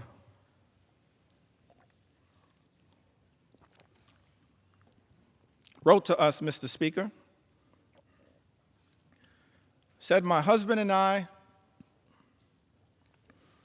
are patriots. We are both Army veterans who were disabled as a result of our service. We have 5 children and run a small electrical contracting business. We live on a fixed income and, like most families, have struggled with rising costs. One of our sons is adopted. He is a wonderful, loving 7-year-old who has autism and ADHD. He qualifies for Medicaid because he was adopted, and it has been the saving grace for his health and well-being. Medicaid is the reason we were able to get his formal diagnosis of his autism and ADHD. It also covers his regular doctor's visits and dental care. We use Medicaid to access in-home therapy for him, and it was a huge help. Slashing Medicaid will have especially dire consequences for rural communities like ours. Forcing hospitals to close. Health resources are already slim in our area. And then this Army veteran writes, President Trump is causing enormous stress and hardship for families like mine. He and his billionaire friends don't need more tax breaks. It's outrageous. The last thing we should even be considering is cutting Medicaid. These programs are lifelines. We agree with you, Victoria. She lives in Arizona's 6th Congressional District. District, Mr. Speaker, currently represented by Congressman Juan Ciscomani. Troy, another veteran, lives in California, Mr. Speaker. Lives in a district currently represented by Jay Obernaute. That's California's 23rd congressional district, I believe. He writes to us and says, I was in the U.S. Army and went to Kosovo in 2001, Iraq in 2003, and 2005. I depend on the VA as I am too disabled to work. I depend on VA health care. My children are now on Medicaid. I have worked from when I was 14 years old to 42. I am suffering from long COVID And until I can return to work, I need help from the American people. I have had your backs. Time for you to cover my back, writes Troy. Mr. Speaker, I need NIH's help. Now is the time to stand up for all Americans. Stop the assault on the VA, NIH, Medicaid, and the rest of Americans.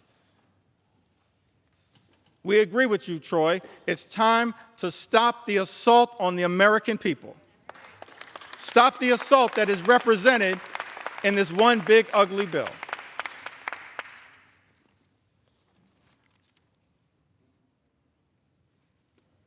Christy, another veteran, wrote to us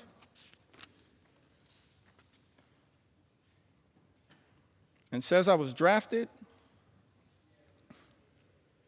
in 1970. My choice was incarceration or militarization. So I enlisted in the Navy and became a Navy corpsman serving on the USS Long Beach, CGN 9, and her Marine detachment, where I was assigned to the 3rd Marines, 1st Medical Battalion. I was blessed. I lived through 2 tours, giving medical care to my shipmates. Every other day, I was assigned to flight ops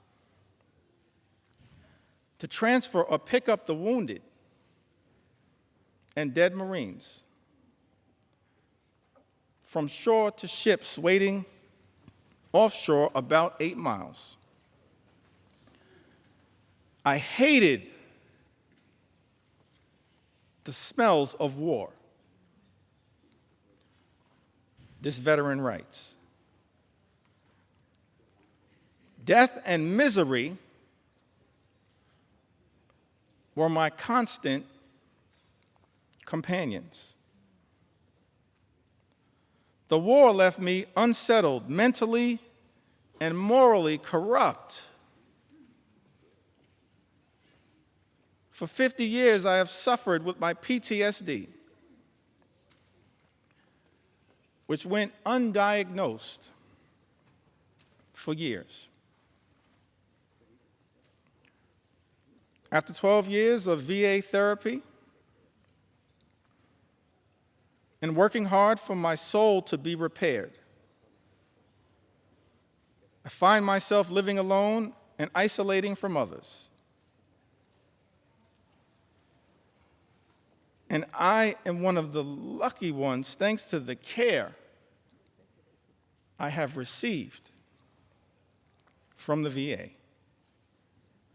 Veterans pouring out their heart and their soul, sharing their anxiety with all of us,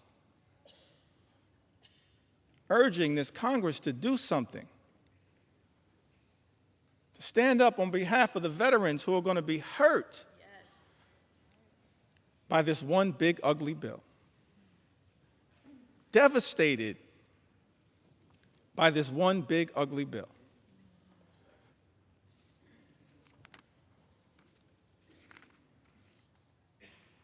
We also heard, Mr. Speaker, from Timothy, who I believe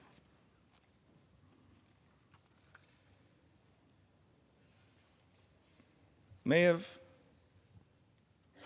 written to us from the Commonwealth of Kentucky. He says, my name is Timothy.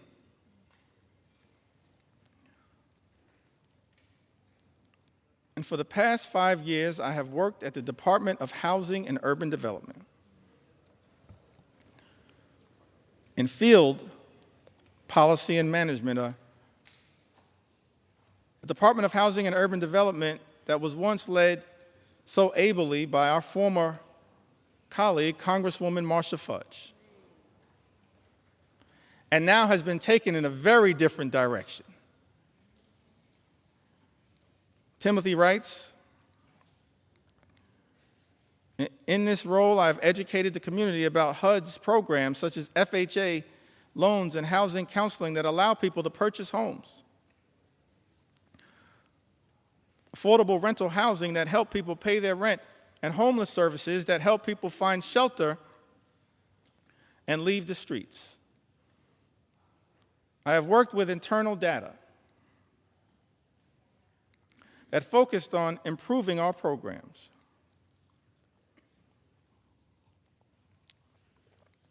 Most recently, I worked with a team that hired people from housing authorities and Job Corps with the goal of providing people a career and a way off government assistance. Those incredible people, along with myself, have been fired by Elon Musk's Doge.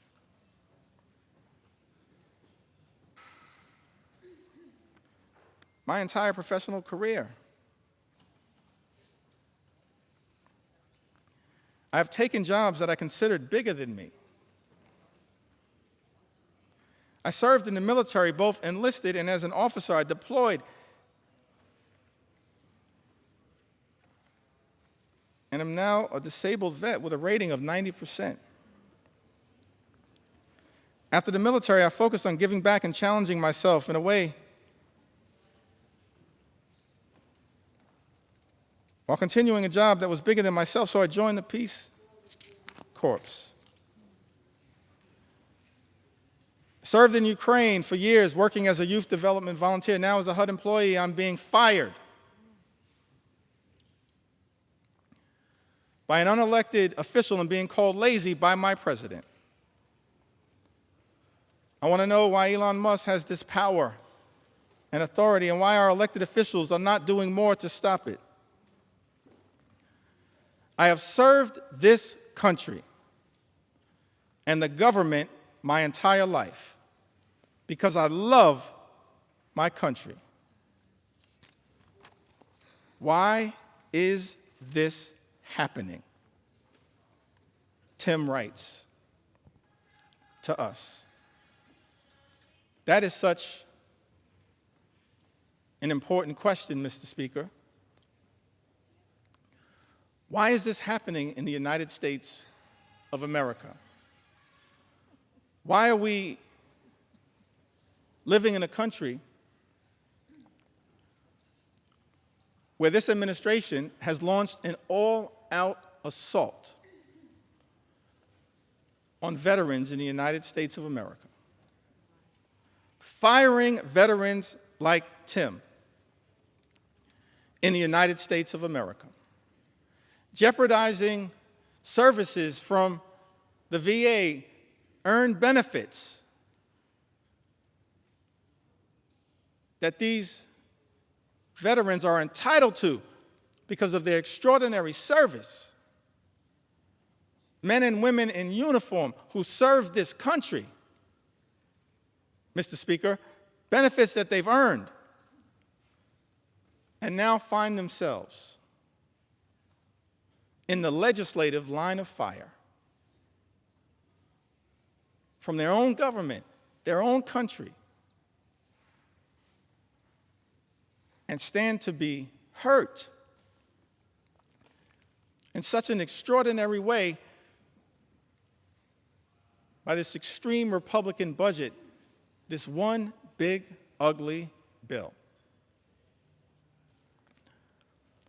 We're here on the House floor, Mr. Speaker, to say to Tim and every single veteran who put on the uniform, every single man and woman who served this country, we will not abandon you in your hour of need. We're going to stand up for every single veteran in this great country and make sure that the veterans of the United States of America are treated with the dignity and respect that you deserve. That is our promise to each and every veteran in the United States of America, and that's why, Mr. Speaker, we stand in strong opposition to Donald Trump's one big ugly bill. An all-out assault here in the United States of America, an extraordinary assault. An assault on the economy, an assault on our veterans, an assault on farm country, an assault on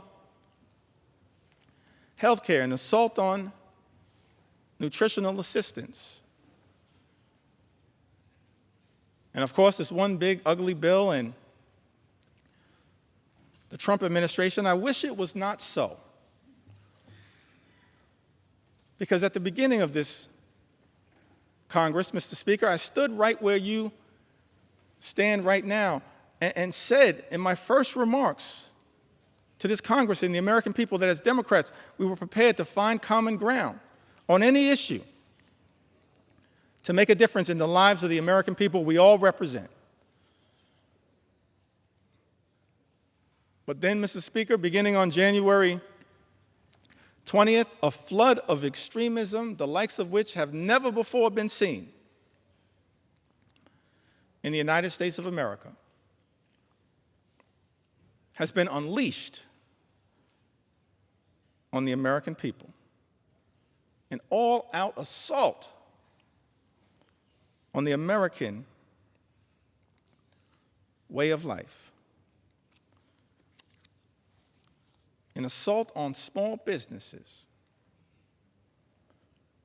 that is underway here in the United States of America. We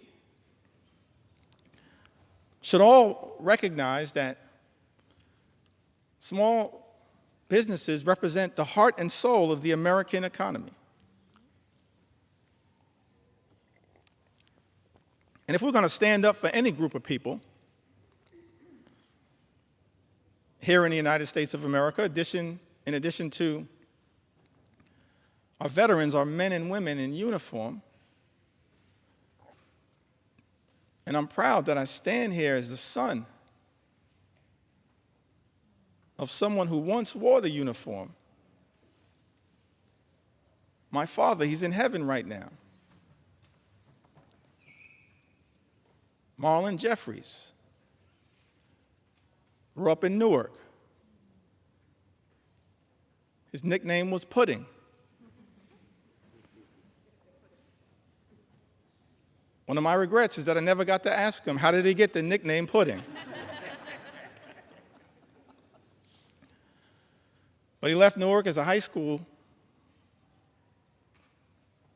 graduate and put the uniform on, enlisted in the Air Force,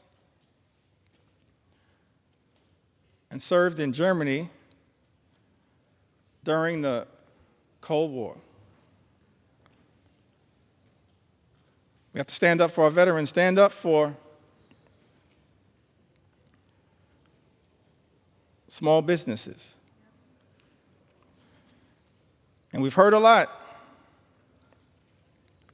throughout this process about concerns from small business entrepreneurs here in the United States of America. I've heard from Mercedes, lives in the great state of Colorado. Mercedes writes, "My husband and I are the owners of a small business. Without the ACA, my family would not be able to afford health insurance. My daughter also receives free dental coverage as a result of the ACA. I still have major issues with our healthcare system, but at least we have health insurance. My mother, who is retired, also receives benefits from Medicaid in addition to her Medicare. She would not be able to afford health insurance or dental insurance due to the fact she lives on a fixed income. Any cuts to these programs would be detrimental to our health and welfare as a family. I want to thank Mercedes for reaching out and sharing her story, because it helps to put to bed the lie that's been told, Mr. Speaker, by some people in this town. That the people, the everyday Americans who are participating in, have access to programs like the Affordable Care Act, are unworthy, aren't hardworking American taxpayers. They are hardworking American taxpayers. A group of people that real leaders in this country, beginning in modern American history, as I illustrated earlier from President Franklin Delano Roosevelt all the way through, our most recent president, who we served with in the last Congress, have recognized that we have a sacred obligation to stand up for everyday Americans who are struggling right now, including our small business entrepreneurs, the heart and soul of the American economy, who right now are dealing with such economic uncertainty because of the erratic, reckless, and dangerous Trump tariffs that have unleashed so much chaos and uncertainty, raising costs for small business owners all across the country, undermining their ability to fully achieve their entrepreneurial dreams. This is not who we should be in the United States of America. Small business owners under assault by this administration. And there's a target on the back of many of these small business owners as a result of this one big, ugly bill. Janice wrote to us. She's from the great state of Michigan, the heartland of our country. So thankful to all the members of the Michigan delegation and what they represent. Janice, however, she resides, Mr. Speaker, in the 7th Congressional District, represented by Congressman Tom Barrett.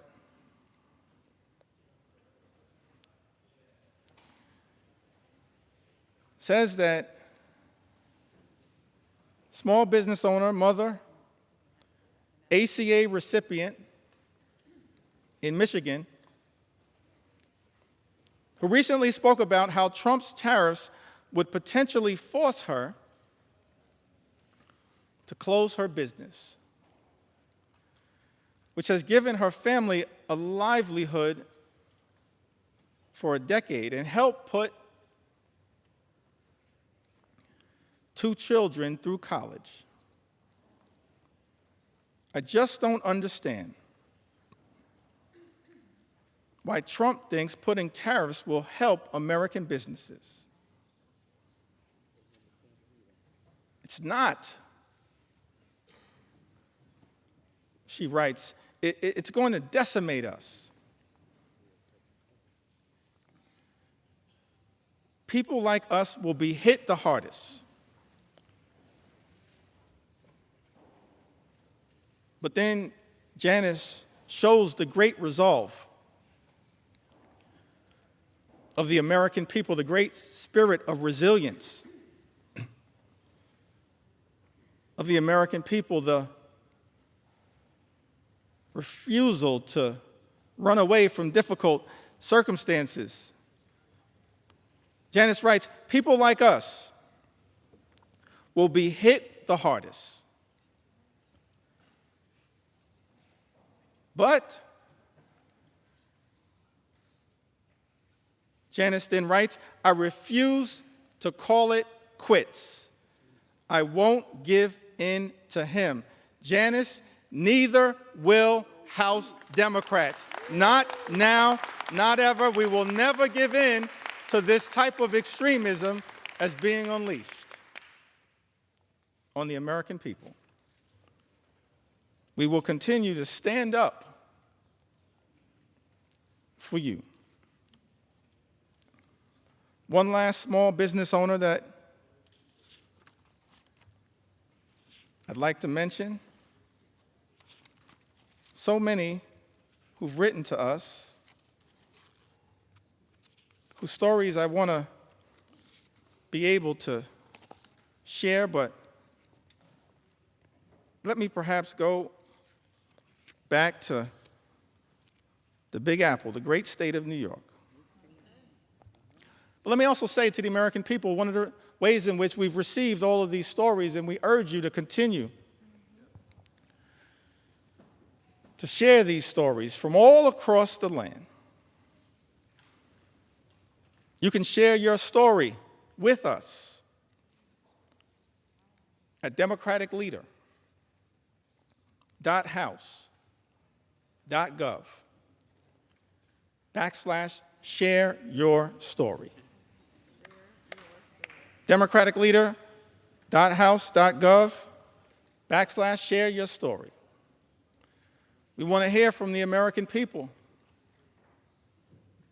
as to how we can best represent your interests on this day and on all days moving forward, because your stories are powerful. Your stories will continue to give us the resolve to fight for an America that's fair and just, an America where every single person can afford to live the good life. Good paying job, good housing, good health care, good retirement, and of course a good education for your children. That's not too much to ask in the wealthiest country in the history of the world. Work hard, play by the rules, and every single American should be able to afford to live the good life. But we know that in this country, far too many people are living paycheck to paycheck. Far too many small business entrepreneurs living paycheck to paycheck. And justifiably expect better from this government. We should be working hard in a bipartisan way to make their life better, not unleashing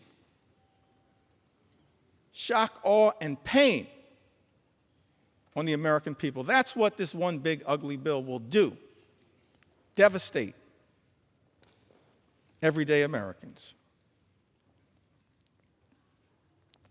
Linda writes to us, a small business owner.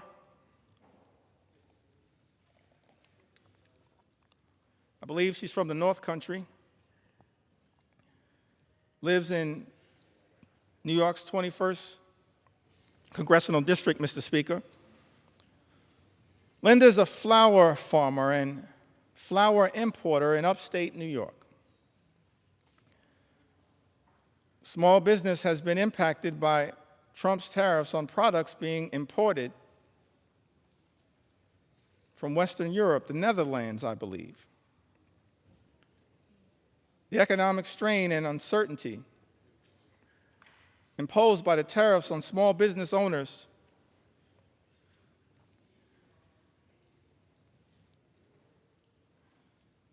operating on slim margins, has caused Linda and her customers to incur additional expenses. Linda tells us, Mr. Speaker, everything was going really well until the tariffs. And now she worries the business will go bankrupt and be forced to close if the tariffs stay in place. How is it that we're living in America where President Trump, Mr. Speaker, and House Republicans promised to address the high cost of living in the United States, promised to lower costs on day one. But costs aren't going down, they're going up. And as a result of these Trump tariffs, are now at risk of experiencing thousands of dollars per year in additional costs.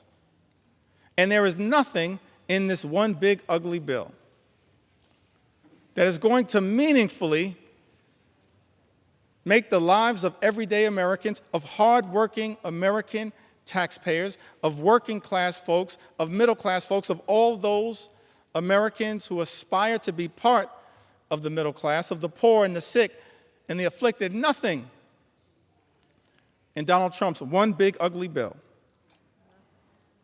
that will meaningfully make their life more affordable. An all-out assault on the economy. We're dealing with an all-out assault on health care, on Medicaid, on the Affordable Care Act, on the Children's Health Insurance Program. All-out assault on the care, Mr. Speaker, being provided by Planned Parenthood, the medical care being provided by Planned Parenthood that is jeopardized in this very bill. All-out assault on hungry children, on hungry veterans, and on hungry seniors, millions of people who will lose their nutritional assistance, will go hungry. Food is being ripped out of their mouths by this one big, ugly bill.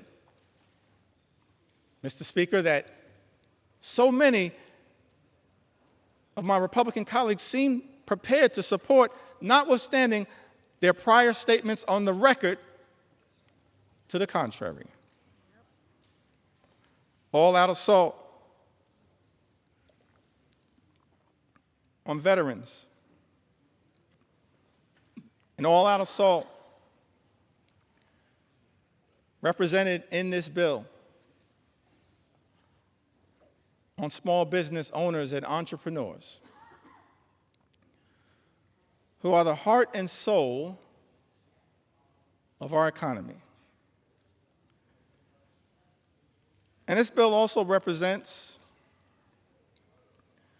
an all-out assault on law-abiding immigrant families.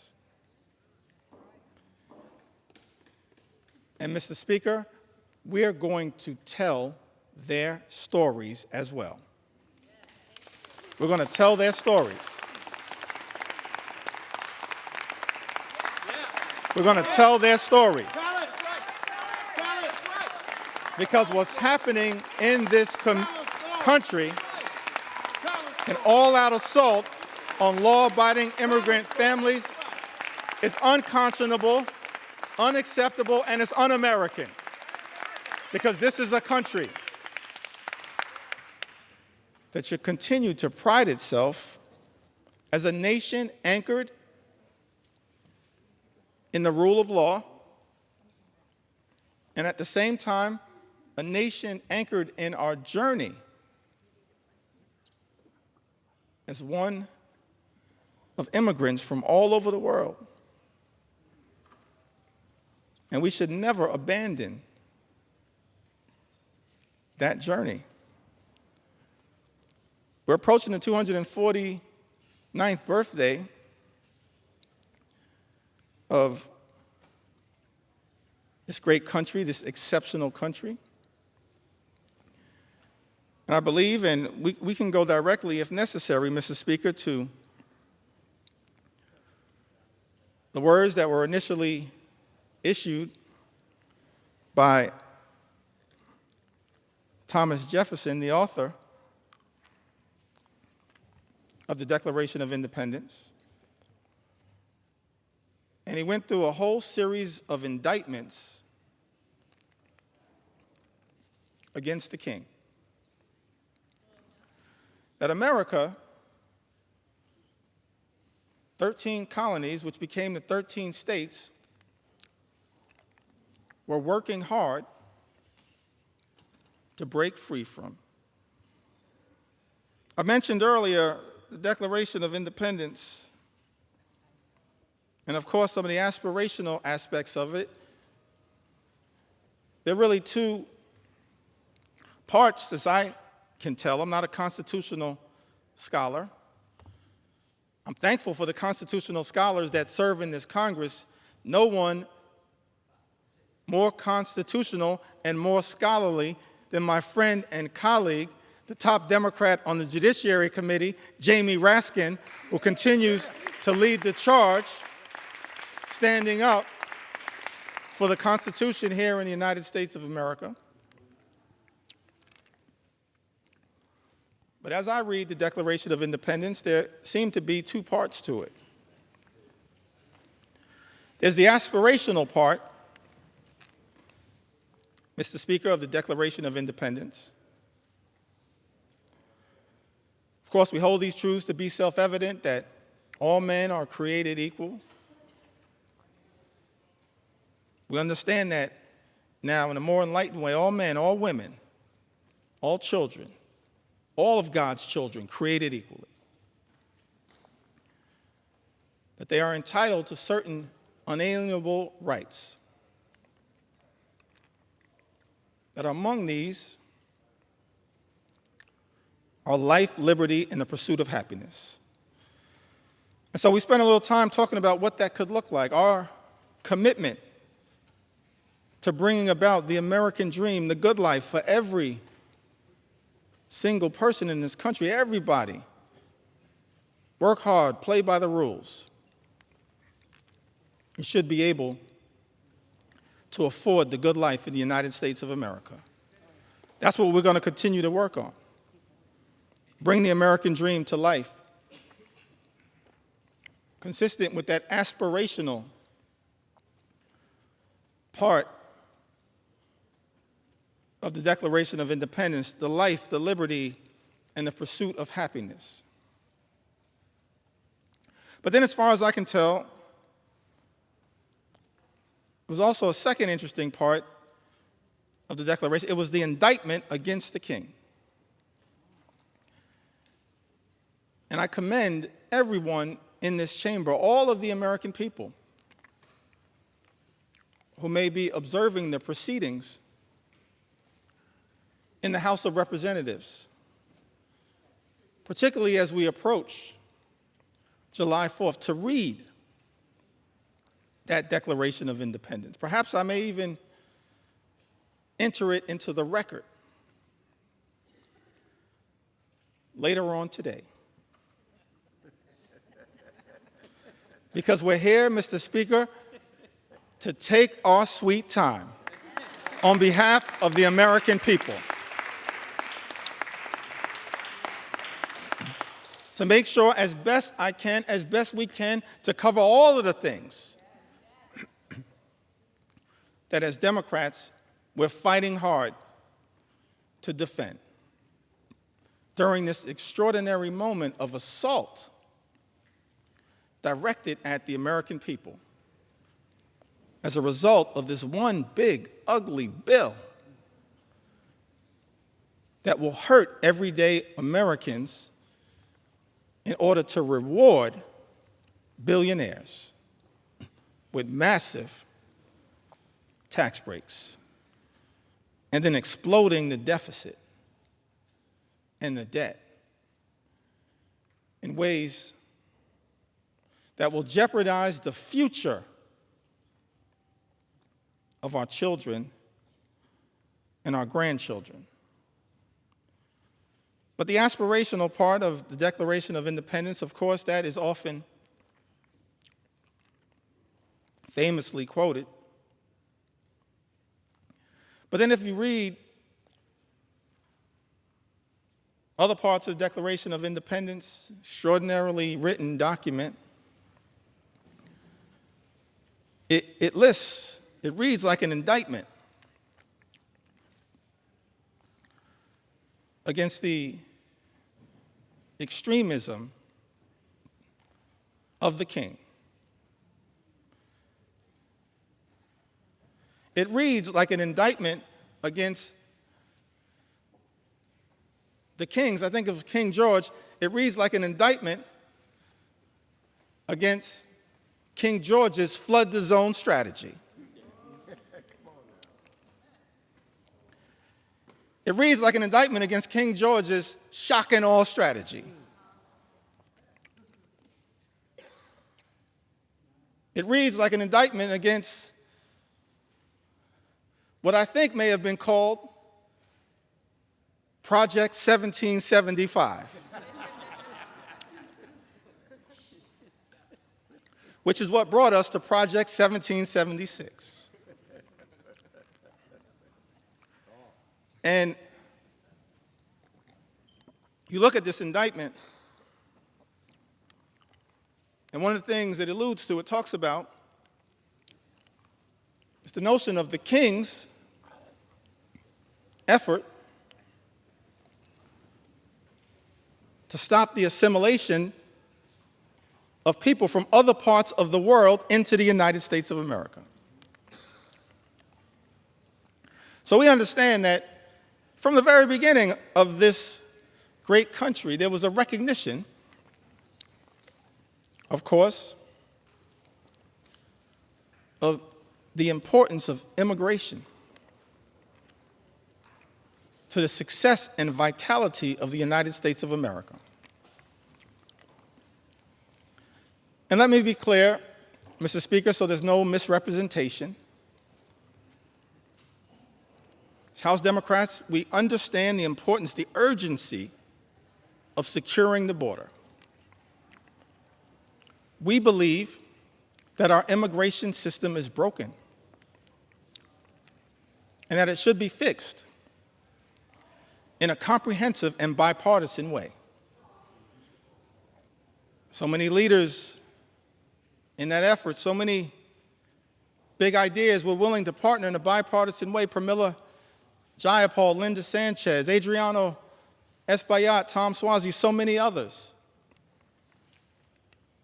Veronica Escobar, we want to partner to fix our broken immigration system in a bipartisan and comprehensive way, secure our border. But we're also going to make sure we stand up for our nation's heritage, a nation of immigrants, which continues to this very day. It's an important part of American exceptionalism, and as far as I can tell, in my reading of the original document, the writings of the founders of this great country, the framers of the Constitution, they recognized it from the very beginning. They weren't perfect. We didn't have a perfect start. But of course, as the preamble to the United States Constitution set forth, we the people, in order to form a more perfect union. Mr. Speaker, we've been set on this magical course, our march toward a more perfect union. And the immigration journey has always been an important part of the American journey. That's why it's heartbreaking to see some of the things that are happening in the country right now. The targeting in such an extraordinary way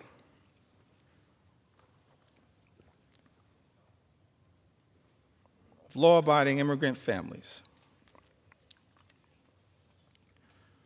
including American citizens. How can this be in the United States of America? Some people who might suggest that we should stay away from these stories. No, I'm going to lean into this part of the American journey because we support our heritage as a nation of immigrants. And we're going to stand up for dreamers, stand up for farm workers, stand up for law-abiding immigrant families all across this country. U.S. citizen children have been deported, Mr. Speaker.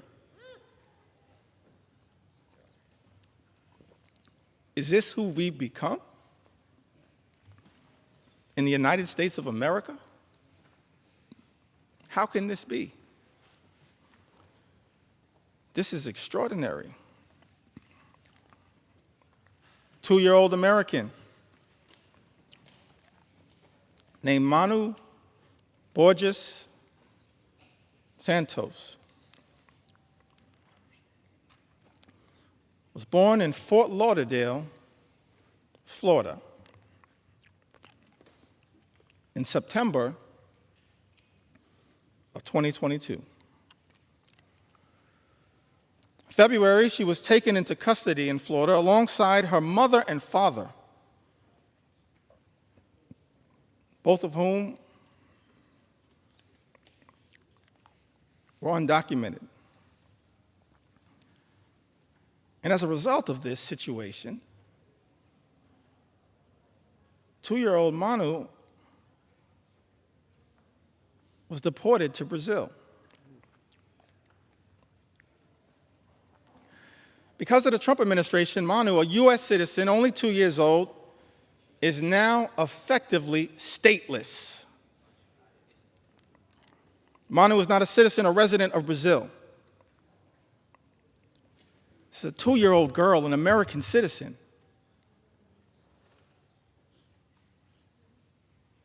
Removed from her homeland, but can't get legal status in her parents' ancestral home.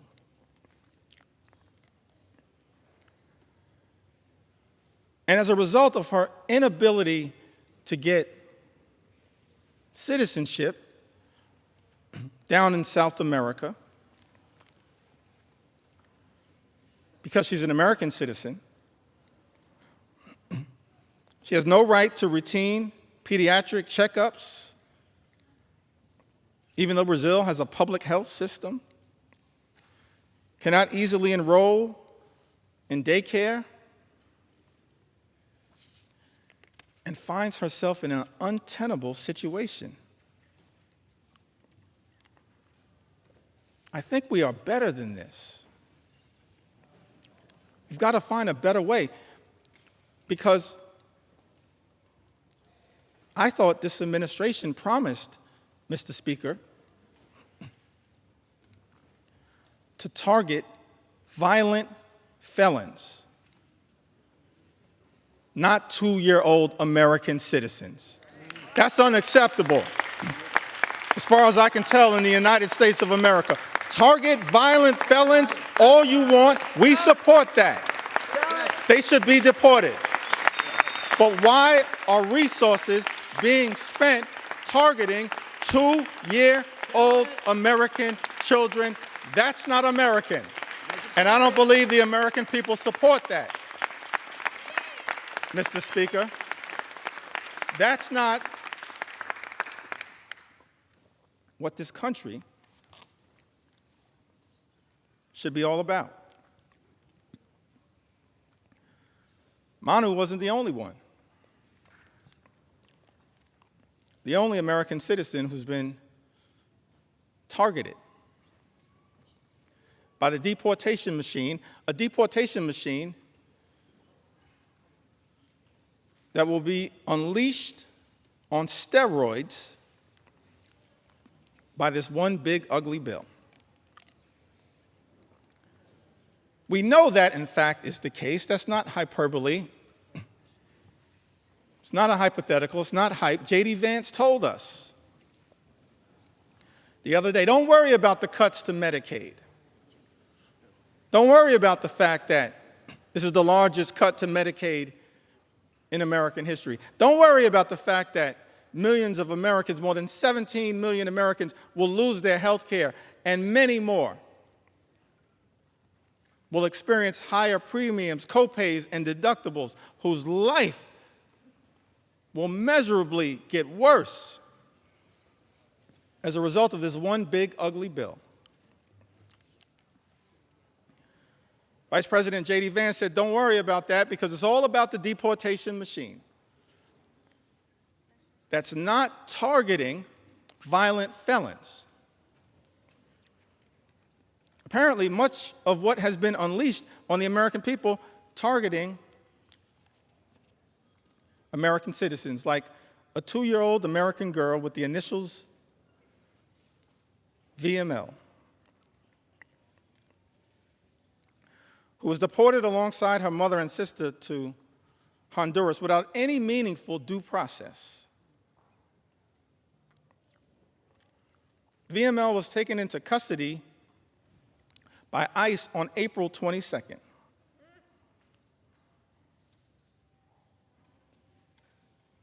April 22nd happens to be the birthday of my mom. I love you, Miss Lanita Jeffries. If you're watching right now, I love you. My younger brother and I, we thank you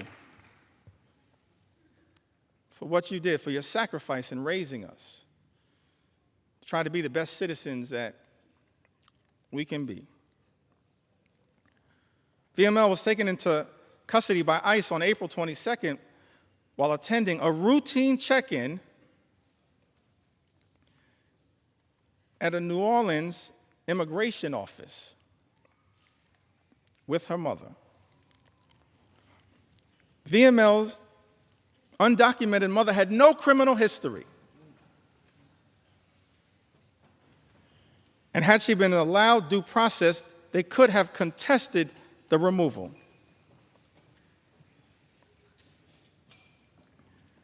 Instead, this 2-year-old American citizen was never given a chance to exercise her rights by the Trump administration. That is not who we are. We are better than this in the United States of America.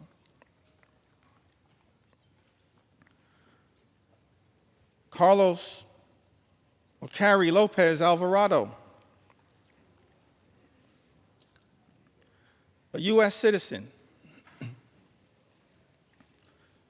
arrested while she was 9 months pregnant, masked men wearing Border Patrol uniforms, followed by a white truck into a building's private parking in the city of Hawthorne. In that truck was Carrie's partner, Brian. When she tried asking questions about who the agents were and what authority they had to arrest her partner, she was arrested. And Carrie, an American citizen, recounted that they started grabbing me from both sides, and I ducked down to sort of shield my stomach because I was afraid. An American citizen afraid that they were going to hurt me.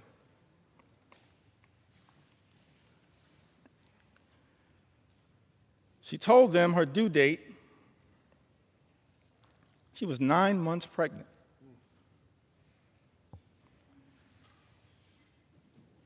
Apparently, these CBP officers responded, okay, your baby is going to be born here, but you're from Mexico, right?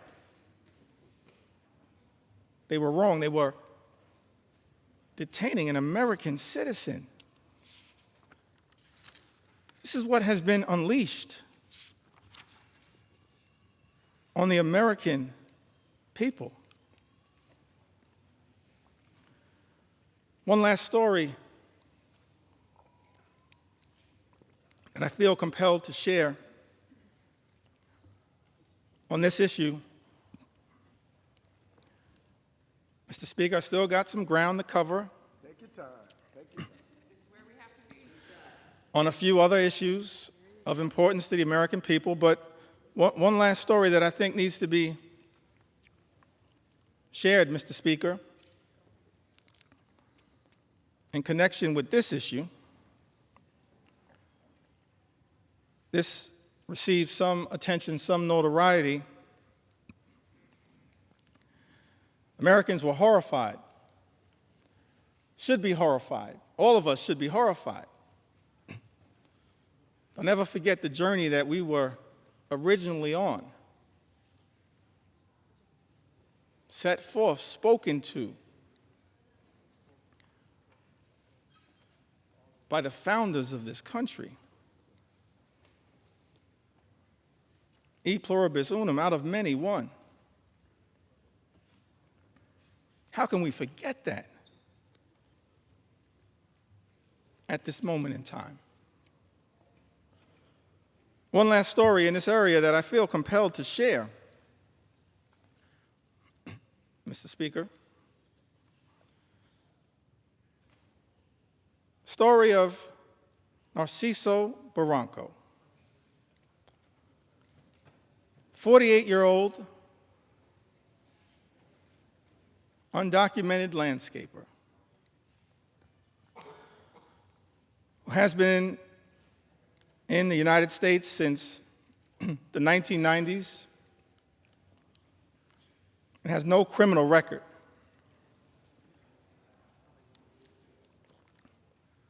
Here's the thing that got me about this story.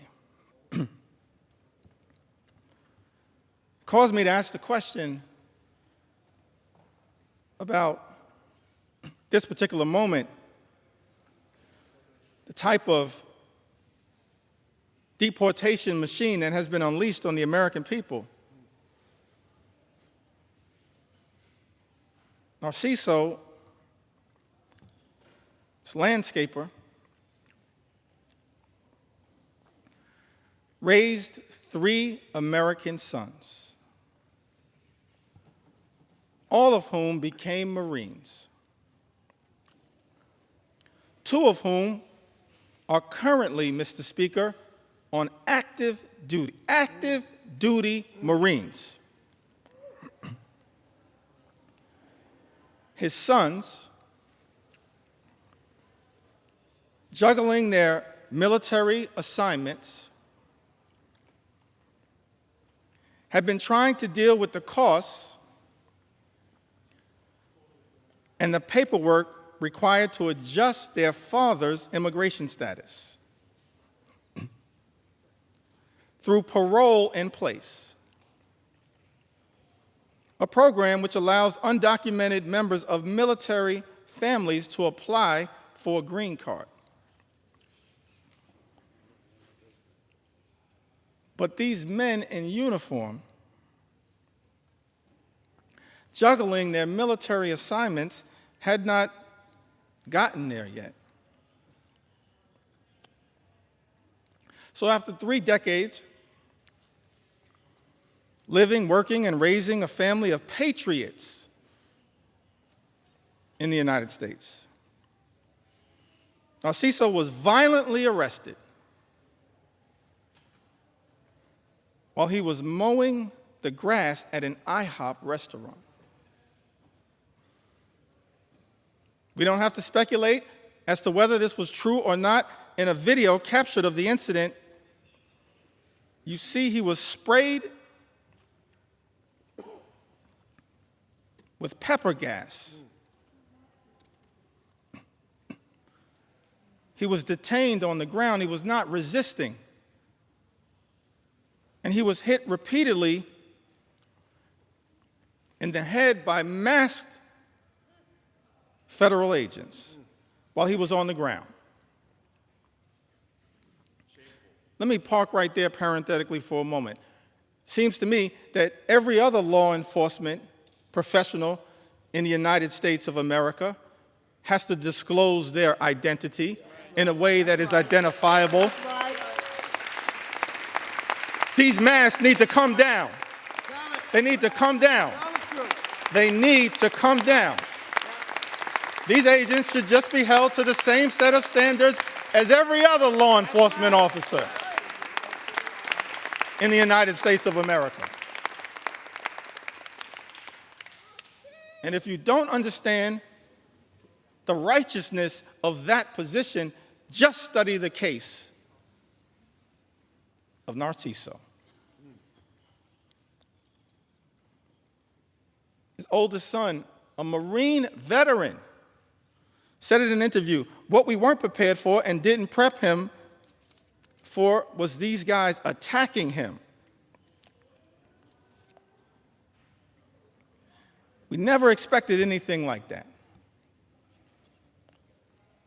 We expected these guys to act professionally.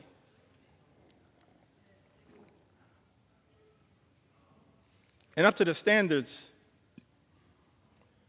of the United States government. Are masked, armed federal agents who beat people on the ground really the standards the United States government should be standing by? Are these the types of actions, Mr. Speaker, that House Republicans endorse and support? This is not the way that anyone in the United States of America should be treated, particularly the father of 3 patriotic Marines. No one should be treated this way, but certainly not the father of 3 patriotic Marines in the United States of America. It's outrageous. It's out of control. And it's completely and totally unacceptable. Unacceptable. Unacceptable here in the United States of America. We are better than this. Better than this. Mr. Speaker, I've talked about the aspirational vision that we have for a country where everybody can afford to live the good life and work hard, play by the rules, experience the American dream, live the good life, good paying job, good housing, good health care, good education for their children, and a good retirement. That's not too much to ask in the United States of America, the wealthiest country in the history of the world, a great country, an exceptional country, as Abraham Lincoln once observed in a speech in the chamber of the House of Representatives. America, the last best hope of Earth. Spent a little time talking about the type of things, the type of America that we should be working hard in a bipartisan way to bring about, and spent some time critiquing this one big, ugly bill. And it's not like Republicans, Mr. Speaker, weren't given every opportunity to try to address the concerns that we have raised. I'm thankful for my colleagues in all of the committees of jurisdiction who worked hard, pulling all-nighters, offering amendments, to try to improve this one big ugly bill. We've actually introduced throughout this process, Mr. Speaker, hundreds of amendments. Just yesterday, before the Rules Committee, hundreds of amendments. And before that, in late May, when the initial bill was being debated in a marathon session before the Rules Committee, more than 125 or so Democrats offering more than 500 different amendments to improve this bill, to stand up for the American people. Doing so over and over and over again throughout this process. And so, Mr. Speaker, I think it's important for the American people to understand what exactly House Republicans have rejected. What changes have House Republicans rejected to this one big, ugly bill?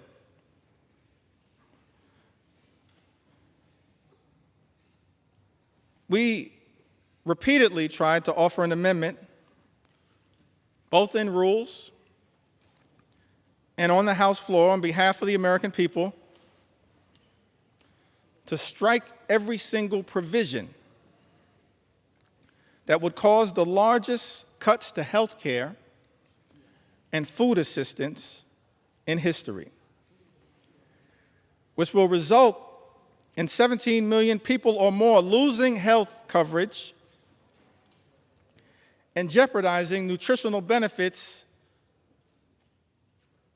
for about 42 million Americans who might otherwise go hungry. Republicans voted down that amendment.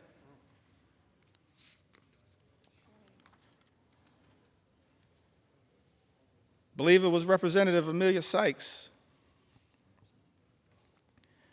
had an amendment to strike the Medicaid cuts in the bill,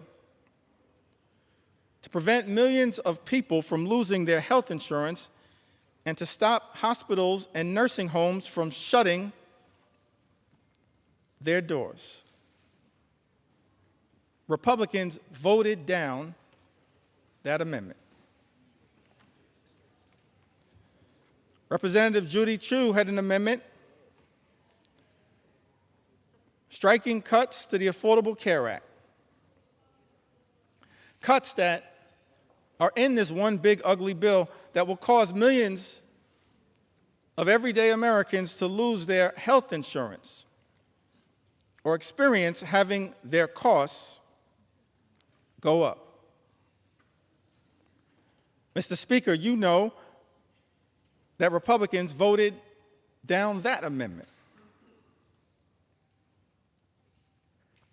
Representative Lauren Underwood from the great state of Illinois had an amendment, and I wish I could go through all of the amendments that have been introduced, but I'm going to highlight as many as I can. Representative Lauren Underwood had an amendment to ensure that people who get their insurance through the ACA, Obamacare, will not see their premiums increase. As I mentioned earlier, that as a result of this one big, ugly bill, Mr. Speaker, premiums, copays, and deductibles are going to go up for millions of Americans. Many will lose coverage. And so this amendment was introduced to ensure that people who get their insurance through the ACA will not see their premiums increase this year, which is expected to cause 5 million people to lose coverage. Mr. Speaker, Republicans voted down that amendment.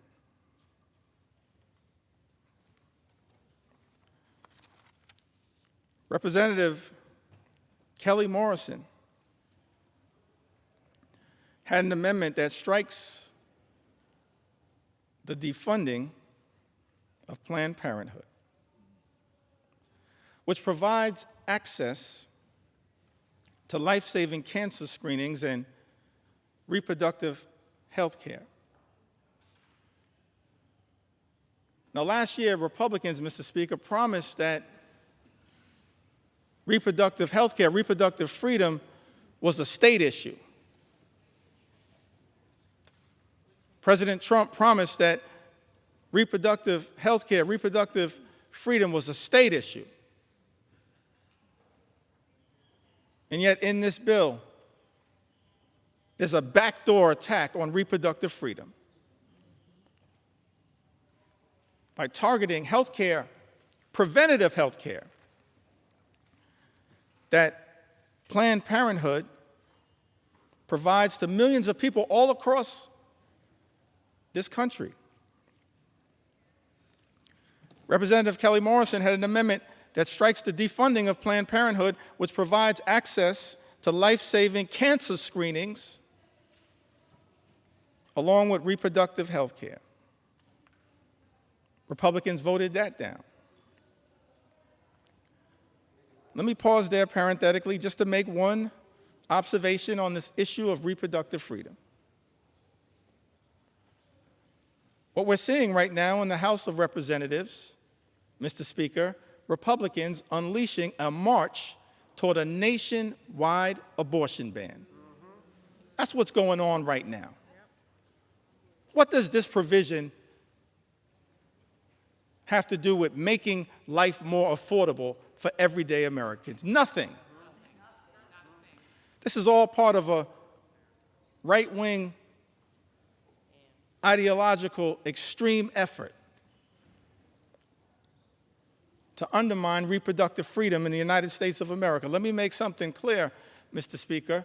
House Democrats believe in a woman's freedom to make her own reproductive health care decisions, a decision that should be between a woman, her family, her faith, and her doctors. That's it, period, full stop. And we will continue to fight for reproductive freedom in the United States of America. And we will not rest, Mr. Speaker, until the Women's Health Protection Act becomes the law of the land here in the United States of America. Big difference between us and them. Big difference.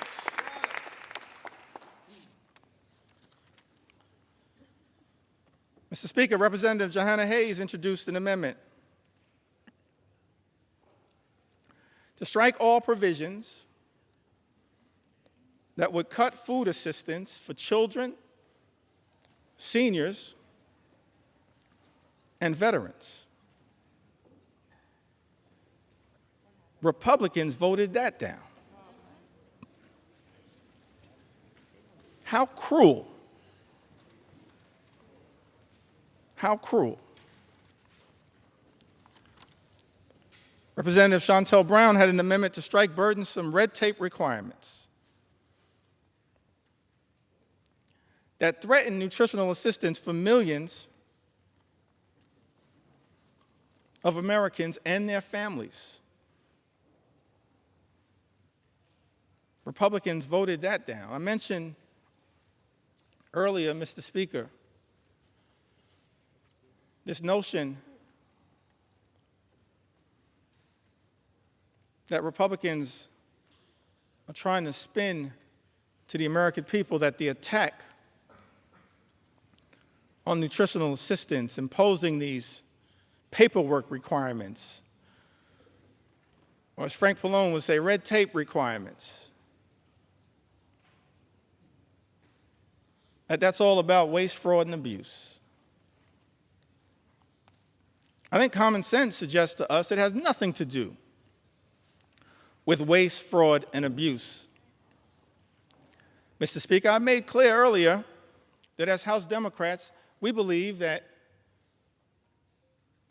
as custodians of taxpayer dollars, we need to make sure that we are spending that money efficiently, effectively, and equitably. And that we are committed to eliminating waste, fraud, and abuse wherever it may be found.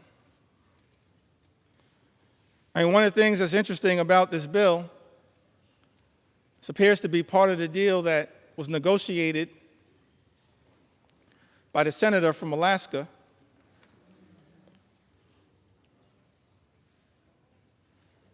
is that the states apparently that have the highest error rates with respect to supplemental nutritional assistance are shielded from the initial impact of the nutritional assistance cuts. Let's think about that for a moment. How can it be that Republicans, Mr. Speaker, are claiming that this bill has anything to do with waste, fraud, and abuse, and yet the states with the highest error rate, as Republicans during the Rules Committee acknowledged under questioning from Jim McGovern and Mary Gay Scanlon and Joe Neguse and Teresa Leger Fernandez, acknowledged that the states with the highest error rates actually shielded from the initial impact of the cuts to supplemental nutritional assistance. Angie Craig pointed this out. It exposes, in my view, the lie being told, Mr. Speaker, by some in this town that this effort, this one big, ugly bill, is somehow about combating waste, fraud, and abuse. One of the reasons why we know common sense dictates that this one big, ugly bill has nothing to do with meaningfully going after waste, fraud, and abuse is that, on average, SNAP beneficiaries receive $6 per day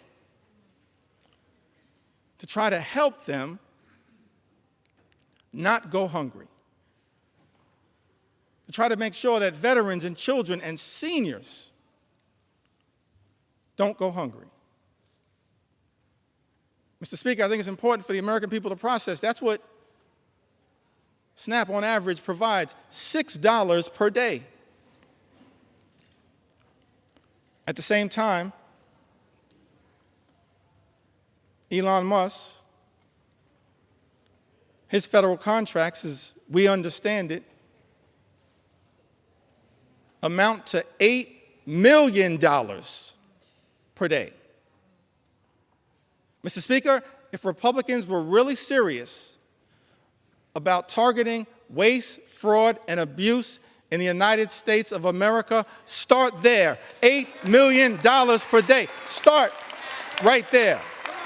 Don't take it, don't rip it from the mouths of children, seniors, or veterans. If Republicans were really serious about targeting waste, fraud, and abuse, start right there with Elon Musk. And we'll join you.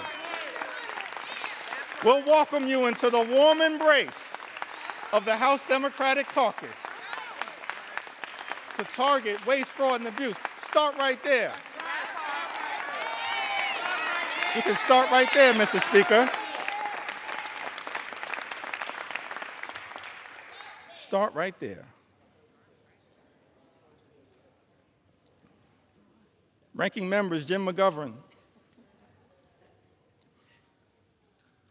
and Bobby Scott had an amendment, Mr. Speaker, to prohibit the bill from going into effect unless cuts to Medicaid and SNAP would not result in fewer families being eligible for free school meals. Mr. Speaker, as you know, Republicans voted down that amendment. We can't find a way to stand up for school meals, for school breakfast, for school lunch. That's just cruel.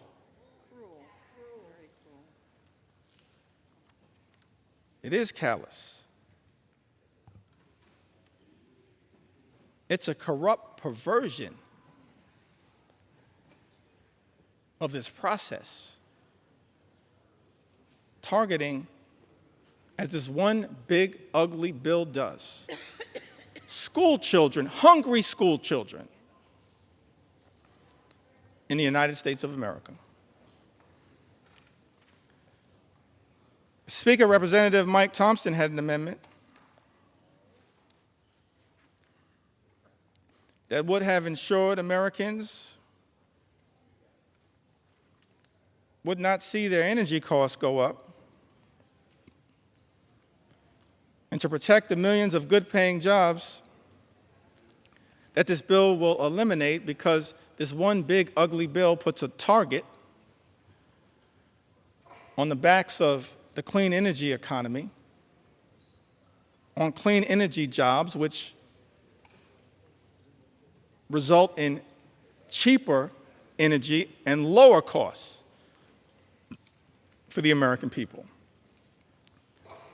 We were told by President Donald Trump when he was on the campaign trail, costs would go down on day one. He was going to focus, we were told, on lowering the high cost of living in the United States of America. That's not what this bill does.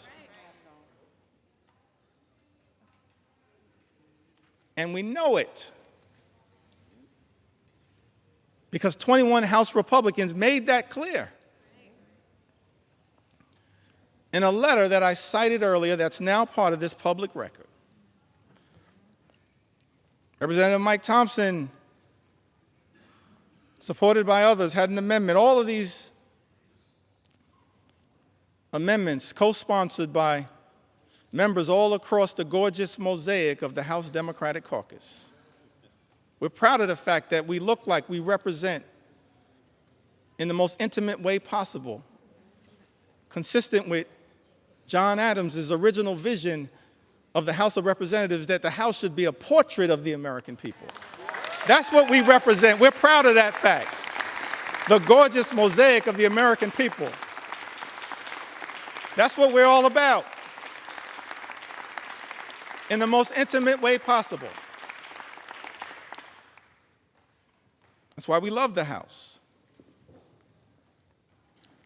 And what the House is supposed to represent, the best of the House, not what we're seeing on the floor right now. Mr. Speaker, Republicans voted down the amendment introduced by Representative Mike Thompson that was designed to ensure that Americans would not see their energy costs go up.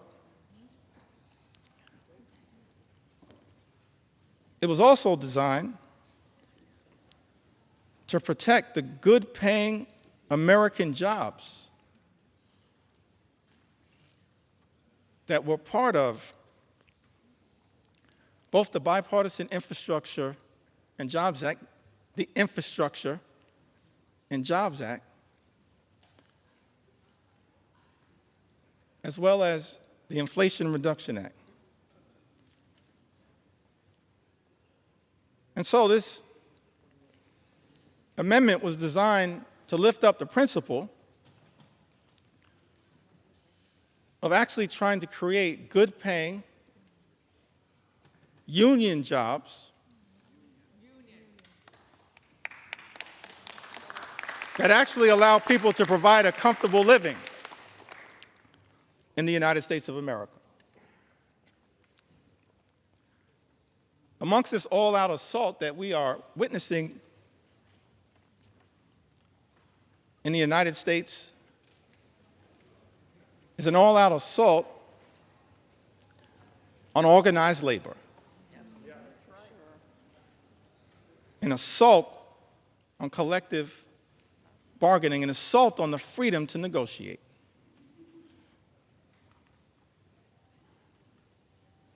What's the difference, Mr. Speaker, between us and our colleagues on the other side of the aisle? I think one of the things that is a clear difference, Mr. Speaker, is that we believe, we recognize that in connection with this journey, work hard, play by the rules, imagine and dare to dream the ability to live the good life, to experience the American dream. An American dream that when you work hard and play by the rules, you should be able to provide a comfortable living for yourself and for your family. Educate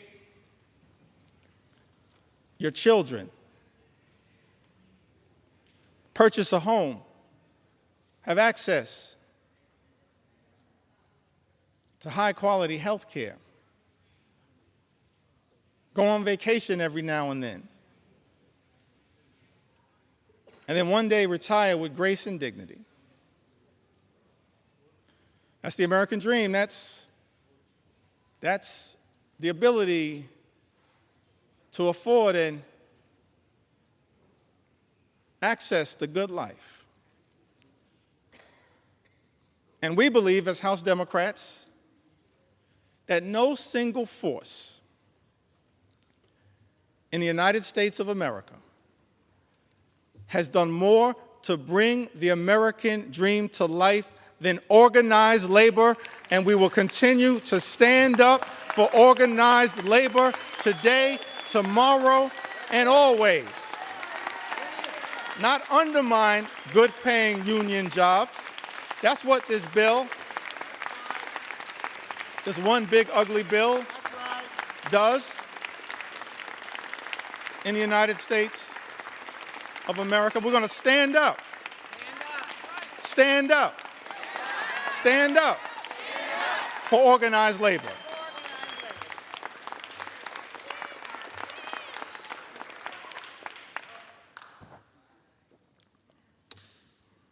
This is personal to me. My parents, Marlon Jeffries, Lanita Jeffries, they raised us, my younger brother Hassan and I, they raised us in a working class union household. I'm thankful for that. We were raised in central Brooklyn. Now, my mom grew up in Connecticut. And I mentioned, that must be Johanna Hayes.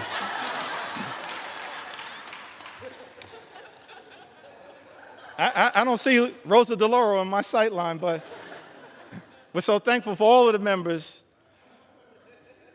of the Connecticut delegate. I'm an unofficial sixth member of the Connecticut delegation. My mom raised in Bristol, Connecticut. She went to Bristol High School. Thankful for my mom. And my dad, I mentioned earlier, he grew up in Newark.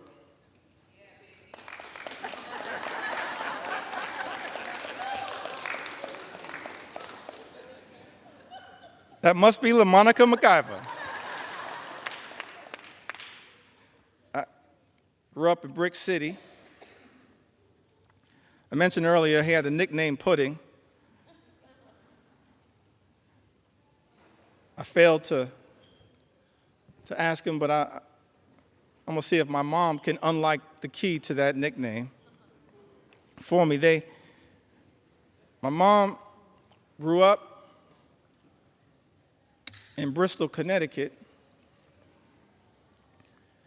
and my father grew up in Newark. And I mentioned earlier that he then went off to serve this country in uniform as an Air Force member, served in Germany during the Cold War. I think about that a lot. I didn't get to talk too much about it. I wish I would have had the opportunity to talk a little bit more with my dad about that. It's an extraordinary thing in the United States of America that someone could grow up in inner city Newark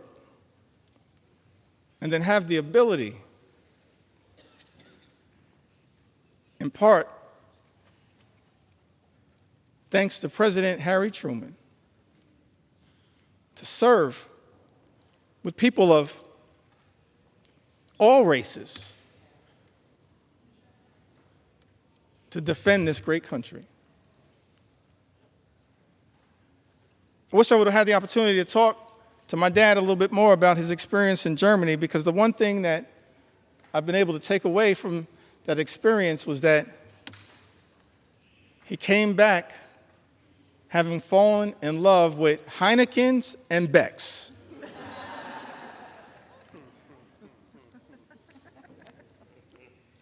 But he came back after serving this country, Mr. Speaker, in uniform, as so many men and women do right now in uniform. And let me make clear, we're so thankful, we're so appreciative of the courage of the men and women in uniform who serve in the United States military, and we will always stand behind you. We thank you for your service, your patriotism, your courage, your heroism, and your sacrifice, lifting up the freedom that is America. You are not suckers, you are heroes. You're not suckers, you're heroes.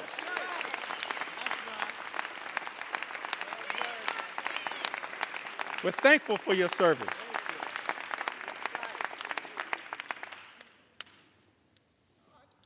The men and women, no better hype person than Frederica Wilson.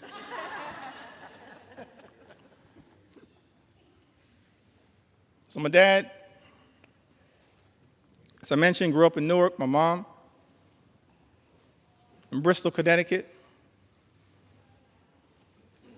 So they meet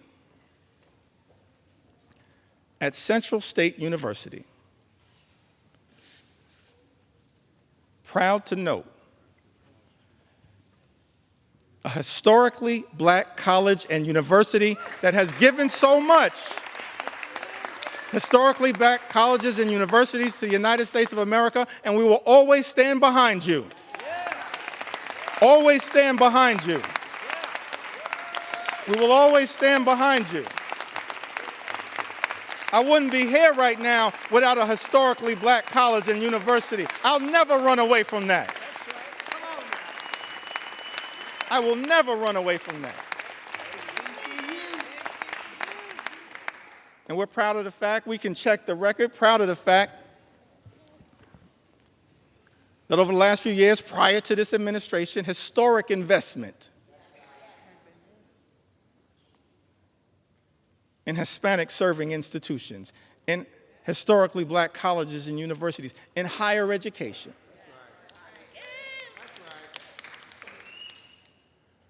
That's part of who I am right now. I don't know if I'll have time to tell the story of my grandmother. Maybe I will.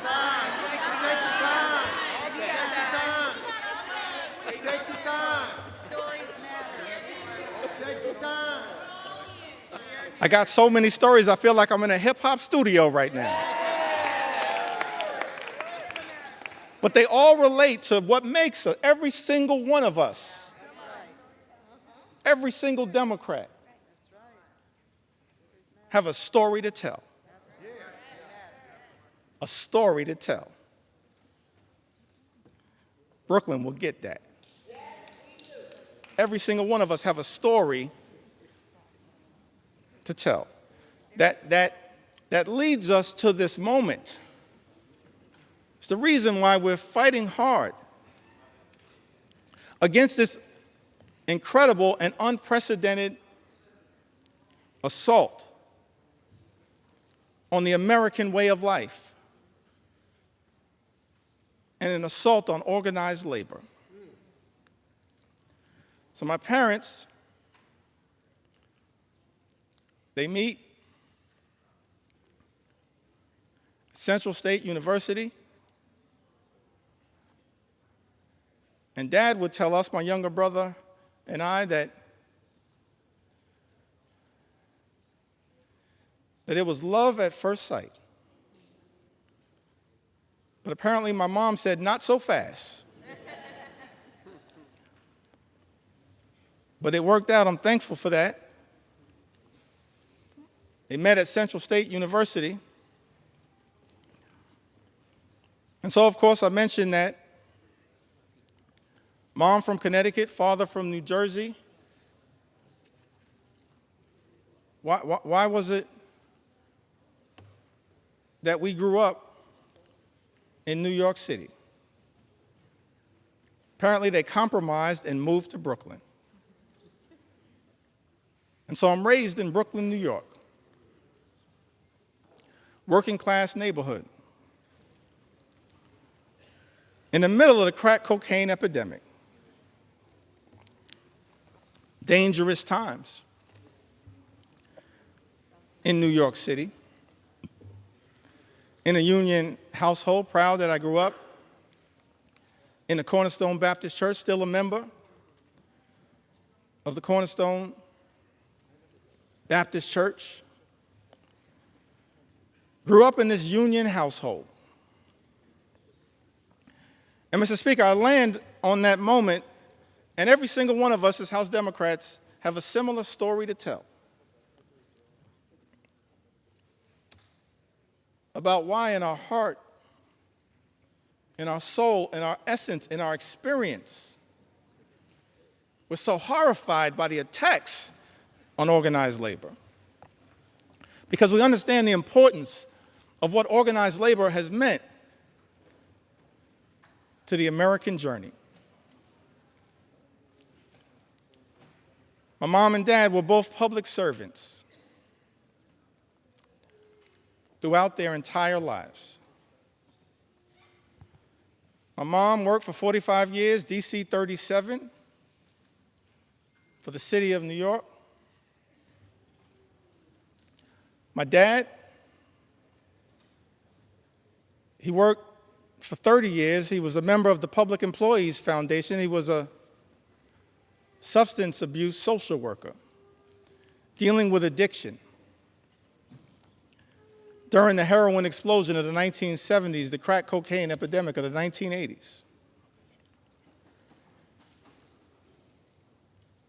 But they got married in 1967. And they were newlyweds. And many people familiar with the history of the labor movement, particularly in New York City, know that in 1967, the Social Service Employees Union, which they both belonged to at the time, famously went on strike for better pay, better health care, better working conditions, and most importantly, better service to the clients that they served. And I've thought about that fact. They were newlyweds. A few months in, and they had to make a decision. When the Social Service Employees Union went out on strike, whether they would cross the picket line, because it was unclear, perhaps, how they would pay for food and rent and clothing as newlyweds in a new city? Or, Mr. Speaker, were they going to stand in solidarity with their union brothers and sisters? I'm so thankful, Mr. Speaker, when I learned that my parents made that decision to stand on that picket line for as long as it took in solidarity with their union brothers and sisters. That's part of our DNA. That's part of why we fight so hard. We can all trace a similar story. An inheritance from our parents and our grandparents. All of us have that kind of story to tell.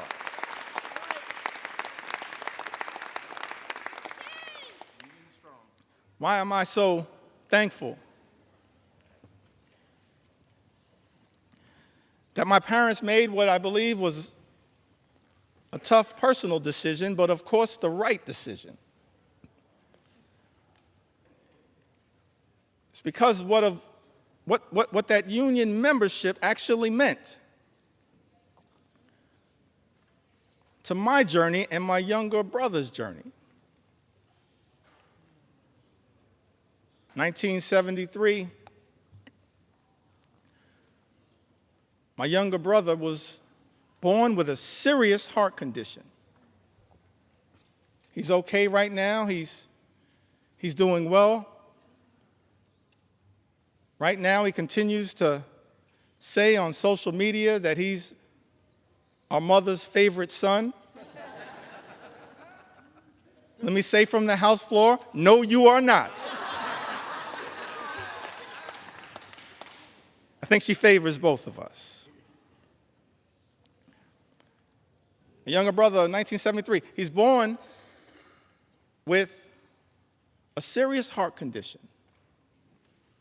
He's okay right now. He's born with a serious heart condition.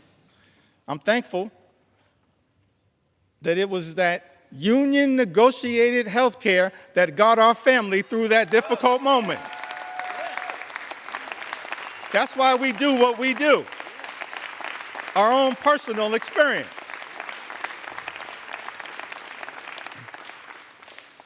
And then in the early 80s, my parents, modest living. Neither of them, even at the tail end of decades-long careers, ever made more than $50,000.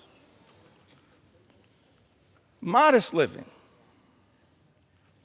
But in the early 80s in Crown Heights, rough neighborhood, central Brooklyn, they bought their first and only home. They were able to buy that home, the home that my younger brother Hassan and I were raised in, because of that union negotiated salary, and pay off the mortgage down to zero because of that union negotiated salary. This is personal to us, our own journey. And lastly, as it relates to this part of my journey, why we all fight for what we fight for, why we stood behind Mike Thompson's amendment to protect good-paying union jobs. I went to college. I went to Binghamton University.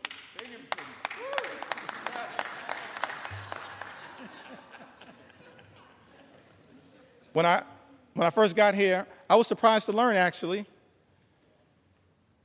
that I was the first graduate of Binghamton University ever elected to the United States Congress. I was shocked to learn that, but not the last. Because Vindman and Mannion have now joined us. And so we tripled the size of the Binghamton University delegation.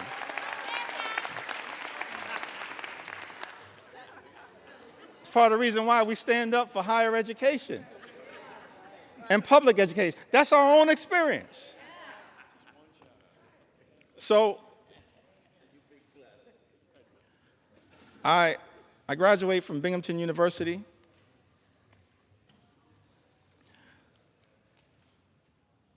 My younger brother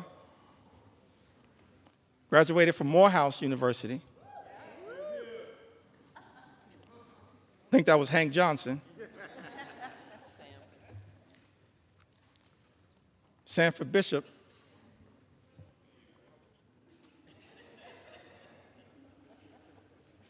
Graduated from Morehouse. I graduated from Binghamton University. And somehow, we managed to graduate from college without owing anything. And for the life of me, I couldn't figure out how. Because as I mentioned, my mom, my dad, they just earned a modest living all throughout their careers.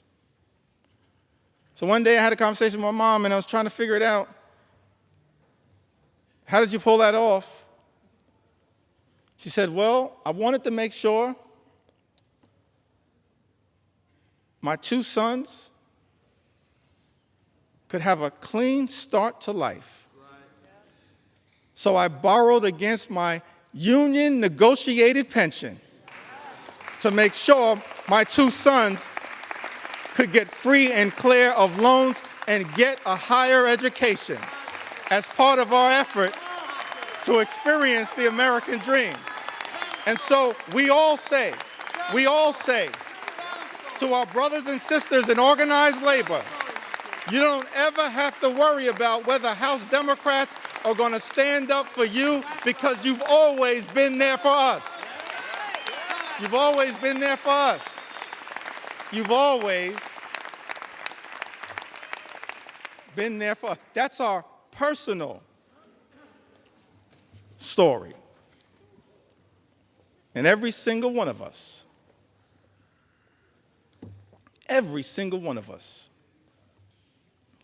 we do this work because we've lived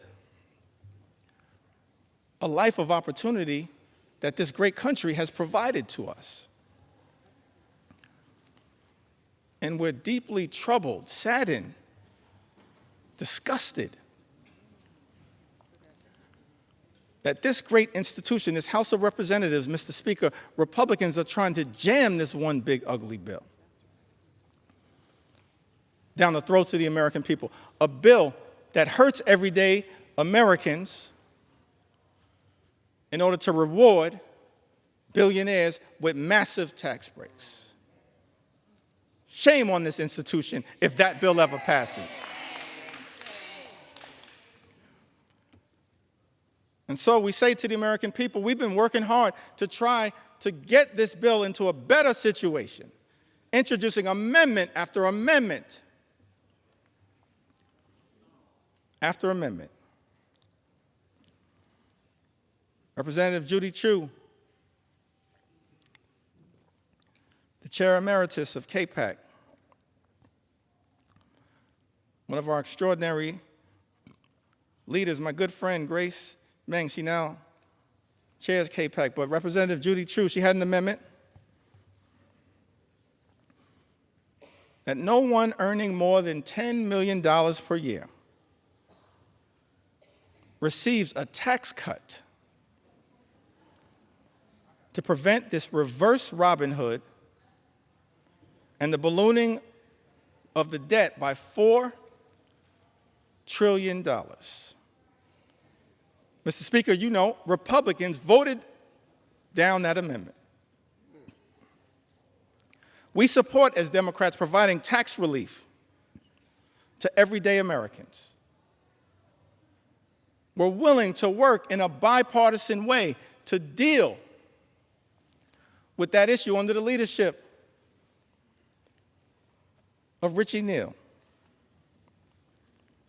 But Republicans decided, Mr. Speaker, as you know, to go down this partisan road, play partisan games, try to jam this extreme budget down the throats of the American people. And so amendment after amendment after amendment introduced by House Democrats in good faith, exercising common sense to try to improve this bill. Representative Jimmy Gomez, the chair of the Dad's Caucus here in the United States House of Representatives, he had an amendment to ensure that people who make $1 billion a year don't get a tax break paid for by cutting Americans' health care and food assistance. Mr. Speaker, you know, Republicans voted that down.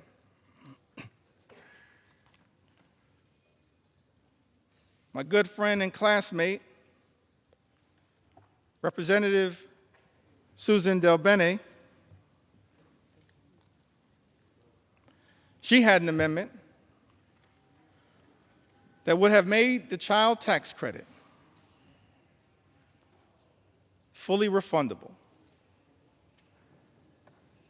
Susan DelBene, a great champion of the child tax credit. Let me also shout out a person that I believe is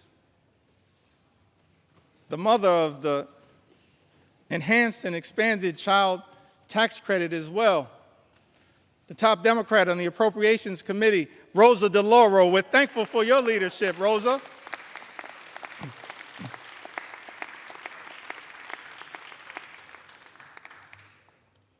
Fighting hard on behalf of the American people. Susan DelBene, a great champion of the child tax credit.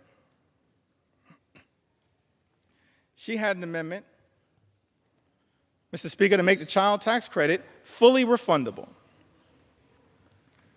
covering the 17 million children who are being left behind by the big, ugly bill, and increase the child tax credit for families. Because what Republicans are doing, Mr. Speaker, as you know, in this particular bill, not enhancing and expanding the child tax credit, you are undermining the child tax credit. And Representative Susan DelBene, my classmate, along with Catherine Clark and others, the class of 2012. We used to be the new kids on the block, now we're just the OGs.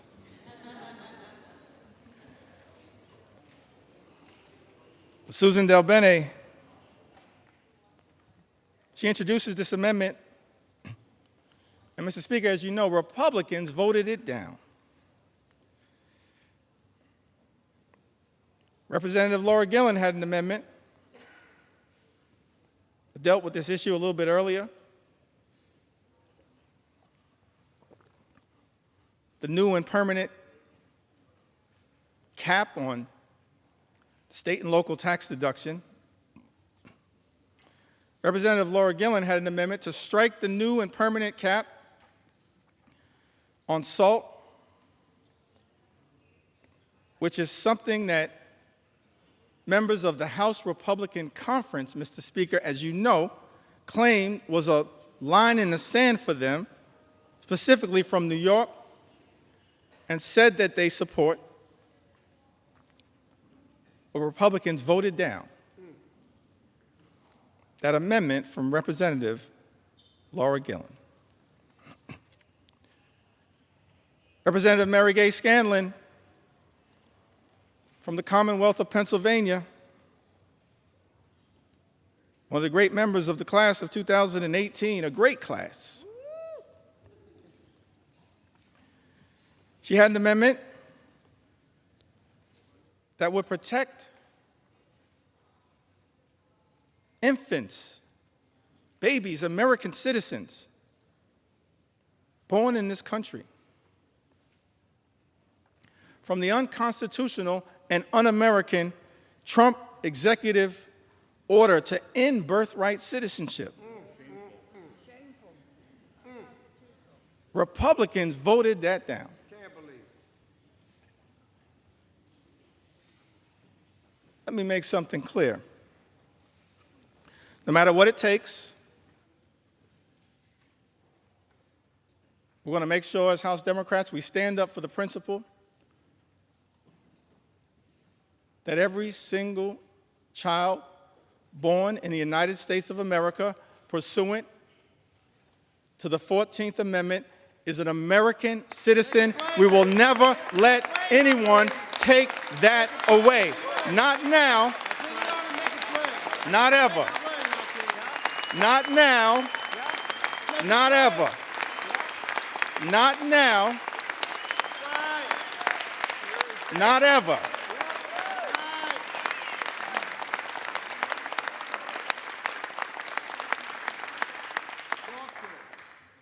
I think Mary Gay Scanlon, I'm appreciative of my big brother, Congressman Greg Meeks, my big brother in the United States Congress. We're a family as House Democrats committed to working hard, standing up on behalf of the American people. It's an honor of a lifetime to be part of this family.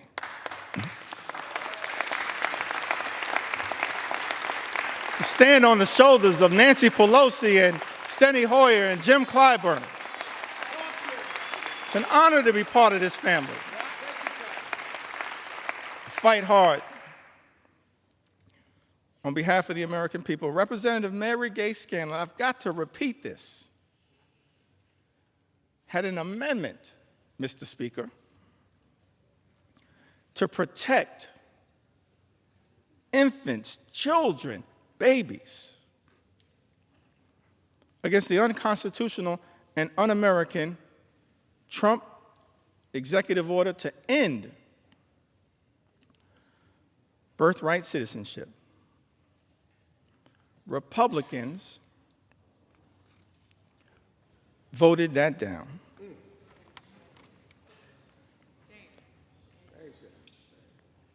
Representative Pramila Jayapal had an amendment to prevent ICE from deporting U.S. citizens. United States citizens, Mr. Speaker, that are being deported by the Trump administration. I documented some of that earlier today. We're happy to provide more examples. In fact, I'm happy to debate my colleague, Speaker Mike Johnson, on any of these issues anytime right here on the floor of the House of Representatives. I sent you that invitation. I sent you that invitation. I sent you that invitation months ago. I'm still waiting to get a response. We're not running from the American people. We're ready to debate any of these issues anytime, any place, particularly right here on the floor of the House of Representatives. Representative Pramila Jayapal, she had an amendment, Mr. Speaker, to prevent ICE from deporting U.S. citizens. Republicans voted that down.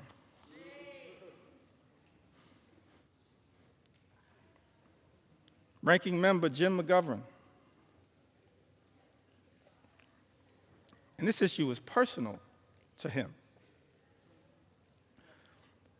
I mentioned earlier, we do this work because we're informed by our own personal experiences. It's not about glory, it's not about profit.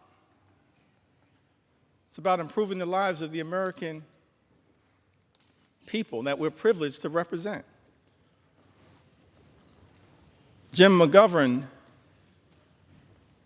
his wife Lisa dealing with immense pain, immense personal tragedy,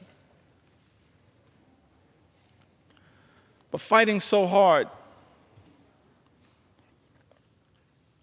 on behalf of the American people. He had an amendment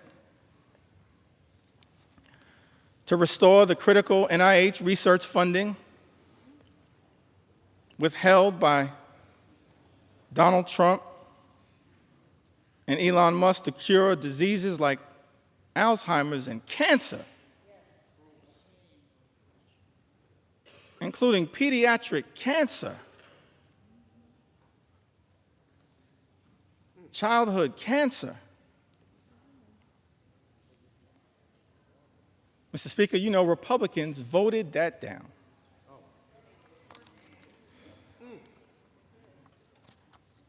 Hundreds of amendments introduced by Democrats to try to deal with the cruelty and the callousness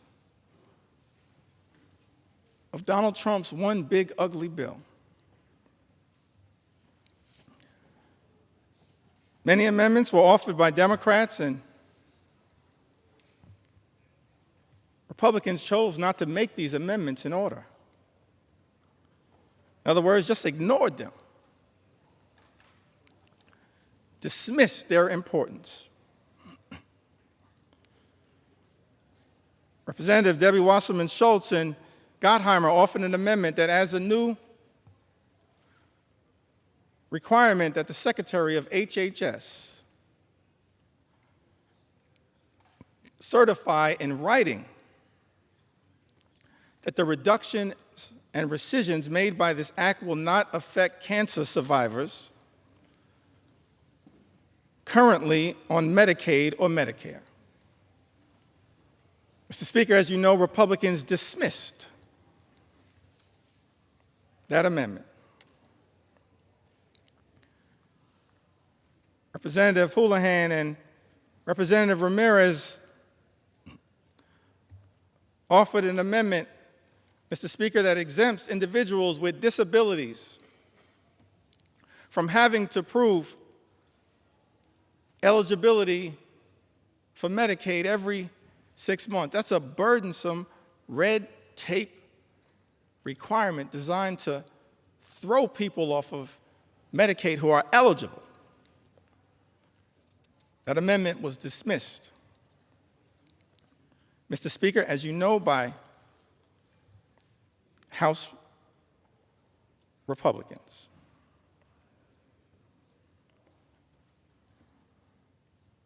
Representative Sarah McBride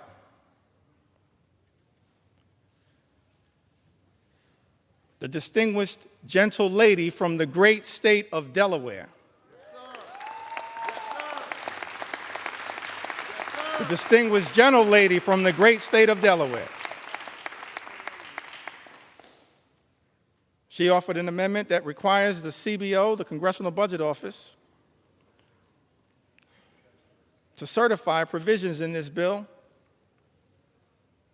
to make sure that those provisions will not reduce access to care or increase the cost of care for seniors who are duly eligible for Medicare and Medicaid. Mr. Speaker, as you know, Republicans dismissed that amendment. Representative Rob Menendez offered an amendment that the health provisions will not take effect if it would lead to an increase in mortality rates due to reduced access to hospital services. Mr. Speaker, as you know, House Republicans dismissed that amendment. Representative Val Hoyle introduced an amendment that strikes changes to provider taxes and preserves states' ability to use or increase provider taxes to fund Medicaid and protect hospital funding. Mr. Speaker, you know that despite Representative Hoyle offering this amendment, Republicans dismissed it. Rural hospitals will close as a result of Donald Trump's one big, ugly bill. They will close. Susan Collins acknowledged that fact. But House Republicans are here jamming a bill down the throats of the American people that will close hospitals in rural America, in urban America, in small-town America, in the heartland of America, and apparently, Mr. Speaker, couldn't care less. Let me be clear. We're going to stand up for those communities that my colleagues on the other side of the aisle have abandoned. We're going to stand up for rural America, urban America, small-town America, the heartland of America, Appalachia. We're going to stand up for all of America, whether we represent you or not.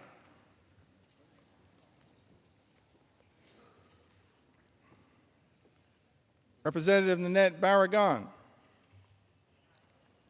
one of our co-chairs of Steering and Policy, along with Robin Kelly and DWS, she offered an amendment increasing the Hospital Stabilization Fund that they had to include in this one big ugly bill. This amendment was designed to protect hospitals from closing and expand eligibility for safety net hospitals that we know exist all across America. In every corner in this country. Safety net hospitals that serve a large number of low-income patients, including those with Medicaid. And yet, Mr. Speaker, as you know, House Republicans dismissed this amendment. Amendment after amendment after amendment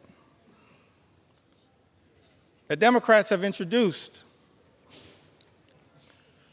to try to relieve the pain that is being visited upon the American people by this one big ugly bill, voted down by Republicans or dismissed out of hand.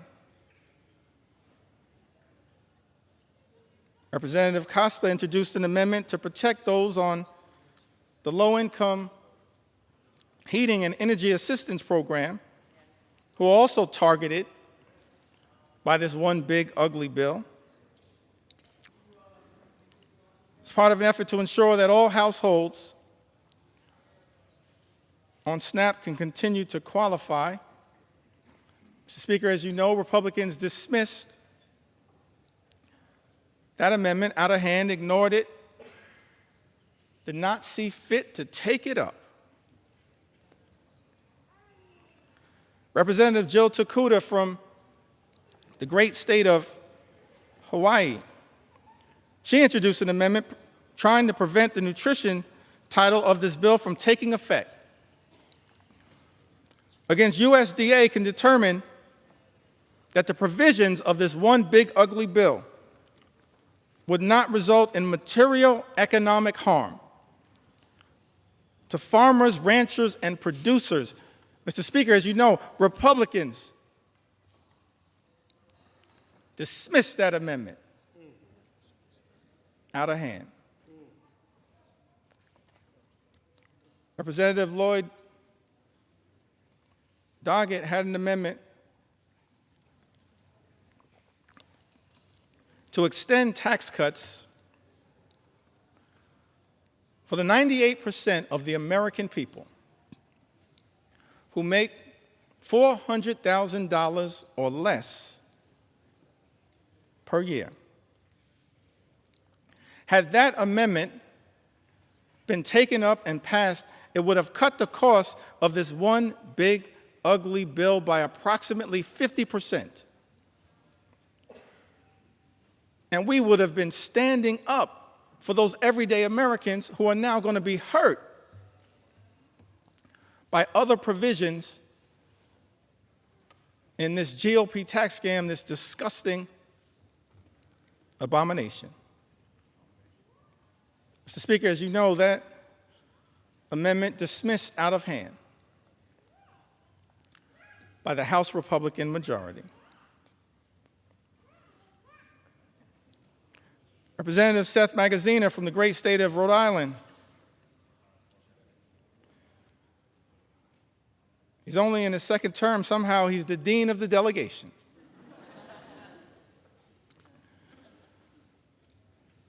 Along with my good friend Gabe Amo, Seth Magaziner, he had an amendment to provide a tax cut for the middle class, paid for by increasing taxes on the wealthiest here in this country. Taxes and a tax rate that had previously been at 39%, lowered by the original GOP tax scam in 2017. He had this amendment to provide a tax cut for middle-class Americans. Instead, Republicans are spending $1 trillion on massive tax breaks for the wealthiest amongst us. And that amendment was dismissed out of hand. Representative Stephen Horsford, who also came in the class of 2012, he had an amendment to make no tax on tips, which we support.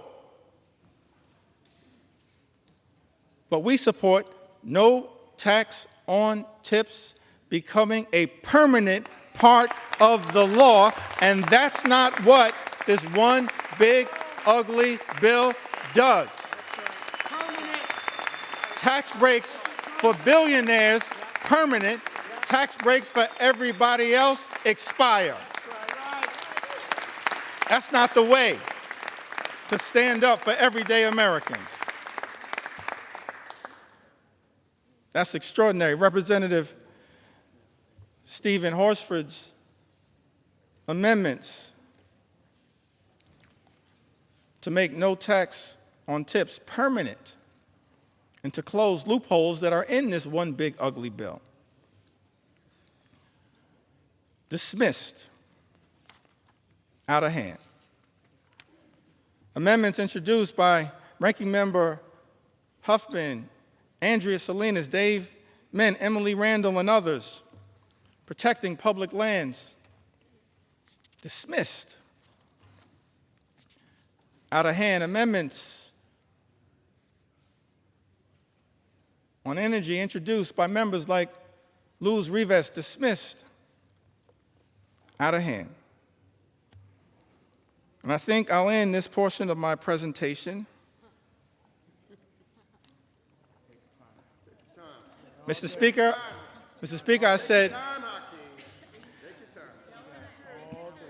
I said this portion of my presentation.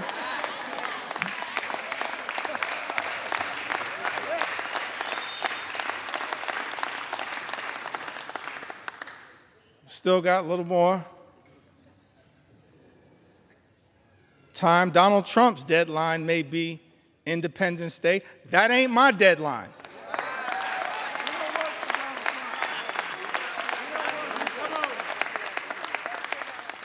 You know why? Mr. Speaker? We don't work for Donald Trump. We work for the American people. That's why we're right here now on the floor of the House of Representatives, standing up for the American people, for everyday Americans, for hardworking American taxpayers, fighting hard to make sure that we can live in a country where every American can afford to live the good life. And as I mentioned earlier, Mr. Speaker, part of being able to afford to live the good life, part of part of those 5 things that I talked about, which shouldn't be hard to agree upon. Work hard, play by the rules, and then being able to be part of a country. Imagine a country where when you work hard and play by the rules, you can afford to obtain the American dream, to experience the good life, good paying job, good housing, good health care, a good education for your children, and then a good retirement. So we had a series of amendments, Mr. Speaker, introduced on the subject of education. Let me say something about the Department of Education, and every agency, every department can, of course, be improved in terms of its efficiency, but the Department of Education does important work, particularly as it relates to the most vulnerable children amongst us. And as part of this unprecedented assault on the American way of life, President Donald Trump issued this executive order, effectively trying to abolish the Department of Education. I know there are people all across the country as I travel throughout America concerned about this. Let me make something clear. The Department of Education was established by an act of the United States Congress. It cannot be abolished by anyone pretending to be a wannabe king. Not anyone. It's us, the United States Congress. So we introduced, Mr. Speaker, a series of amendments related to this commitment, this recognition of the importance of education as part of accessing the American dream. Ranking Member Bobby Scott is also battling some issues. Life hits us all, but made sure to make his way here to the House of Representatives. It's part of his commitment to stand up for the education of our children and others. He had an amendment, Mr. Speaker, that strikes all of the extreme parts of the Committee on the Education and Workforce elements of this bill that make it harder for students to access high-quality education. Jeopardizes child nutrition programs and threatens financial student aid, all of which is being done recklessly, Mr. Speaker, by this one big, ugly bill. And as you know, Republicans chose to ignore this amendment, dismiss it out of hand. Representative Sarah Elfreth introduced an amendment to try to increase the amount that hard-working teachers and educators are able to deduct on qualified out-of-pocket classroom expenses. And that amendment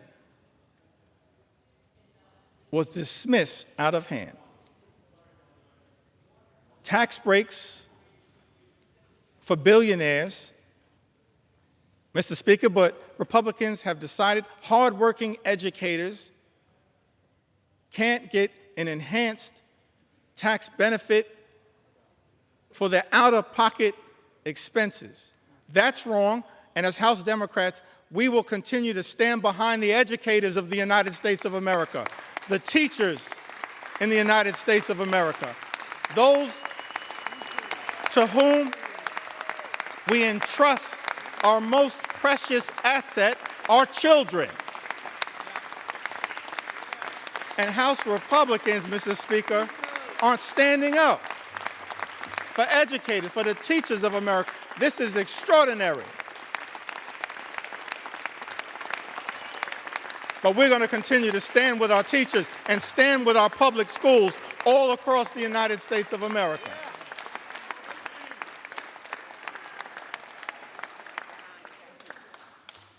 That's what House Democrats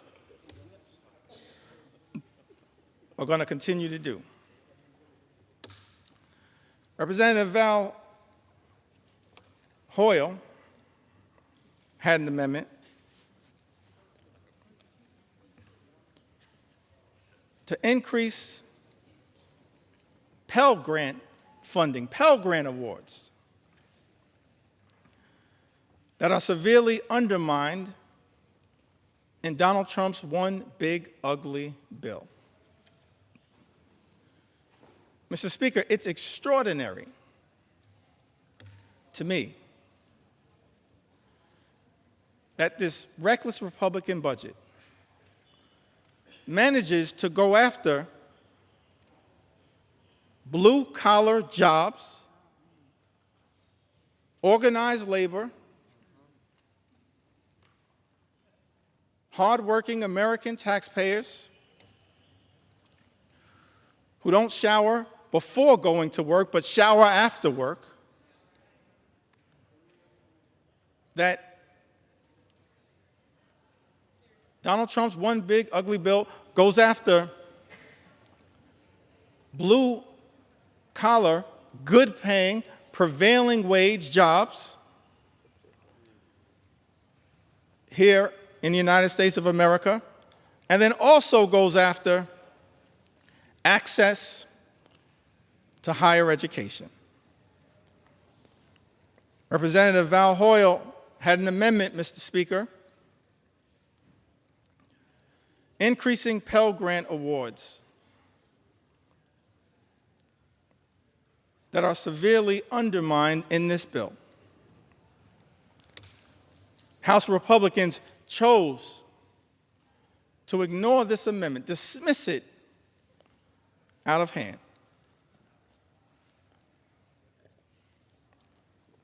This is another one of those areas where our commitment to experiencing the American dream, whatever path you choose, whether that's through career and technical education, as has been the case by many members in their experience or their family experience. Don Norcross, one of our leaders in this regard, Debbie Dingell, others, Mark Pocan, part of the Labor Caucus, leaders in this regard. Mark Pocan, part of the trades movement. Don Norcross, part of the trades movement. Debbie Dingell, so close to the UAW and the trades. It's one of those areas where we also are informed by our personal experiences, why we find what is taking place, Mr. Speaker, in this one big ugly bill so disgusting. These attacks by Republicans on the ability of all Americans to achieve the American dream, to be part of imagining an America where everyone who works hard and plays by the rules can live the good life. Higher education is not the entire solution, but it certainly is part of it. This was taught to me by my grandma Nana.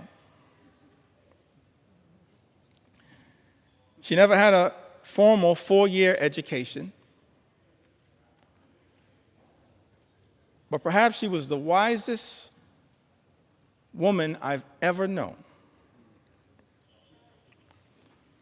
And she was determined to make sure that her two grandsons had the ability, as best she could,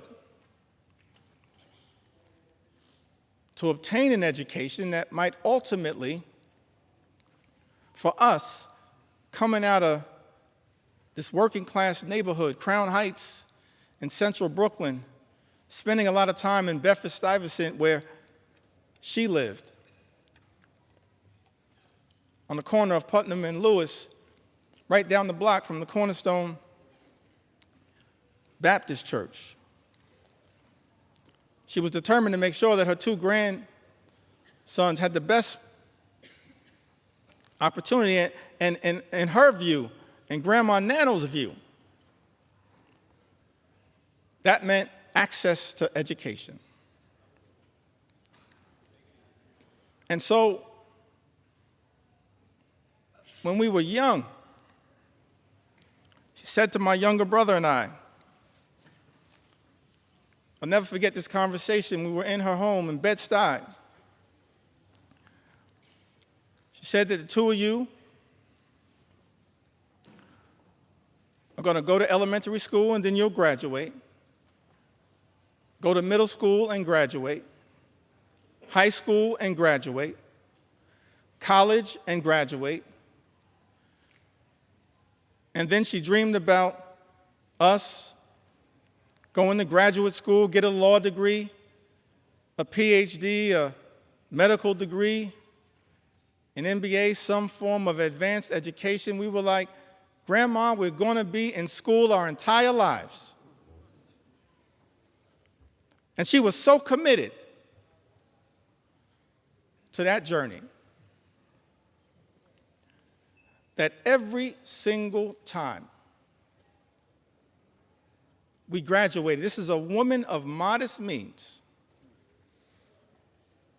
she gave my younger brother and I, whoever was the graduate,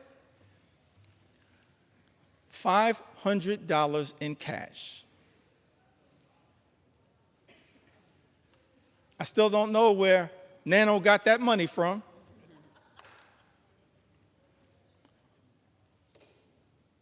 I know it came by her honestly. She saved for it.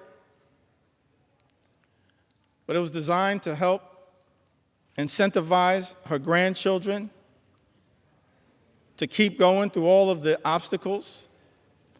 And Mr. Speaker, I made the mistake one day of telling that story, this $500 incentive, in front of my two sons. And they said, Dad, you've been shortchanging us our entire lives. Access to education is a part of the journey for many of us. Shocking to me that this one aspect, not the only aspect, this one aspect that Thomas Jefferson, the author of the Declaration of Independence, once articulated, the father of the University of Virginia.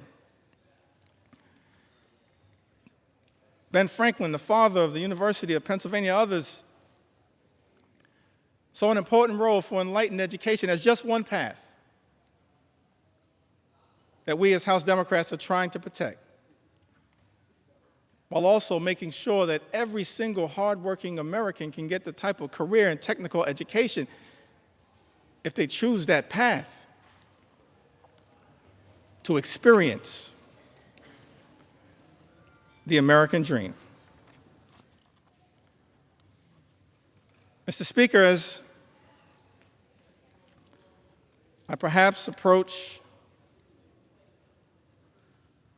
the end of this particular journey, Take your time.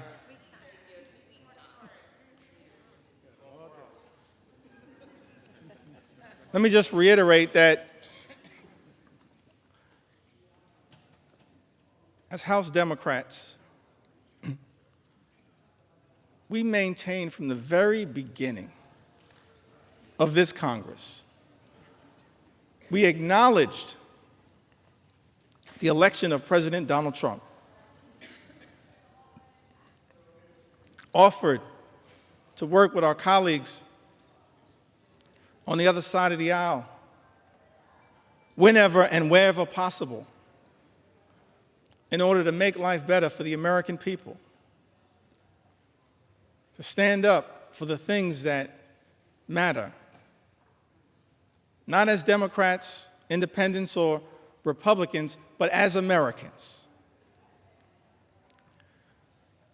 But the route, Mr. Speaker, that has been taken by House Republicans is to go it alone and to try to jam this one big ugly bill filled with extreme right-wing policy priorities down the throats of the American people. That's why, in good conscience, we can't stand here, Mr. Speaker, and support this effort, this one big ugly bill that hurts everyday Americans and rewards billionaires with massive tax breaks. America is too expensive. Housing costs are too high. Grocery costs are too high. Childcare costs are too high. Energy costs are too high. Insurance costs are too high. America is too expensive. President Trump and House Republicans promised to lower costs on day one. Mr. Speaker, but costs aren't going down, they are going up. The policies unleashed by the Trump administration have been so chaotic, so all over the place, so much uncertainty has been created that the economy is being run off track, and nothing has been done to lower the high cost of living. In fact, not a single thing in Donald Trump's one big, ugly bill will meaningfully make life more affordable for everyday Americans, and that's just one of several reasons why House Democrats are a hell no on this legislation. We were a hell no last week, a hell no this week, a hell no yesterday, a hell no today, and will continue to be a hell no on this effort to hurt the American people.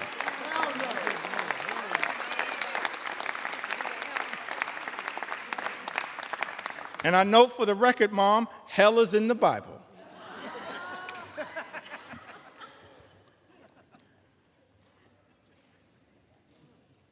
The American people are understandably frustrated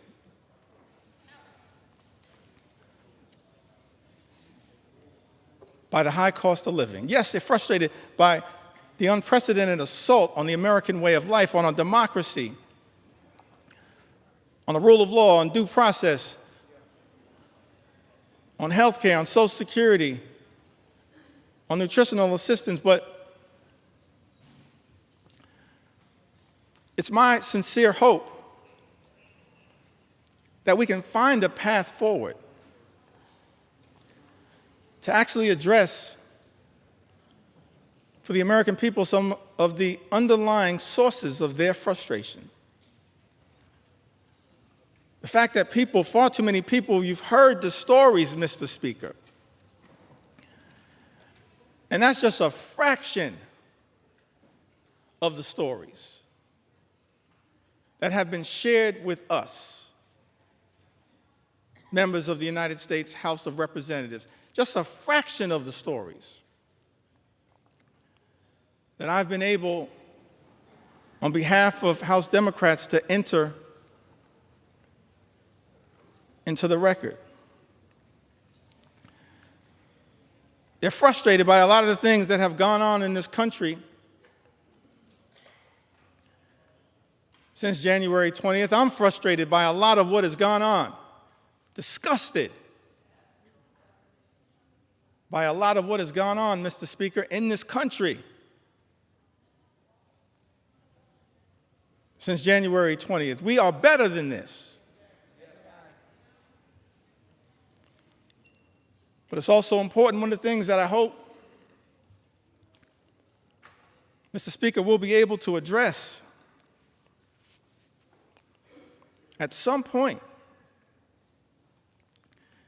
is the source of the underlying frustration.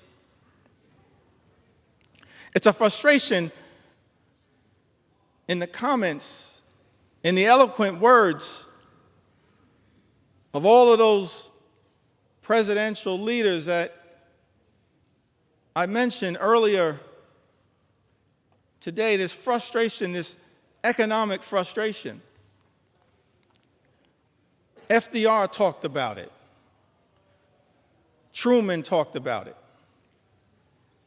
Kennedy talked about it. Johnson talked about it. Carter talked about it. Clinton talked about it. President Obama talked about it. President Biden talked about it. It's a consistent strand. And while progress has been made in the United States of America, we've come a long way on behalf of working class Americans. There is still a way to go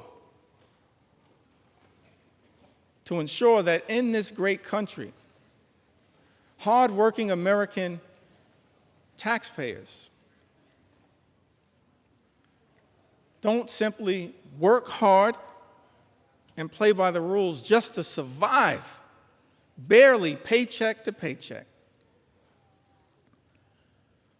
but are able to actually thrive. That's the America that we should all commit to work hard towards bringing about. Good paying job, good housing, good health care, good education for your children, and a good retirement. A fair shot at achieving the American Leap. A good retirement, let me reiterate it for the record, that means, Mr. Speaker, that people in this town need to keep their hands off the Social Security and the Medicare of the American people. Keep your hands off Social Security, Medicare, Medicaid, all of the things. Hands off.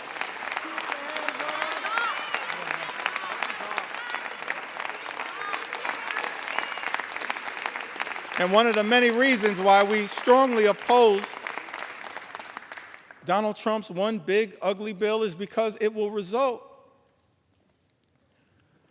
in the largest cut to Medicare, sets in motion the largest cut to Medicare, more than $500 billion by some estimations in American history. The American people, understandably frustrated, not for years, but for decades, that far too many have dealt with a situation where the system is not building an economy that works for hardworking American taxpayers. for everyday Americans, for working class Americans, for everyone who aspires to be part of the middle class. It's our sincere hope that we can get to a place one day, perhaps in a bipartisan way, not connected to this extreme and reckless, dangerous, partisan bill, this one big, ugly bill that will hurt everyday Americans in order to reward billionaires, that we actually can get to the work of lifting up everyday Americans, because the deck has been stacked against you for far too long. And that's not the America that the American people deserve. And part of the challenge, part of the problem, part of the issue, as to why we find ourselves, everyday Americans, in this situation, it's because of the dominance of special interests in this town.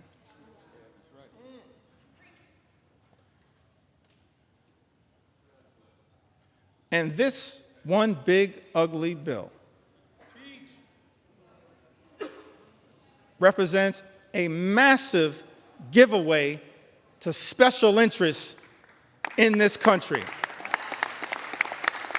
And we reject special interests, because our job here in the United States of America, Mr. Speaker, is to protect the public interest at all times, today, tomorrow, always, and forever.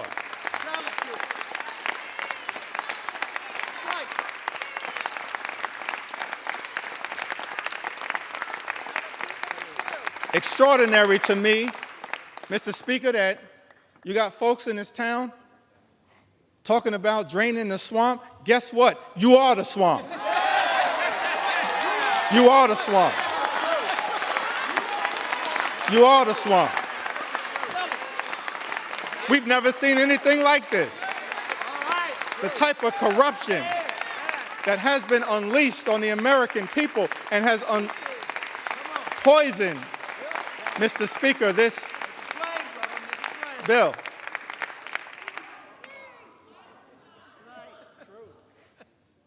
See, you're consulting the parliamentarian, I think. I said people in this town.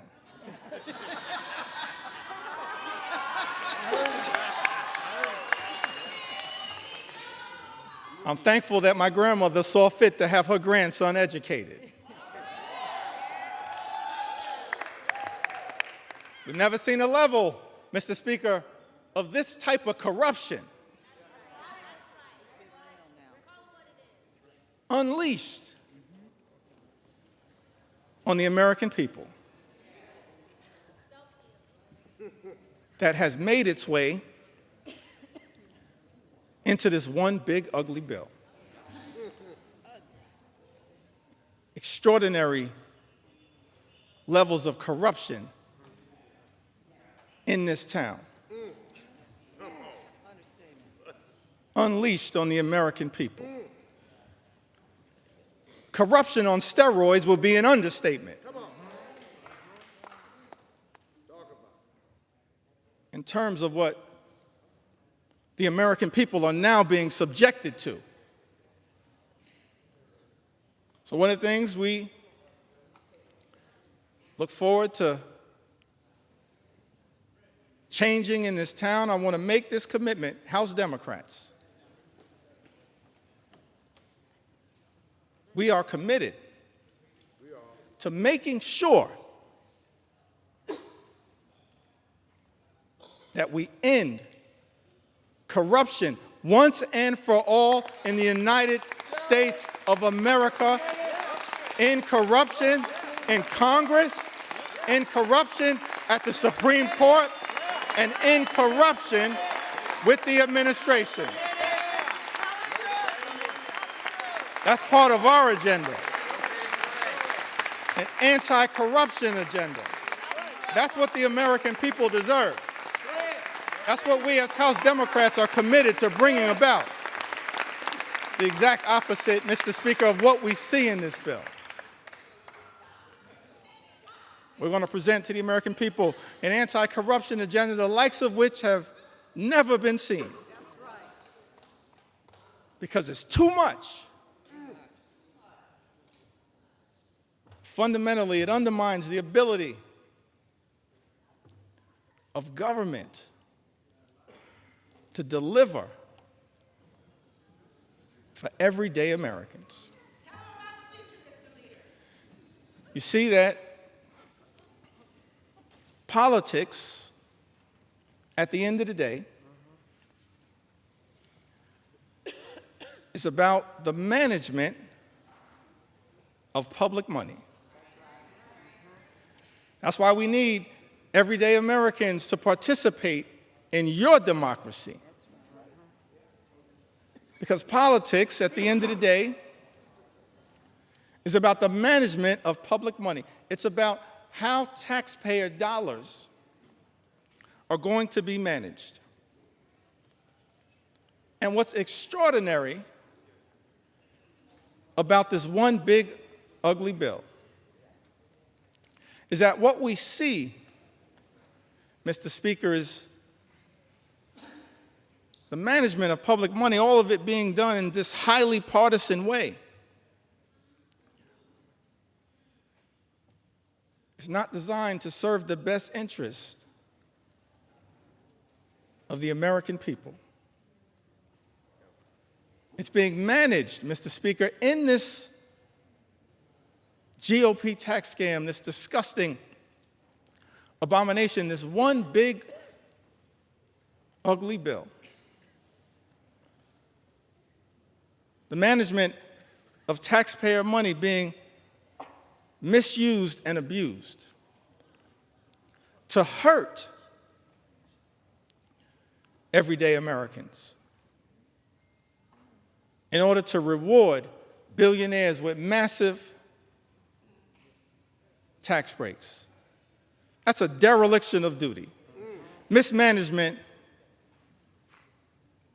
of public money. It's an abuse of the privilege that all of us as members of the United States Congress have.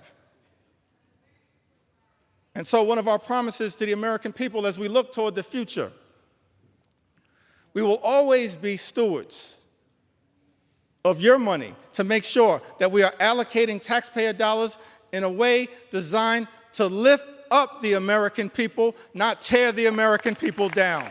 That's the type of Congress that the American people deserve. The public interest over special interest. The public interest over special interest. The public interest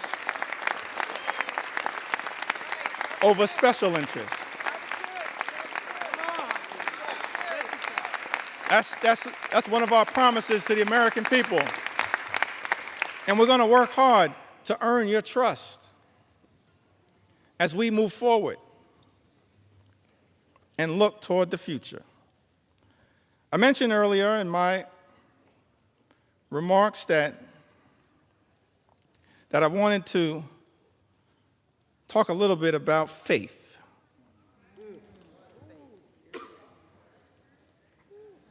I grew up in the Cornerstone Baptist Church. Faith is the substance of things hoped for, the evidence of things not seen. We walk by faith, not by sight. You just have faith the size of a mustard seed. You can move mountains. We come this far by faith. Can't leave this floor, Mr. Speaker, without talking a little bit about faith. Talk about faith. Talk about faith. And I use faith in the broadest sense of the word. Proud of what we are in this country: Jewish faith, Muslim faith, Hindu faith, Buddhist faith, Christian faith. All faiths. That's the interesting thing. this rush to jam this reckless bill down the throats of the American people, all of it somehow connected to our 249th birthday that we're going to celebrate tomorrow, July 4th. A journey launched by the Declaration of Independence. And ultimately, this principle embedded in the First Amendment around the importance of faith, but also at the same time the importance of separating church and state. It's all in the First Amendment as interpreted by the Supreme Court. Don't have time, I think, to really deeply go into it, but you've got...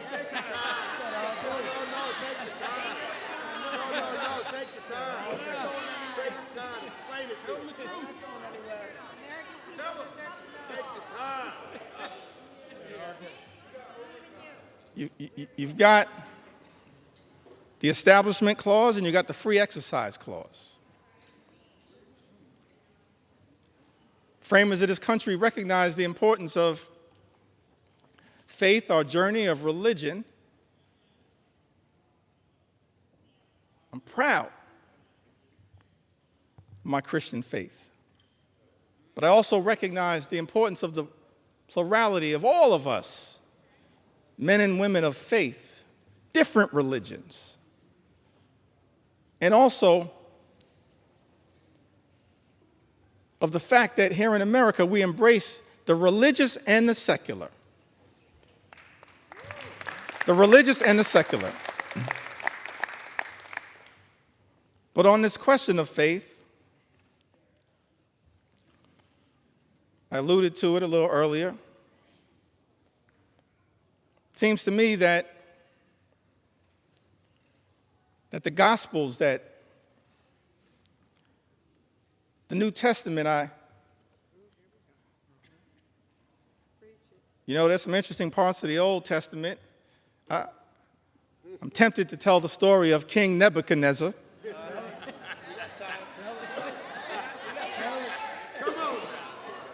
Mr. Speaker, a lot of parallels to what's going on right now. But I'm gonna focus at this moment on the New Testament prescription, the Gospels. I think it was mentioned earlier by one of my colleagues. I think Don Beyer mentioned it earlier. Matthew, the 25th chapter, verses 35 and 40. I think it's important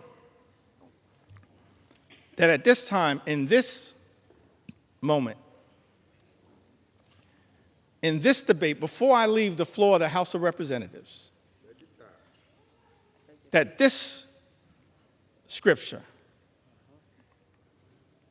be entered into the congressional record. For I was hungry, and you gave me something to eat. I was thirsty, and you gave me something to drink. I was a stranger, and you invited me in. A stranger, and you invited me in. E pluribus unum, out of many, one. I needed clothes, and you clothed me. I was sick. I had medical problems. Maybe I needed Medicare or Medicaid or the Affordable Care Act or the Children's Health Insurance Program or Planned Parenthood. I was sick, and you looked after me. I was in prison, and you came to visit me. We have a right as members of Congress to visit people who are detained. It's not just in law. It's right here in Matthew.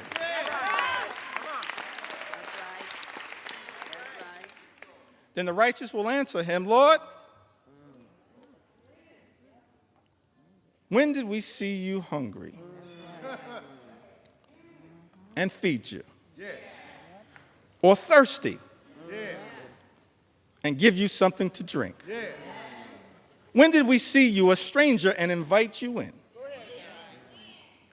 Or needing clothes and clothe you? When did we see you sick or in prison and go to visit you? And of course, the reply from Jesus, truly, I tell you, whatever you did, whatever you did for one of the least of these brothers and sisters of mine, you did for me. That's what we should be doing here in the United States House of Representatives.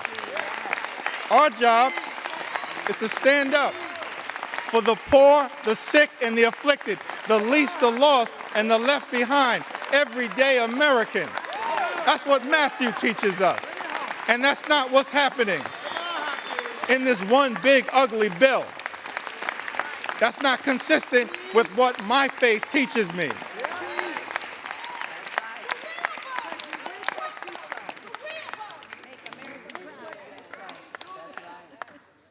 I'm not down with this situation. I'm not down with this situation.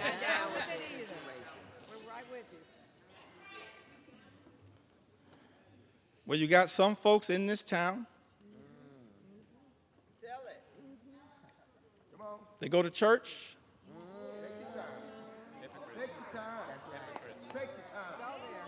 Mr. Speaker, I said some folks in this town, they go to church. And I'm not questioning anybody's faith. I'm just making an observation.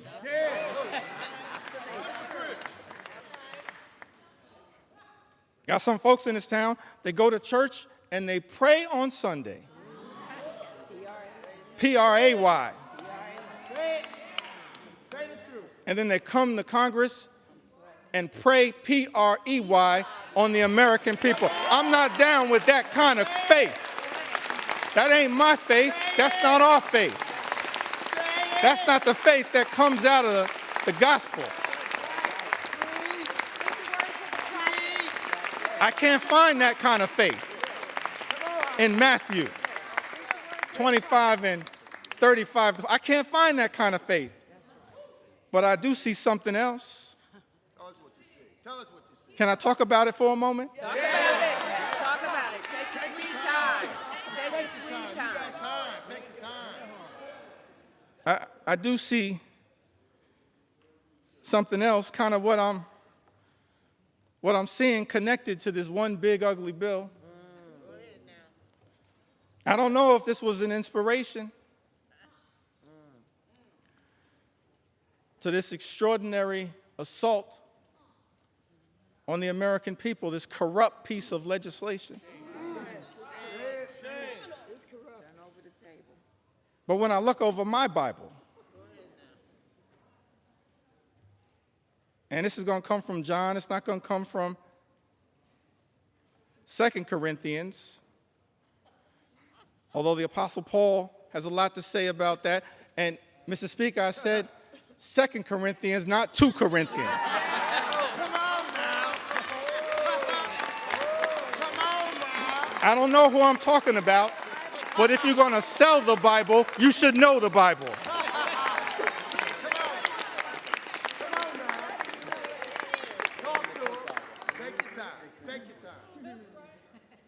Trying to figure out, because it's not in Matthew. That's right.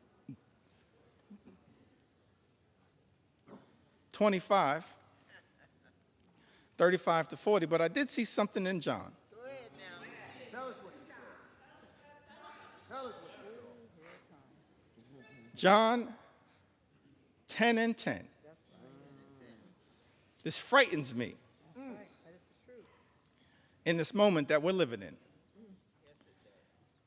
It says the thief comes only to steal, kill, and destroy. It's incredible to me that we're here dealing with a piece of legislation literally that steals money from everyday Americans, from hardworking American taxpayers.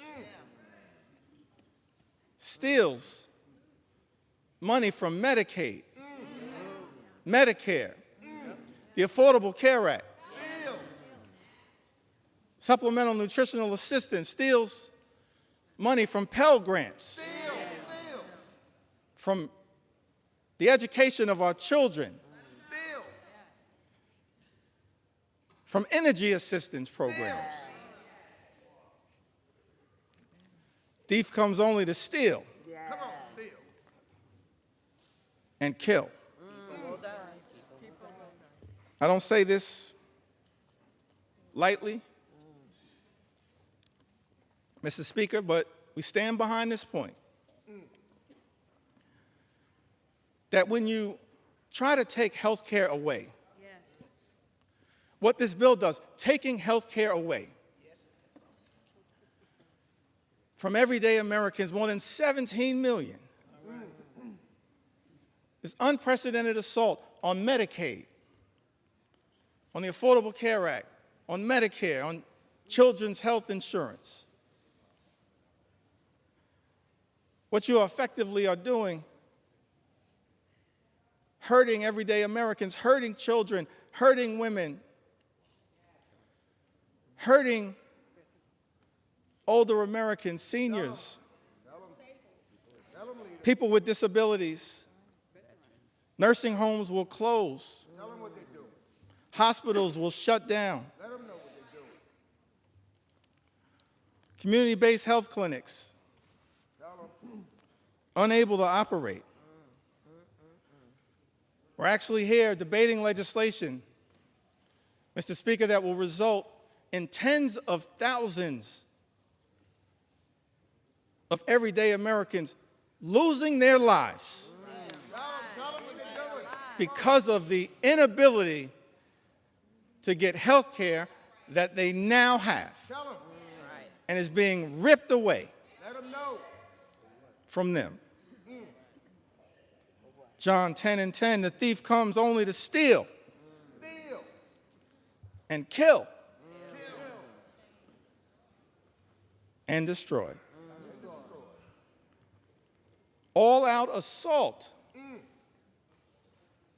on the American people. All-out assault on health care, the economy, Social Security, Medicare, Medicaid, nutritional assistance, veterans, farmers, law-abiding immigrant families, small business owners. All of the things that we've spent some time on this House floor talking about, that this bill is trying to destroy. Destroy the American way of life. Can't find anything in the Bible and the New Testament, certainly not in Matthew 25 and 35. Matthew 25, the 35th chapter, and all the way through the 40th verse, but somehow I happened upon John 10:10. And thinking about this one big ugly bill. The thief comes only to steal, kill, and destroy. But America is a resilient nation. We're an exceptional nation. We're a strong nation. We've been through turbulence, trials, and tribulations. And we always somehow have found a way to make it through. Because of the resilience, Mr. Speaker, of the American people. Yes. So whatever happens today as it relates to this one big ugly bill, if my Republican colleagues decide that once again, Mr. Speaker, you're simply going to make the decision to serve as a reckless rubber stamp of President Trump's extreme agenda, I still have faith in the United States of America. Still have faith in the United States of America. I still have faith in the United States of America. We will not let anyone in this town destroy what America represents. Not now, not ever. It's not going to be easy. We recognize that. But we've got faith in the resilience of the American people. As I get ready to close shortly in, Now take your time. Take your time. Take your time. Come on. Take your sweet time. Tell them. When your time. Take your well, let me say it Yes, say it. one more time. Our Republican colleagues tried to jam this reckless, extreme bill, Mr. Speaker, down the throats of the American people. Had the nerve to start this debate at 3:28 a.m. in the middle of the night.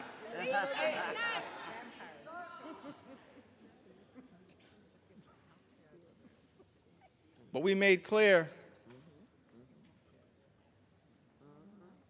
that we were going to expose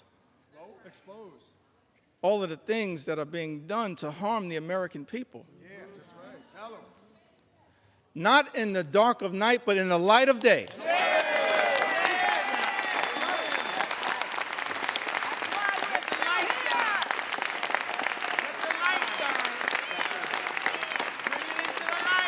This little light of mine, we're going to let it shine on behalf of the American people.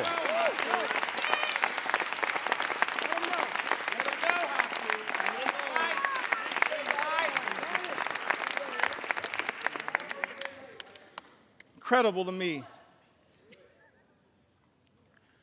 that Republicans would try to jam this one big ugly bill down the throats of the American people in the dead of night. And then, to add insult to injury, Mr. Speaker, allocate 15 minutes. 15 minutes to each side on the committees of jurisdiction. Shame. What a shame. 15 minutes to the Ways and Means Committee on each side. 15 minutes Take your time. Take your time. to the Budget Committee. That's extraordinary. But I'm thankful, I'm appreciative of all of my colleagues who stand behind me. That's right.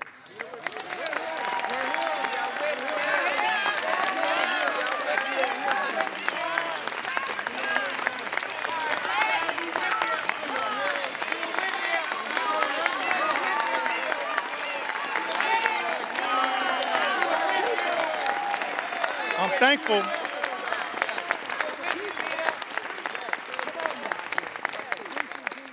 Thankful to all of my colleagues for their commitment, their courage, their conviction, standing up on behalf of the American people to deliver, hopefully, what is a message of concern, but also a message of hope. Come on. That's right. Hope. We got to fight a lot of battles on behalf of the American people. It's not over. Fighting a lot of battles on behalf of the American people. This is just one of them. But we wanted to make sure that the American people had an opportunity to fully and more completely understand, in the light of day, just how damaging this one big, ugly bill will be to the American people. And I plead with my colleagues on the other side of the aisle, Mr. Speaker. I really plead with my colleagues, inspired by some of the framers of the Constitution, the great scholars, the great thinkers, conceived of this incredible journey that we've been on in the United States of America, creating separate and co-equal branches of government, recognizing that in this country, part of the gift that we were given by the framers of the United States Constitution, no kings, no dictators, no monarchs, separate and co-equal branches of government. This is the Article I branch of government. Mr. Speaker, James Madison, he once made the observation, in his view, in one of the Federalist Papers, that at its best, Congress should function as a rival to the executive branch. That was James Madison. Article I, branch of government, the House and the Senate. We're not here to bend the knee to any wannabe king.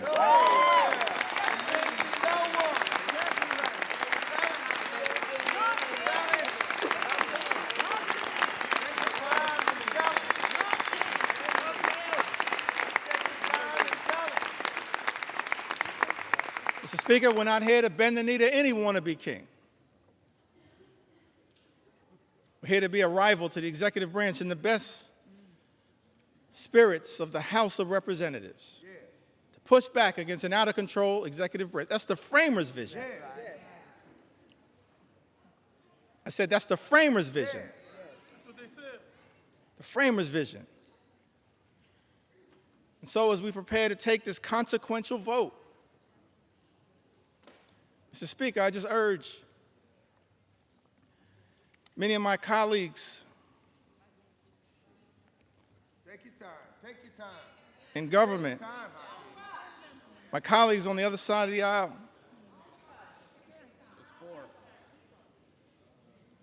Mr. Speaker, we don't work for President Trump.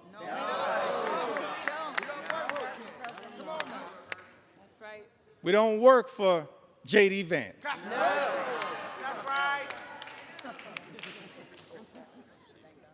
We don't work for Elon Musk. That's right.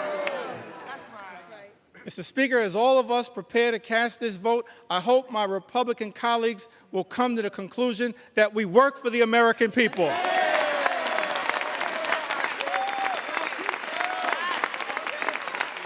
We work for the American people.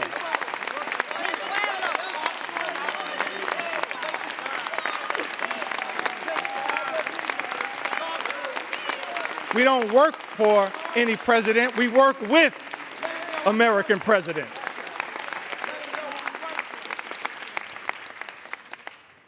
We work for the American people. So it's my hope that as you evaluate this bill, all of the harm that is being unleashed on the American people, ripping health care away from more than 17 million Americans.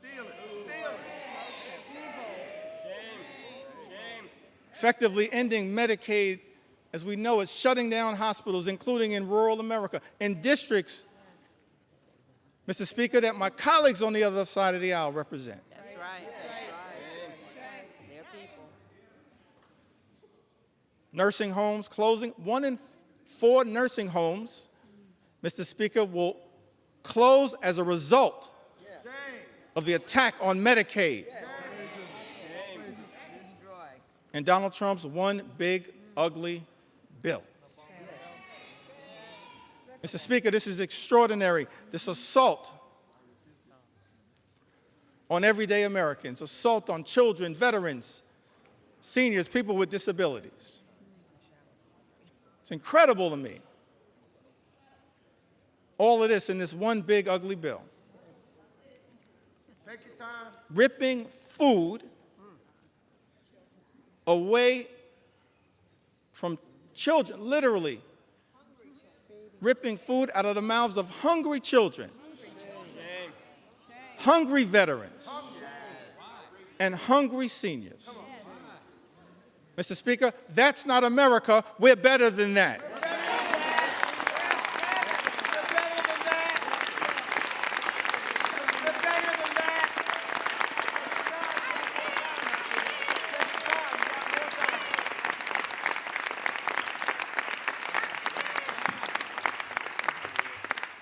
Mr. Speaker, we're better than that. Ripping food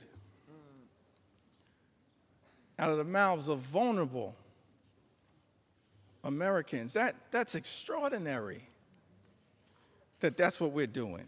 Extraordinary. And all of this is being done, this unprecedented assault on everyday Americans is being unleashed on the American people. Mr. Speaker, on the most vulnerable amongst us. All of this is being done to provide massive tax breaks to billionaire donors. Shame on this institution if this bill passes. That's not America. We're better than this. We are better. We are better.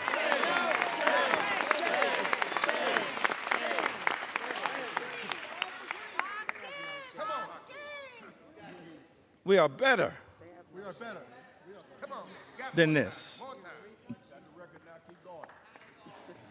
I think that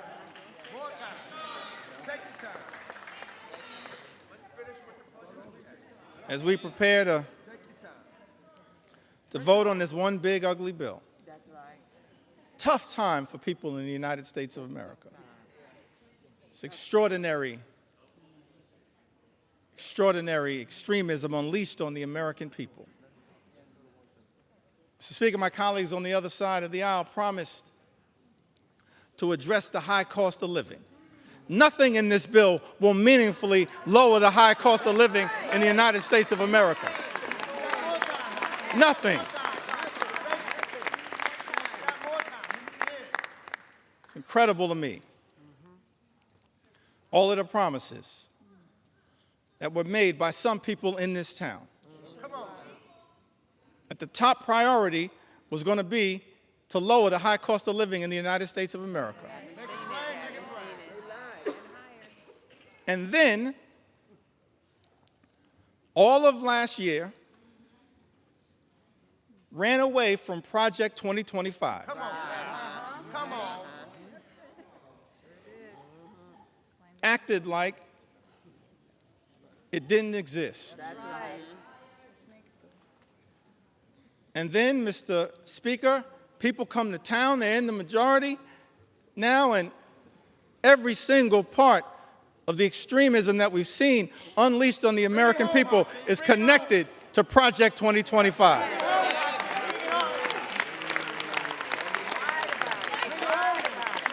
Every single part. But here's why I still got hope, optimism. I referenced this earlier today as we prepare to experience the 249th birthday of the United States of America. Yeah. Take it back to that original document. Yeah. Declaration of Independence, 1776. Mr. Speaker, it had the aspirational part. We hold these truths to be self-evident, that all men are created equal, Come on now. Bring it home. endowed by their Creator with certain unalienable rights, Come on now. that among these are life, liberty, and the pursuit of happiness. Come on. That's the aspirational part of the Declaration of Independence.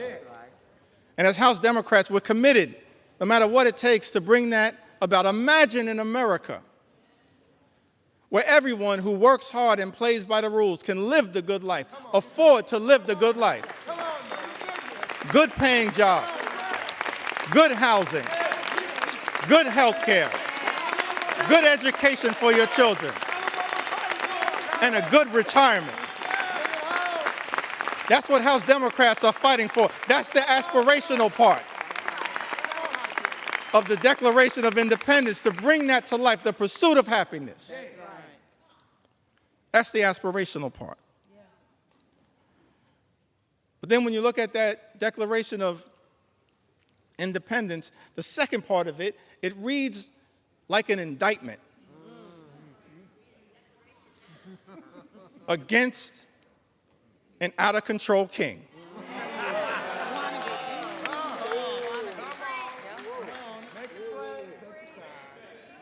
Reads like an indictment against an out-of-control king.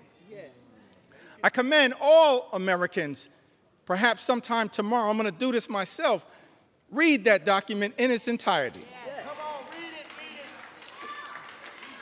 And why was that indictment issued? I think it was because the framers of this great country, they were fed up with Project 1775. And so they implemented Project 1776. So I know that there are people concerned with what's happening in America, but understand what our journey teaches us is that after Project 2025 comes Project 2026. And you will have an opportunity to end this national nightmare as part of Project 2026. I love the framers. They gave us a blueprint for what should give us hope in this moment. That's right. I think that I want to close by referencing Take your sweet time.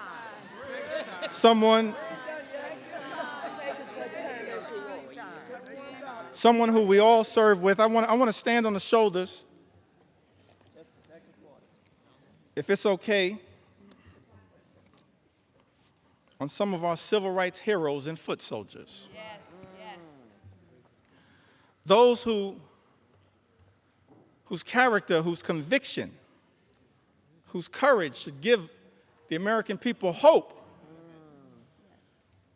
at a moment of great despair. Many of us had the great honor of serving with Congressman John Lewis.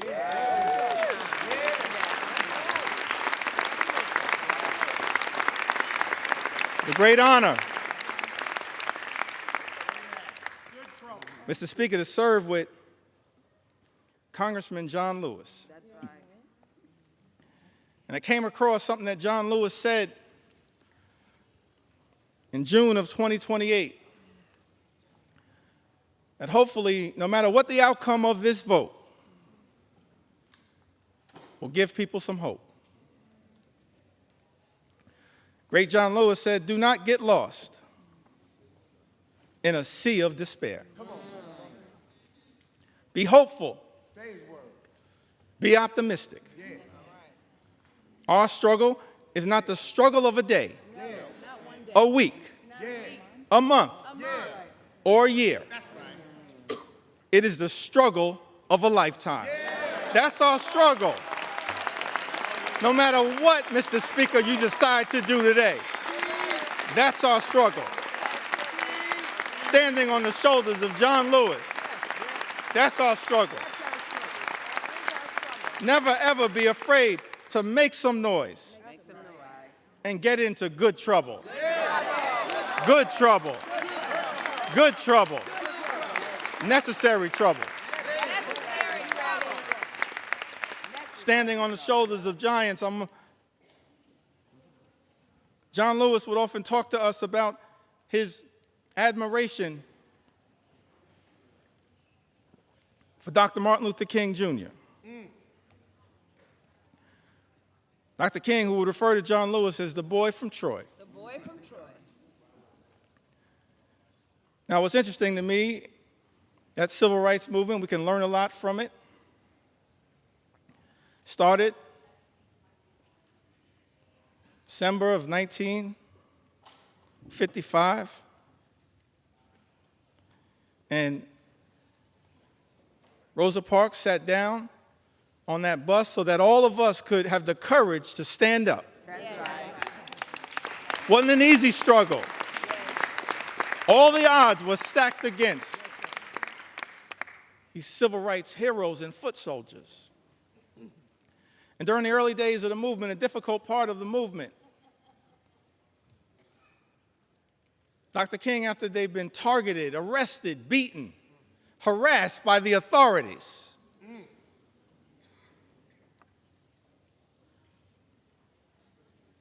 he traveled to Brooklyn, New York, Yes. Brooklyn. and spoke at the Concord Baptist Church. I think it was in March of 1956. And he said to a group of people of every race, every religion, every life experience, the Concord Baptist Church in Bedford-Stuyvesant, said to them, no matter what the odds, we've got to press on. Press on. Dr. King said that if you can't fly, run. That's right. If you can't run, walk. That's right. If you can't walk, crawl. But at all times, press on. And keep pressing. And so as I take my seat, I just want to say to the American people that no matter what the outcome is on this singular day, Fight forward. we're going to press on. We're going to press on. We're going to press on.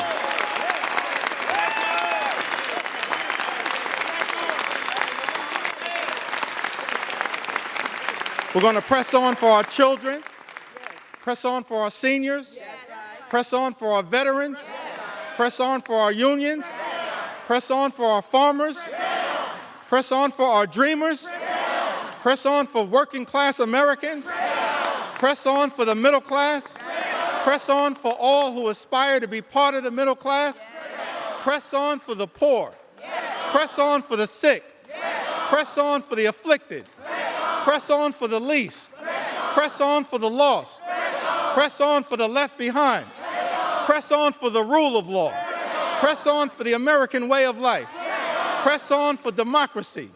We're going to press on. until victory is won. I yield back.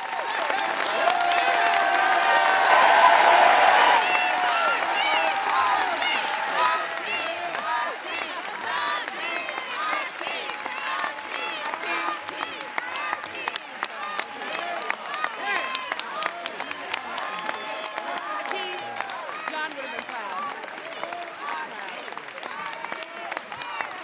High king, high king, high king, high king,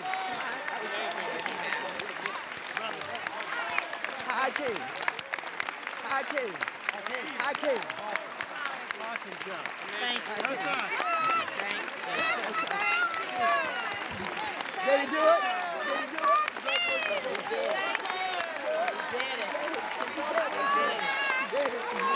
He did it. He did it. High king, high king. High king, high king. Leaders lead. High king, high king, high king, high king, high king, high king, high king, high king, high king, high king, high king, high king, high king, high king, high king, high king, high king, high king, high king, high king. Gentleman from Massachusetts.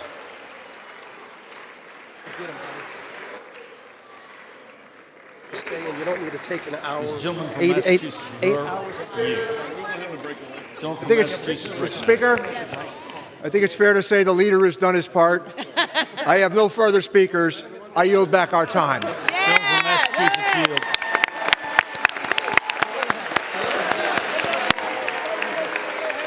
That's all you got?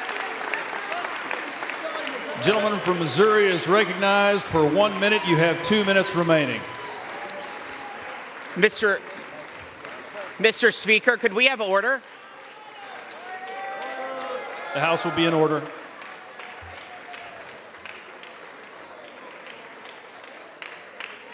The House will be in order, please. The House will be in order, please. Thank you. Gentleman from Missouri is recognized for 1 minute. You have 2 minutes remaining. Wow, Mr. Speaker. We have stood in this chamber for over 8 hours listening to a lot of words, a lot of comments, a lot of inaccurate statements.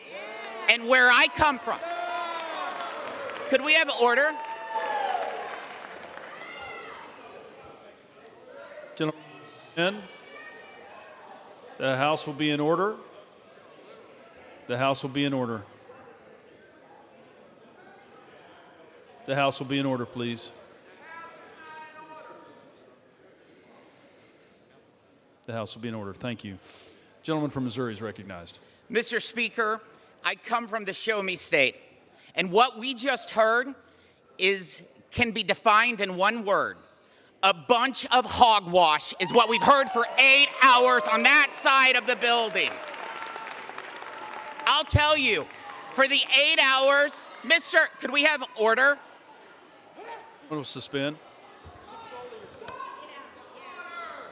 The House will be in order.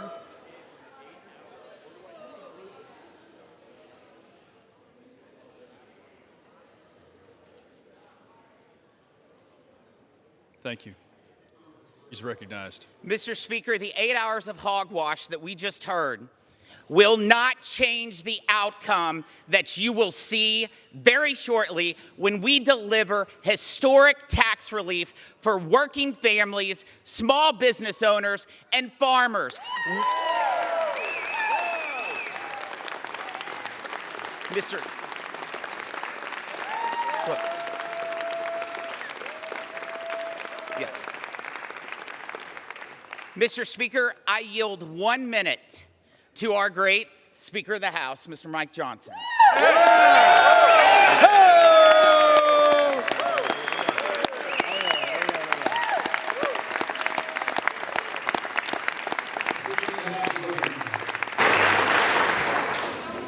I thank the gentleman from Missouri. I thank you, Mr. Speaker.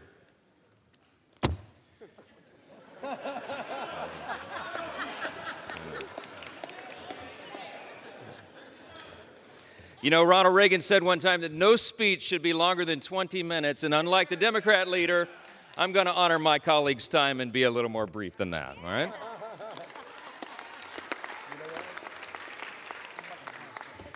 I just want to say something that many of us learned when we were children. We were taught, you know, it takes a lot longer to build a lie than to tell the simple truth.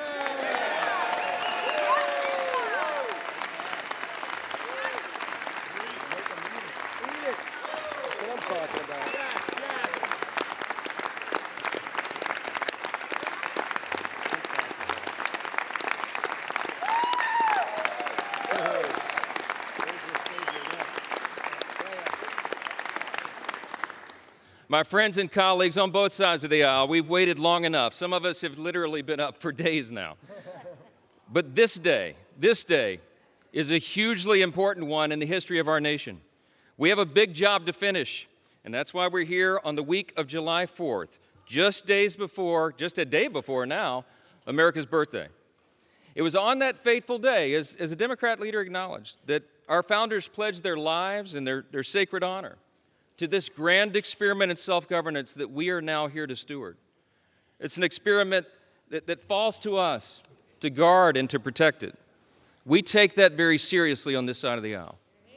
In just a few moments, we will remind the world why the American experiment still endures today and why its best days are still ahead of us. Yeah.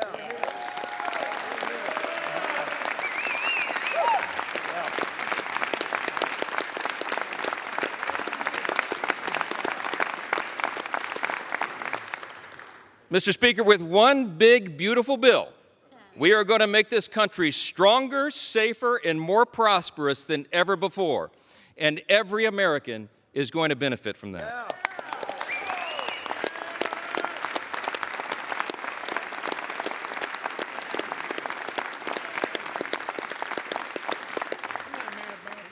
Today, we are laying a key cornerstone of America's new golden age. Now listen, we have a few words of gratitude first. Scripture's been cited a lot this morning, I think mostly out of context, but what I will say, one thing that we know about Scripture is that we're supposed to give honor where honor is due, and that's what we do on this side of the aisle.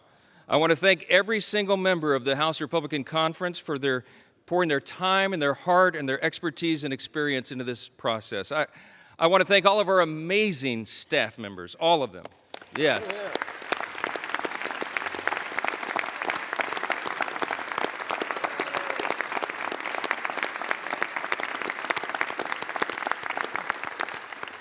Their dedication, their endless hours, their hard work made this all possible. I want to thank the White House Office of Legislative Affairs, who have basically lived with us now for the last few weeks. Their patience and persistence and their professionalism is greatly appreciated. Our country's incredible cabinet secretaries have been involved as well. They've assisted us in countless ways throughout this process. Our Vice President, J.D. Vance, helped us navigate so many dire straits along the last several weeks through the House and the Senate. And of course, our bold, visionary, fearless President, Donald J. Trump,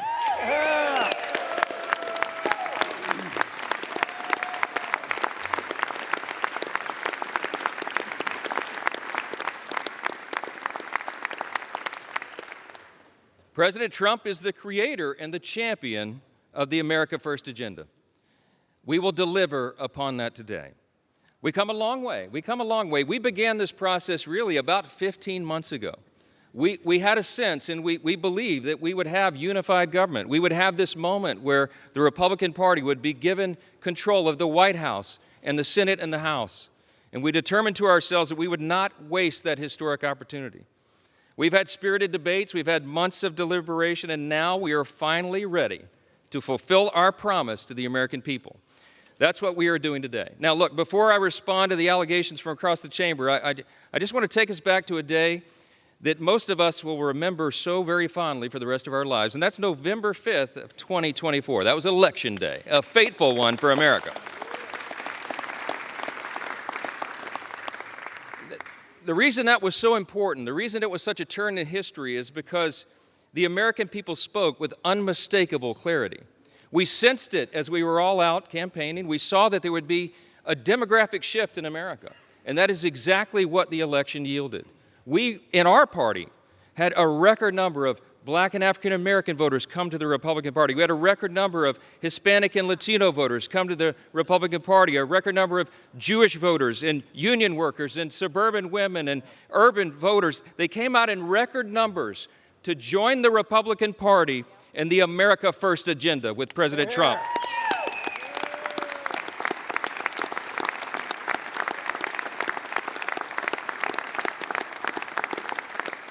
That election was decisive. It was a bellwether. It was a time for choosing. And I tell you what, the American people chose overwhelmingly. They chose the Republican Party.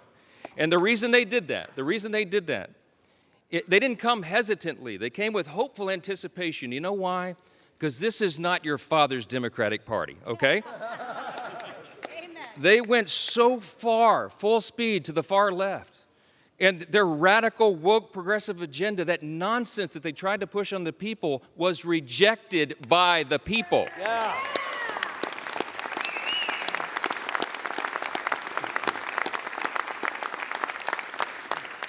These new voters came to us. They had enough of the Biden-Harris madness and all the things they were trying to hoist upon the American people that they just don't believe in their hearts. And they were hopeful. They came to us with hope. They wanted us to restore common sense and accountability, and we promised to them that we would do just that. Those new demographics came to the Republican Party because of open borders wreaking havoc on their communities.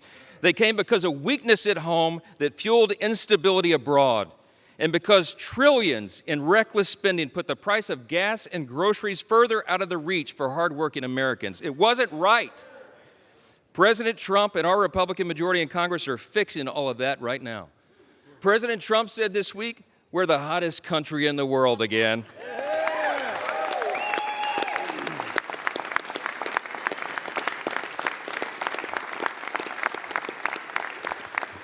My friends, that is an objective truth. Hey, listen, how about all the wins for the president and this party? Here's just a sample from the last 2 weeks. The headline today will be, the one big beautiful bill passes the Congress, okay?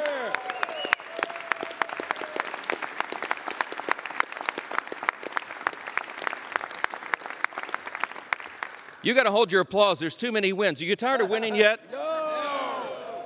Fourth jobs report in a row exceeds expectations. A sample of the headlines. Lowest monthly border encounters in U.S. history. We closed the border.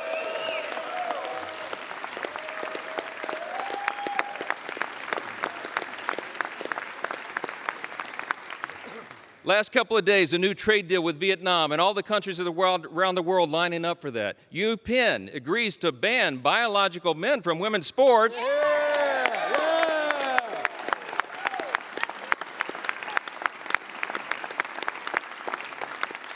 And they ought to give a personal apology to every female athlete impacted by that nonsense. Gas prices are at a 4-year low, my friends. The Air Force and Space Force both hit their 2025 recruiting goals 3 months early. Israel is agreeing to a 60-day ceasefire with Hamas. Successful strike on Iranian nuclear sites handles that problem. That's exactly right.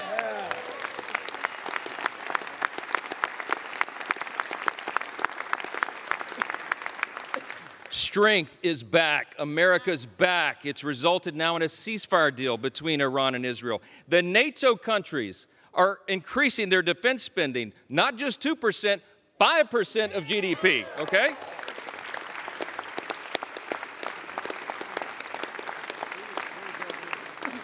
The president got in charge and got a Rwanda-Congo peace deal. The Supreme Court ended nationwide injunctions. How about that?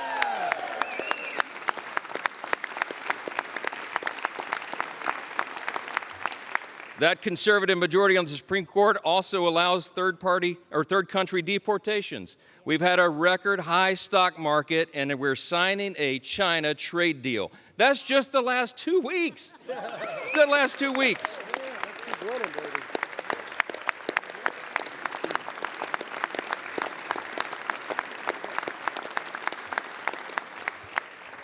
So many simple truths to share and so little time to do it, because I I want everybody to have a break here. But I just want to say this. It's really nice to hear my Democrat colleagues suddenly take an interest in working Americans again. Did you pick up on that theme today? Let's be clear. Working Americans stopped trusting Democrats a long time ago. That is a fact. They're looking to this side of the chamber. They're looking to the Republican Party and our principles to deliver the relief and the reform that they have long demanded and they most certainly deserve. This big, beautiful bill fulfills all the promises of the America First agenda. It is the people's bill. It is made for and shaped by the most diverse coalition of American voters in American history.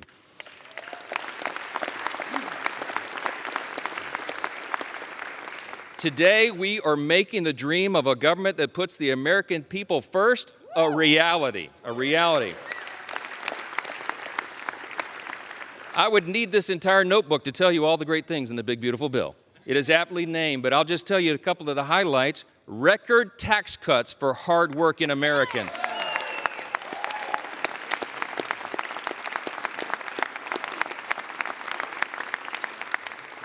Historic savings at the same time to end reckless spending. We got energy dominance coming back to power our future. We have a secure border to protect American families. We have a strong military to restore peace through strength. And we have a government that is now accountable and responsive to the people once again. That's what we're delivering.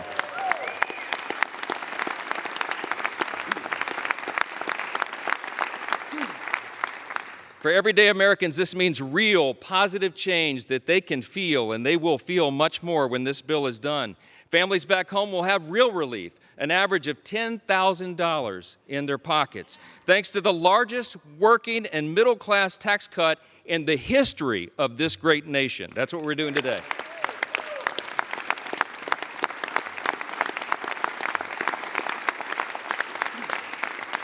You got hardworking Americans like our waiters and our bellhops and our hairstylists. They're going to keep 100% of their tips and overtime pay. That is money they earned. It does not belong to the government. It belongs to them, and they deserve to keep it.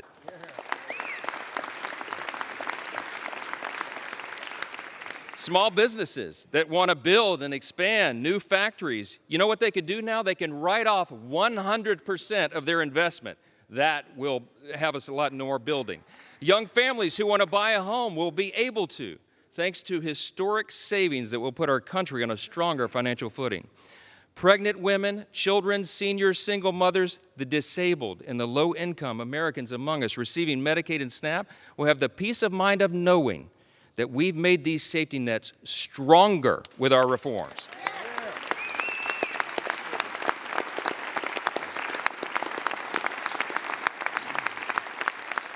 See, when Republicans are in charge, we bring common sense. We're going to make sure that Americans who do need and deserve those critical programs won't have to compete against people who can work but choose not to do so. That's not right.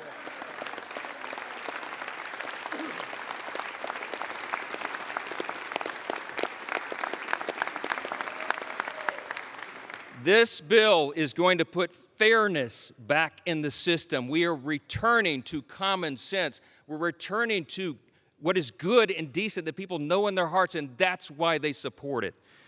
More Americans will be working, volunteering, and serving their communities because modest, common sense work requirements will restore dignity and purpose to those on taxpayer-funded benefits.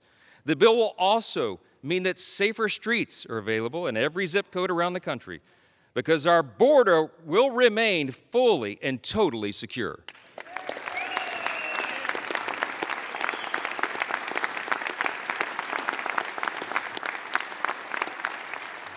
The Republican Party stands for law and order, and this is the side that stands with law enforcement, the brave men and women who are on the front line.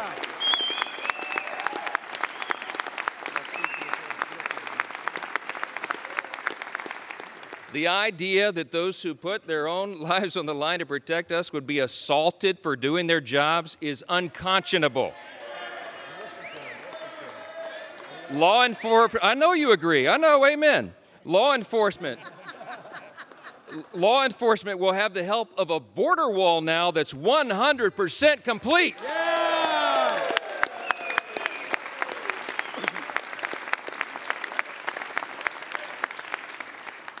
Our immigration enforcement officers will get a boost from more manpower and resources and detention space so that detained illegal aliens are not released back into the streets like they were for the last 4 years.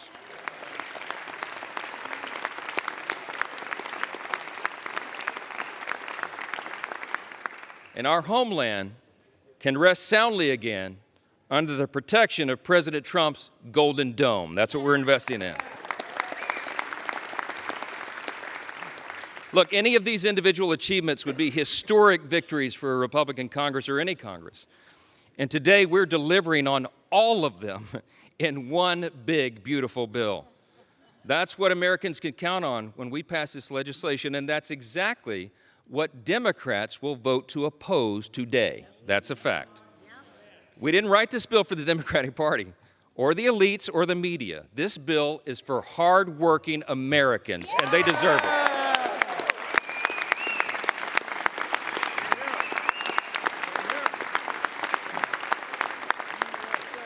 I'm gonna just say this as plainly as I can. This is a simple truth. If you're for a secure border, safer communities, and a strong military, this bill is for you. If you're for common sense fiscal responsibility and reducing the deficit, this bill is for you.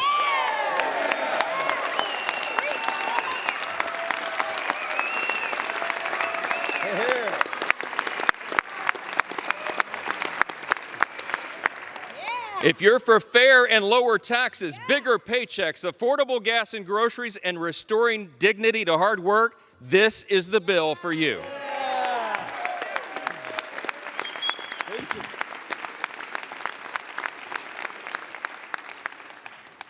It makes no difference whether our colleagues on across the chamber speak for 25 minutes or 25 hours. They can't change the truth. And today was about performance for some of them. But today for us is about results. Results that improve the lives of Americans, regardless of their race, religion, color, or creed. It does not matter.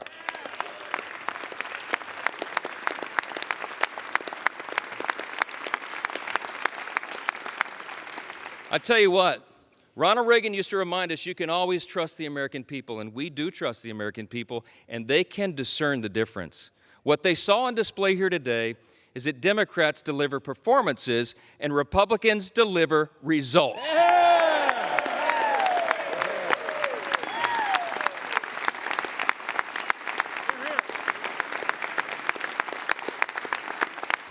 Today, my friends, we are ready now. We are going to deliver what we were sent here to do, and every American will benefit from it.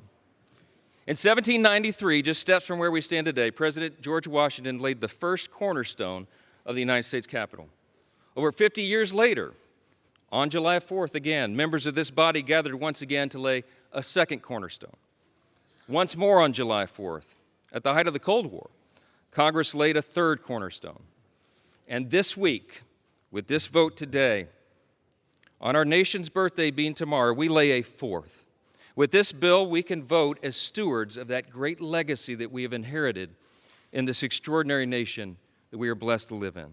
We can lay another sturdy foundation for the future of this country, a future where working Americans can feel relief, where government can finally start living within its means again, and where the United States is safer, stronger, and more prosperous than ever before.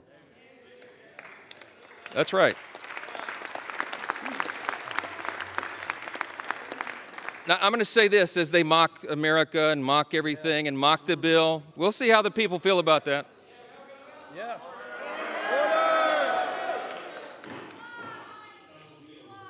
So listen, seriously, as friends and colleagues, really, across the aisle, what we celebrate tomorrow is the nation's birthday. Let's put the politics aside for a minute, and let's reflect on our blessings. No kidding, really. Tomorrow is the 249th birthday of our nation, and that's right.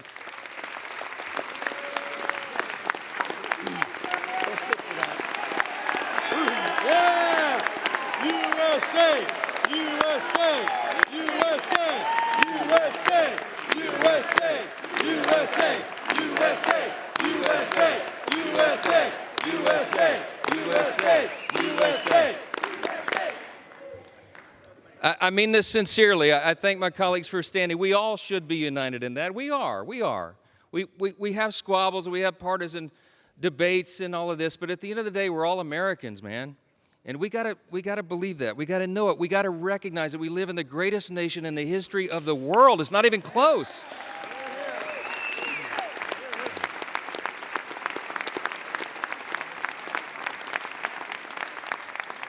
My friends and colleagues, we are so blessed. We should not take it for granted. We live in the most free, the most successful, the most powerful, the most benevolent nation that has ever been on the face of the earth. And there's a reason for that. The reason that we are the greatest nation is because we were built on the ultimate foundation. And the bold declaration that my friend Hakeem Jeffries articulated earlier is true. We unite under that. The bold declaration that we do hold these truths to be self-evident. What is a self-evident truth? It's something that's obvious. We hold these truths to be self-evident that all men are created equal. It does not say born equal, it says created equal. And that it is our Creator, yes. It is our Creator that gives us our rights. See, the powerful thing about that is we're the first nation in the history of the world that acknowledged that our rights do not derive from government. They come from God Himself.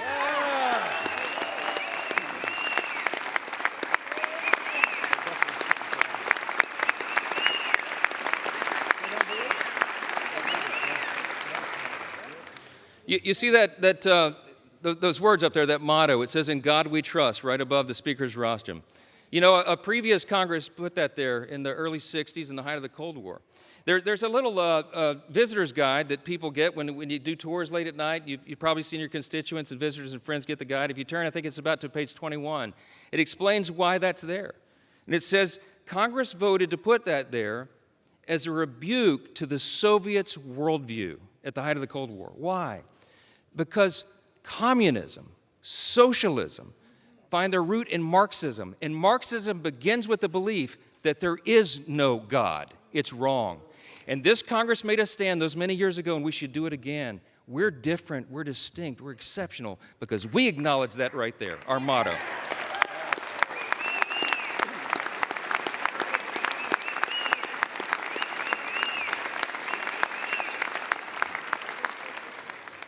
It doesn't say in government we trust. It says in God we trust. And we better remember that.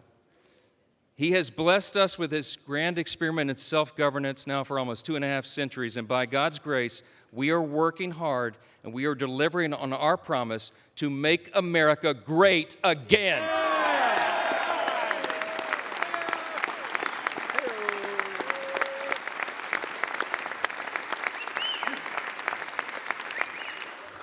This is without a doubt the most important vote of this Congress, and I think this may be the most important vote that any of us take in our entire lifetimes. And everybody better remember it, however you vote today.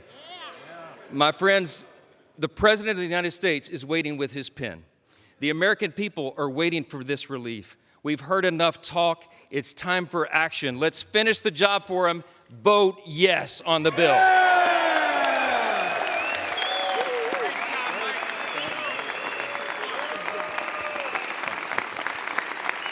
With that, I yield back.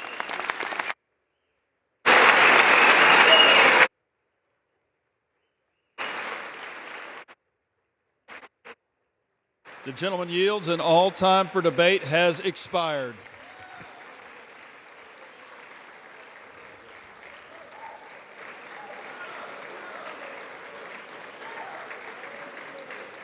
Pursuant to House Resolution 566, the previous question is ordered. The question is on the motion by the gentleman from Texas, Mr. Arrington. All those in favor say aye. Aye. Those opposed, no. No. The ayes have it. The motion is agreed to. For what purpose does the gentleman from Massachusetts seek recognition? Ask for a recorded vote. Vote is requested. Those favoring a recorded vote will rise. A sufficient number having risen, a recorded vote is ordered. Members will record their votes by electronic device. This will be a 15-minute vote.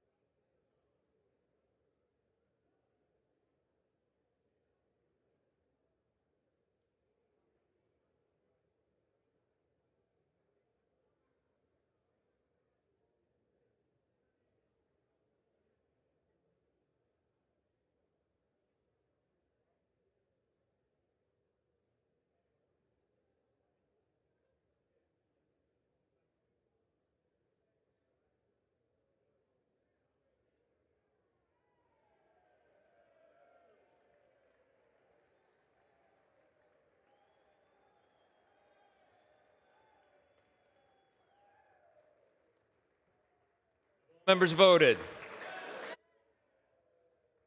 Or wish to change a vote? No.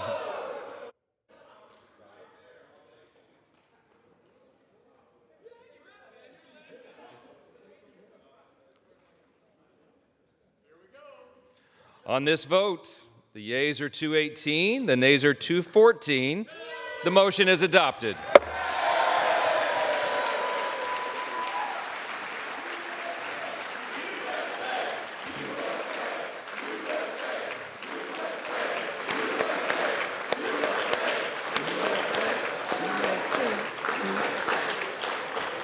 Without objection, the motion to reconsider is laid on the table.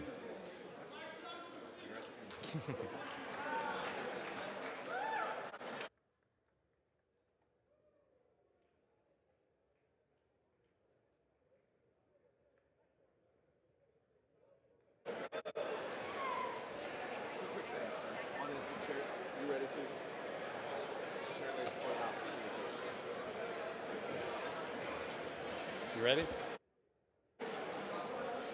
The chair lays before the House a communication. The Honorable Speaker, House of Representatives, sir, pursuant to the permission granted in Clause 2H of Rule 2 of the Rules of the U.S. House of Representatives, the clerk received the following message from the Secretary of the Senate on June 27, 2025 at 3:36 p.m. that the Senate passed Senate 98, Senate 257, that the Senate agreed to relative to the death of Frederick W. Smith, Senate Resolution 308, Appointments, Board of Visitors of the U.S. Military Academy.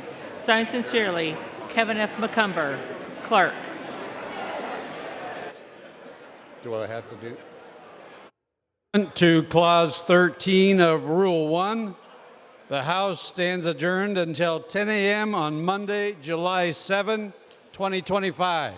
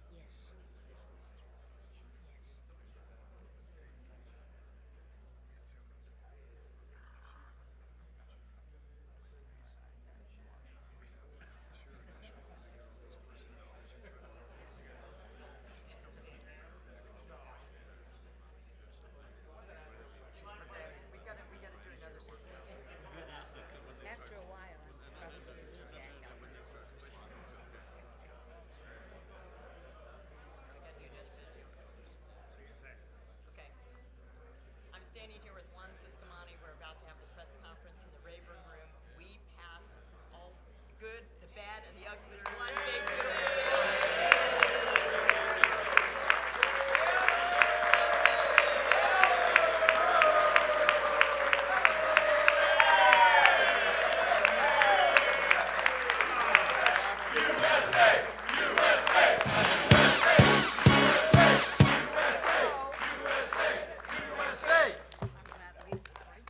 Yeah, you all can see over me? Yes. Well, good afternoon, everybody. It is noon, right? Listen, 6 months ago to the day, I spoke on the House floor about my optimism for America's future. I was optimistic because the American people gave Republicans a historic opportunity, an opportunity to enact the largest tax cut in American history, to finally secure our borders and unleash American energy, an opportunity to put America first again.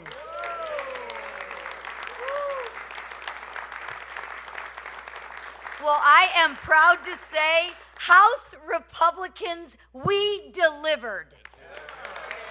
And thanks to the work of the House Republican Conference and our president, President Donald J. Trump, Americans have certainty. They will keep more money in their pockets and have the safety and security that they deserve. House Republicans remained unified. No one thought we could do it. Everybody doubted us, didn't they, Mr. Speaker? Right? They doubted us. But here we are again. Mr. Whip, what are we, 6-0? Yeah, nobody in this room doubted us. No, nobody here doubted us. But we are unified. We delivered on our promises to the American people. No taxes on tip. No taxes on overtime, tax relief to seniors, enhanced child care tax credits, elimination of the death tax, more ICE agents. We're finishing the border wall and funding the Golden Dome. And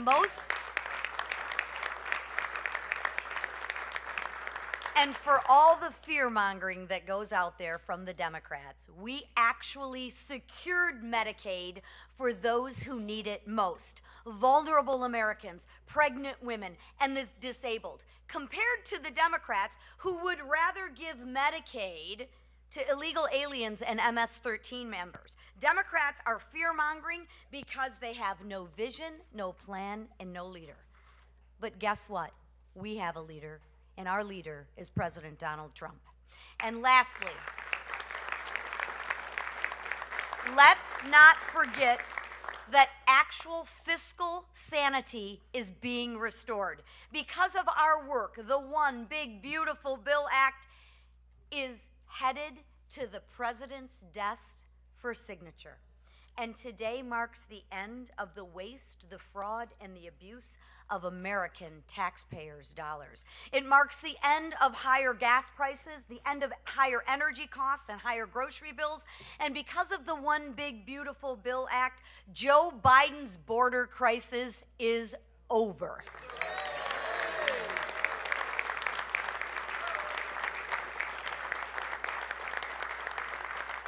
Listen, I applaud my colleagues who worked tirelessly. I don't think the Speaker and the Whip and the leader have slept in days.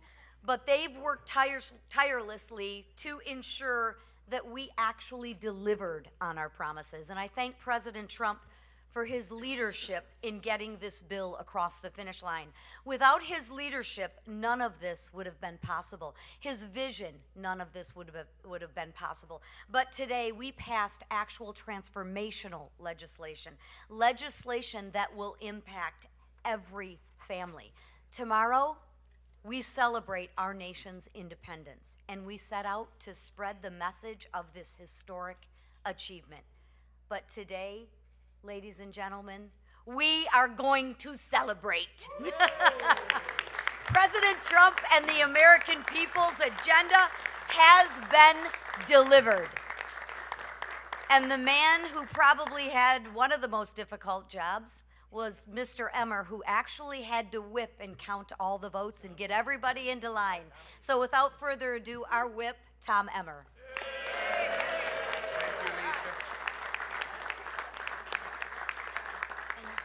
You know, Mr. Speaker, they always complain about such a small majority, but for us old hockey players, it's just fewer numbers to count. It works out much better. On November 5th, Americans elected a Republican House, a Republican Senate, and a Republican President with a mandate for change, a mandate to undo the failed policies of the last 4 years and to deliver on President Donald J. Trump's America First agenda. Today, we're all proud to report that by passing our one big, beautiful bill and sending it to President Trump's desk to be signed into law, we are fulfilling that mandate. This is a once-in-a-generation piece of legislation that secures our border, unleashes American energy, allows families to keep more of their hard-earned taxpayer dollars in their pockets, cuts waste, fraud, and abuse in government programs like SNAP and Medicaid, modernizes our air traffic control system, strengthens our national defense, and so much more, all while implementing the largest cut in mandatory spending in our history. To put it simply, this bill is President Trump's Make America Great Again agenda being codified into law. From Minnesota to Texas and Maine to California, there are wins in this legislation for every single American. And I couldn't be more proud to be part of the Republican team that got this thing across the finish line. I want to say thank you to our Speaker, Mike Johnson.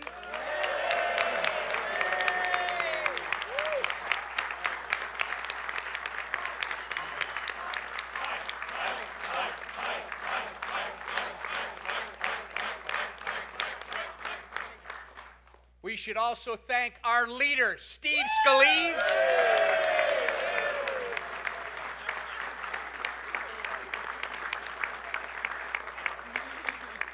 And while she won't tell you what she's doing, we got to give a big thank you to our conference chair, Lisa McLean.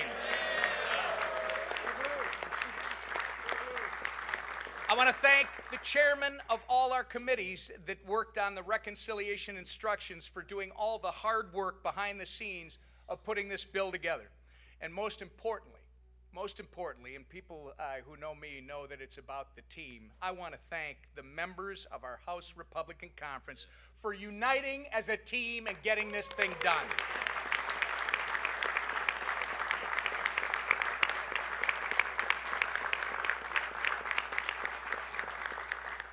As we've said a million times before, do not underestimate the Republican majority in the House, the mighty majority in the House. This legislative process may not always look pretty, and there will always be many tough fights, but one thing is certain: we will always deliver on our promises to the American people.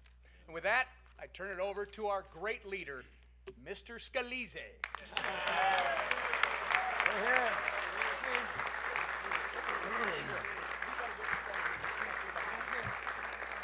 Well, thank you, Whip, and what a beautiful day here in America. It is the golden age of America again. America's coming back. And I tell you, a lot of people wrote this bill off for dead. Nobody said it would be easy. But you know what? We didn't come here to do easy things. We came here to do big things. We came here to make history. We came here to deliver on the promises we made to the American people, to fight for them and to take power out of Washington and give it back to those families who have been struggling for way too long.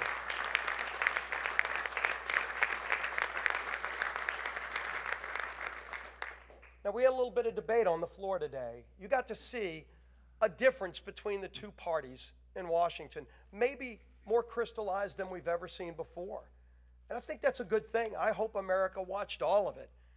Watched Democrats falling asleep behind their leader as he went on and on trying to scare the American people with lies, with scare tactics, with depressing stories about things that will never happen unless Democrats keep running this country. But the American people said, we will not live in fear. We are not a country of fear. We're a country of hope. We're a country of optimism.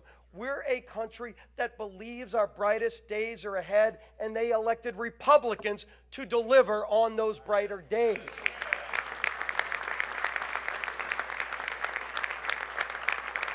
And I think maybe their leader wanted to speak for hours and hours and break records because they wanted to stand in the way of history. But history is not going to be denied. We were elected with a purpose. Donald Trump ran all around this country. He went to swing states that they said Republicans could never win. And he didn't give different messages to different places. A lot of us traveled with the president. And the one thing you can say about Donald Trump is it doesn't matter where he went. When you listen to his speech, it was probably going to be a little bit longer than the paper that was written. Might have been about a 15-minute long speech because President Trump speaks from the heart. President Trump expanded our base. It wasn't just the typical Republican voters. It was people of all walks of life, people who had given up on Washington because Washington gave up on them, and they finally saw a leader who was willing to fight for the hardworking people of this country. That's who Donald Trump has always been. And all the people that knock Donald Trump ignore one important fact. There is no better, more passionate fighter for America and its hope and promise than Donald J. Trump. And President Trump said at every stop, if you elect me, if you give me a Republican House and a Republican Senate, these are the things I will do. It was kind of historic in a lot of ways. It should be commonplace that a presidential candidate runs on specific things and then delivers on every single thing he ran on. He said, I'm going to secure America's border. His opponents said they were going to keep the border open.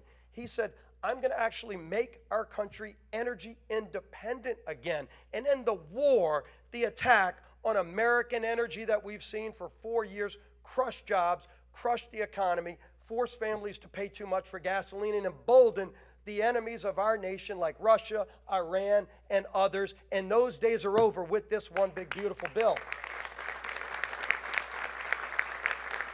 And President Trump said a lot of other things, but what American people knew about not only electing Donald Trump, but about keeping this House majority and about electing a Republican Senate, is that they said, we're going to entrust this group of people to go and be different and to deliver on those promises. And when you look through all the historic things in this one big, beautiful bill, the wins for hard-working families, win after win after win, it's delivering on those promises. We are going to see economic growth. When Donald Trump signs this bill tomorrow on America's birthday, the independence of our nation, you will start seeing historic growth like we've never seen before.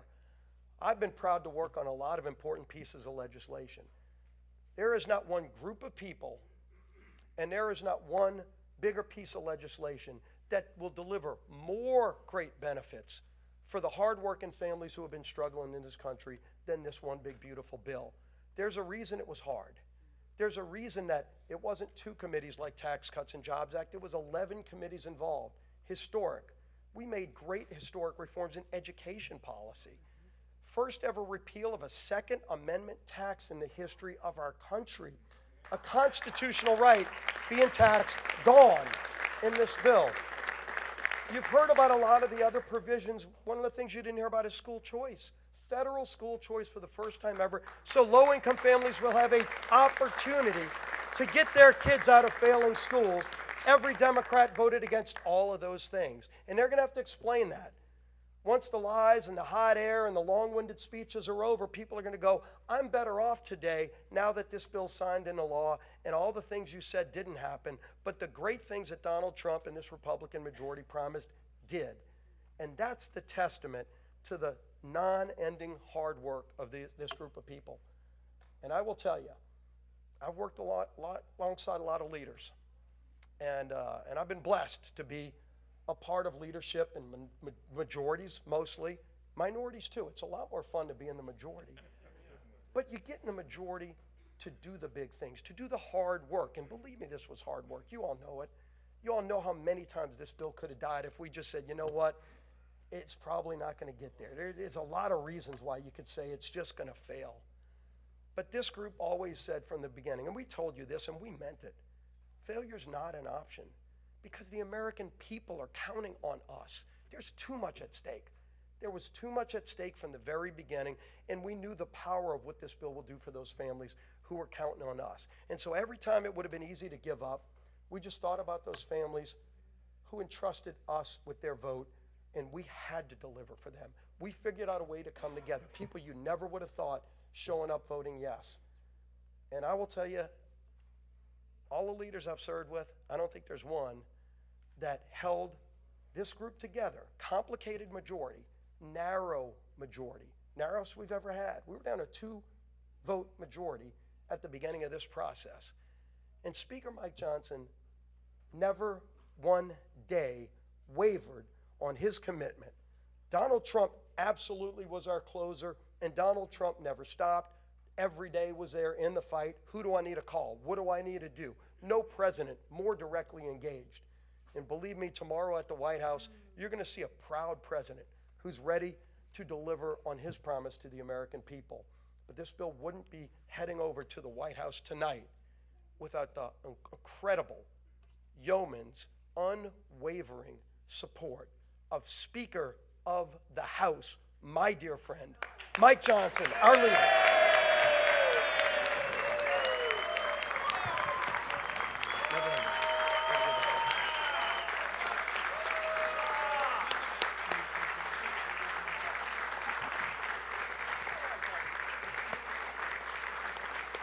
Thank you.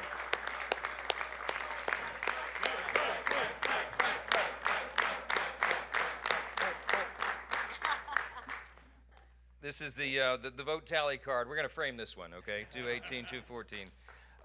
Listen, I'm not going to give you a long speech. A lot has been said today, and these people are exhausted. A couple of us quite literally haven't slept in 2 days, so I'm a danger to myself and others right now. I'm not going to speak off the cuff. I'll just say this. I mean, many of you have asked me this question in the hall over the last couple of days. But when it looked like that we might actually deliver this thing, particularly this morning, how did you know? I mean, what kept you going? Why did you think this was possible? You guys made an audacious plan. You brought the most comprehensive, complicated piece of legislation, probably, arguably in the top 2 or 3 in the history of the Congress, with the smallest margin in U.S. history, which we had for a big chunk of the first 100 days. And you put this audacious timeline. You said you were going to pass it out of the House by Memorial Day. I mean, some of you openly laughed at me when I said that back in early February. And then we said we would get it done by July 4th. We beat Memorial Day by 4 days, and we got this one done a day early. I just want to point out, okay? Schedule and under budget. So the question was, I mean, like, why? Why did you do that? Why did you think that was possible? Because I would sum it up with one word. It's belief. Okay, we had a vision for what we wanted to do as a group. We believed in the election cycle last fall that we were going to be given this great blessing of unified government, that we would have the White House and the Senate and the House aligned, in alignment, unified government. And we did not want to waste that opportunity because we understand the history that comes along with it, the opportunity that we can do for the country, and we believe that we would have that chance. And then I believe in the people that are standing here behind me. I believe in this group, every single one of them individually. Some of them are more fun to deal with than others, you know. I mean that with the greatest level of respect. I love every single one of my colleagues. You know, even the ones I got to spend the more time with, right? Because everybody's here, their motive is right, their heart is right. They're trying to do right for their constituents. They're trying to serve the greatest nation in the history of the world that we're going to celebrate tomorrow. We don't take that lightly. I know their hearts, and I know what their skill sets are, and I know what they bring to the table, and I get up every day excited because I know that each of them are going to bring that to the table, and they're going to serve their constituents. You could not have a greater group of public servants than the people standing in this room right here. They will give their all for this country. And man, that's what the framers intended when they put this thing together 249 years ago. This is what it was about. So I believed in this vision. I believed in the group. I believe in America. I believe we have the greatest nation.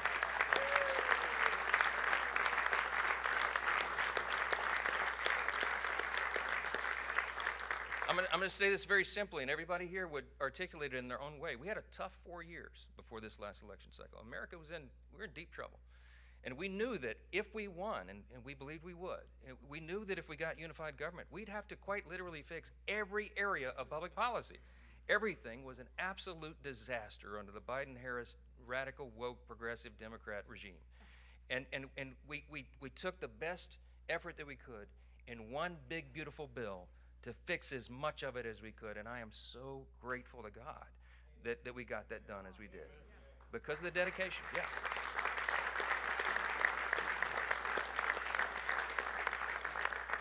Lastly, it's no secret, I do believe in God. I believe in that motto that's up that I referenced in the floor speech a little while ago. I believe that is what has made our nation the greatest in the history of the world. And some people shake their heads and they think that's old-fashioned or something. That is a fact. When the framers put this together, they stepped out in faith. They did something that no nation had ever done before. The great statesman, philosopher G.K. Chesterton of Great Britain said, America is the only nation in the world that was founded upon a creed. And he said it's listed with almost theological lucidity or clarity in the nation's birth certificate, the Declaration of Independence. We hold these truths to be self-evident, that we recognize, we boldly proclaim the self-evident truth that our rights do not come from the government, they come from God himself. He's the one that gave us our rights. That's right.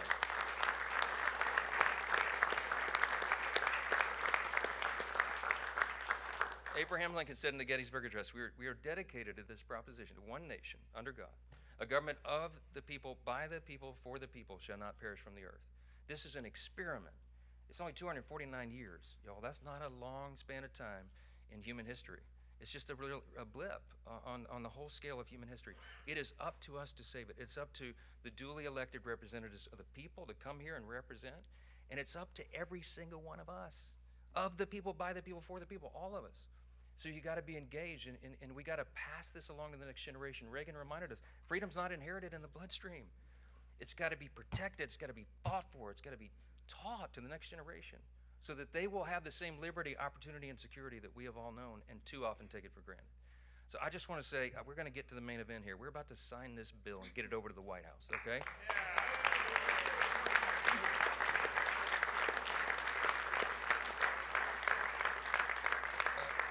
Some of these men and women have got to go catch flights and stuff. So we're going to sign this real quick, and I'll take a few questions. But I just want to say this: do not take for granted what we have been given.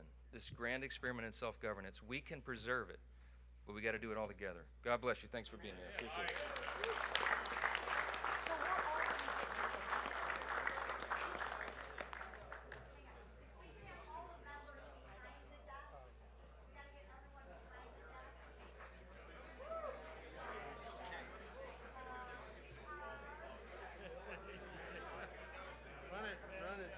Run it. I want to be the runner. That's the coolest.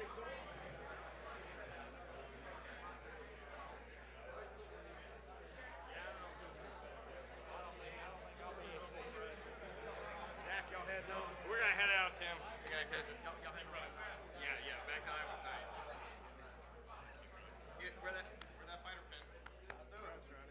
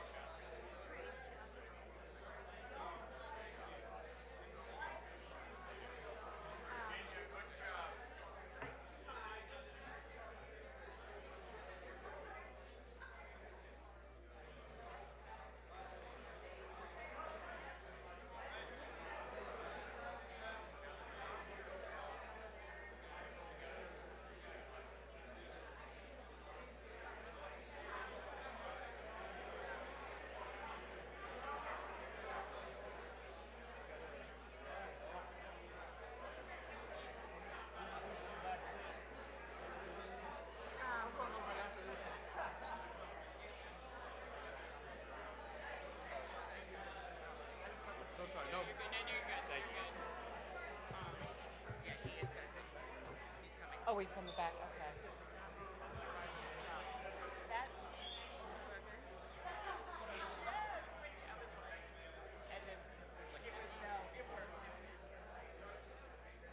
I'll let her know.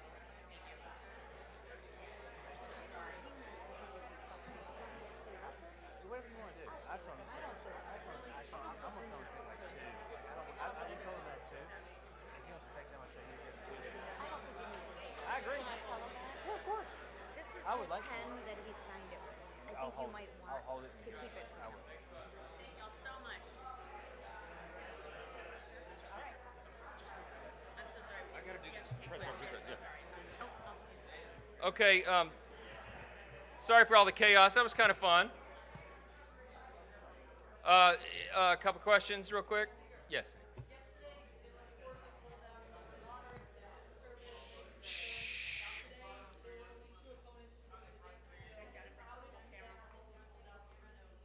Yeah, so the question, you didn't hear it, it's kind of loud in here. The question was, how did we get the holdouts to yes? Here's the, so my leadership style is I try to be a servant leader. And as I mentioned earlier, I know what every member of this body, every member of this conference brings to the table. And the leader's job is to bring out everybody's best and get them to their highest and best use. And that takes some time. So what happened procedurally, not to get too deep in the weeds, but we got the Senate modifications to the House bill. Now we're really proud because the big beautiful bill, 85 to 90% of it is the original House product that we ourselves drafted over the course of more than a year. But when we went to the Senate, of course, as the other chamber is apt to do, they made some changes. They sent it over to us. We didn't have it for a lot of time.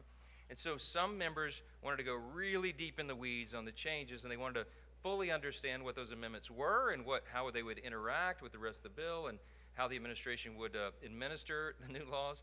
And so there was a process there for a couple of days where we allowed that time for them to explore all that, to talk with leaders in the administration. President Trump was so generous with his time answering questions himself. Vice President J.D. Vance was directly engaged. We had cabinet secretaries at a number of different federal agencies answering questions from members. Some of them even brought their agency attorneys in to get really deep in the weeds on the details. I knew as the leader that we would have to take the time to do that. And so some of that went into late into the night. And I was not going to make anybody, I was not going to demand anybody's vote or their position on the bill until they felt that they had exhausted that opportunity. So we did it, and that's how we got everybody yes. Yeah.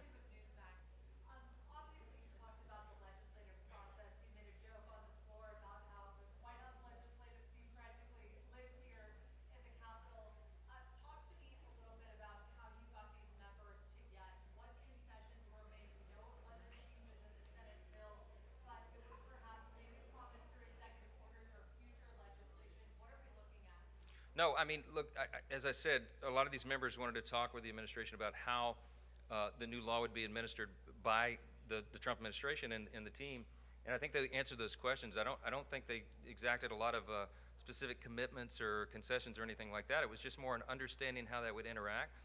As you know, this president has been a bold leader. By last count, he's issued over maybe close to 160 executive orders so far. We're trying to codify as many of those as possible, so a lot of the discussions were about what executive orders will be forthcoming as it relates to the new legislation, and how can we be involved as a House to codify that and do all that in a coordinated fashion. The beauty of unified government is this is exactly how it can work and how it's supposed to work, is that you have an interaction between the executive and the legislative branches, because that's what's best for the people, and that coordination is going to yield great results for the folks. So that was part of the discussion yesterday. Last question. Some of the holdout members have told us that they understand the president will consider more tariffs on solar and wind as part of the deal, and also that there were assurances about a big issue for your conference, undocumented immigrants and benefits. Can you help us understand what that might look like, how he would limit those benefits? I literally don't know anything about that. I mean, I wasn't privy to the conversation. So I would tell you there's lots of rumor and conjecture and innuendo that floats around, especially when you got so many people wandering around the building and deliberating over their vote. So I don't know how much stock I'd put into much of that. But all right, last question. Yes, ma'am.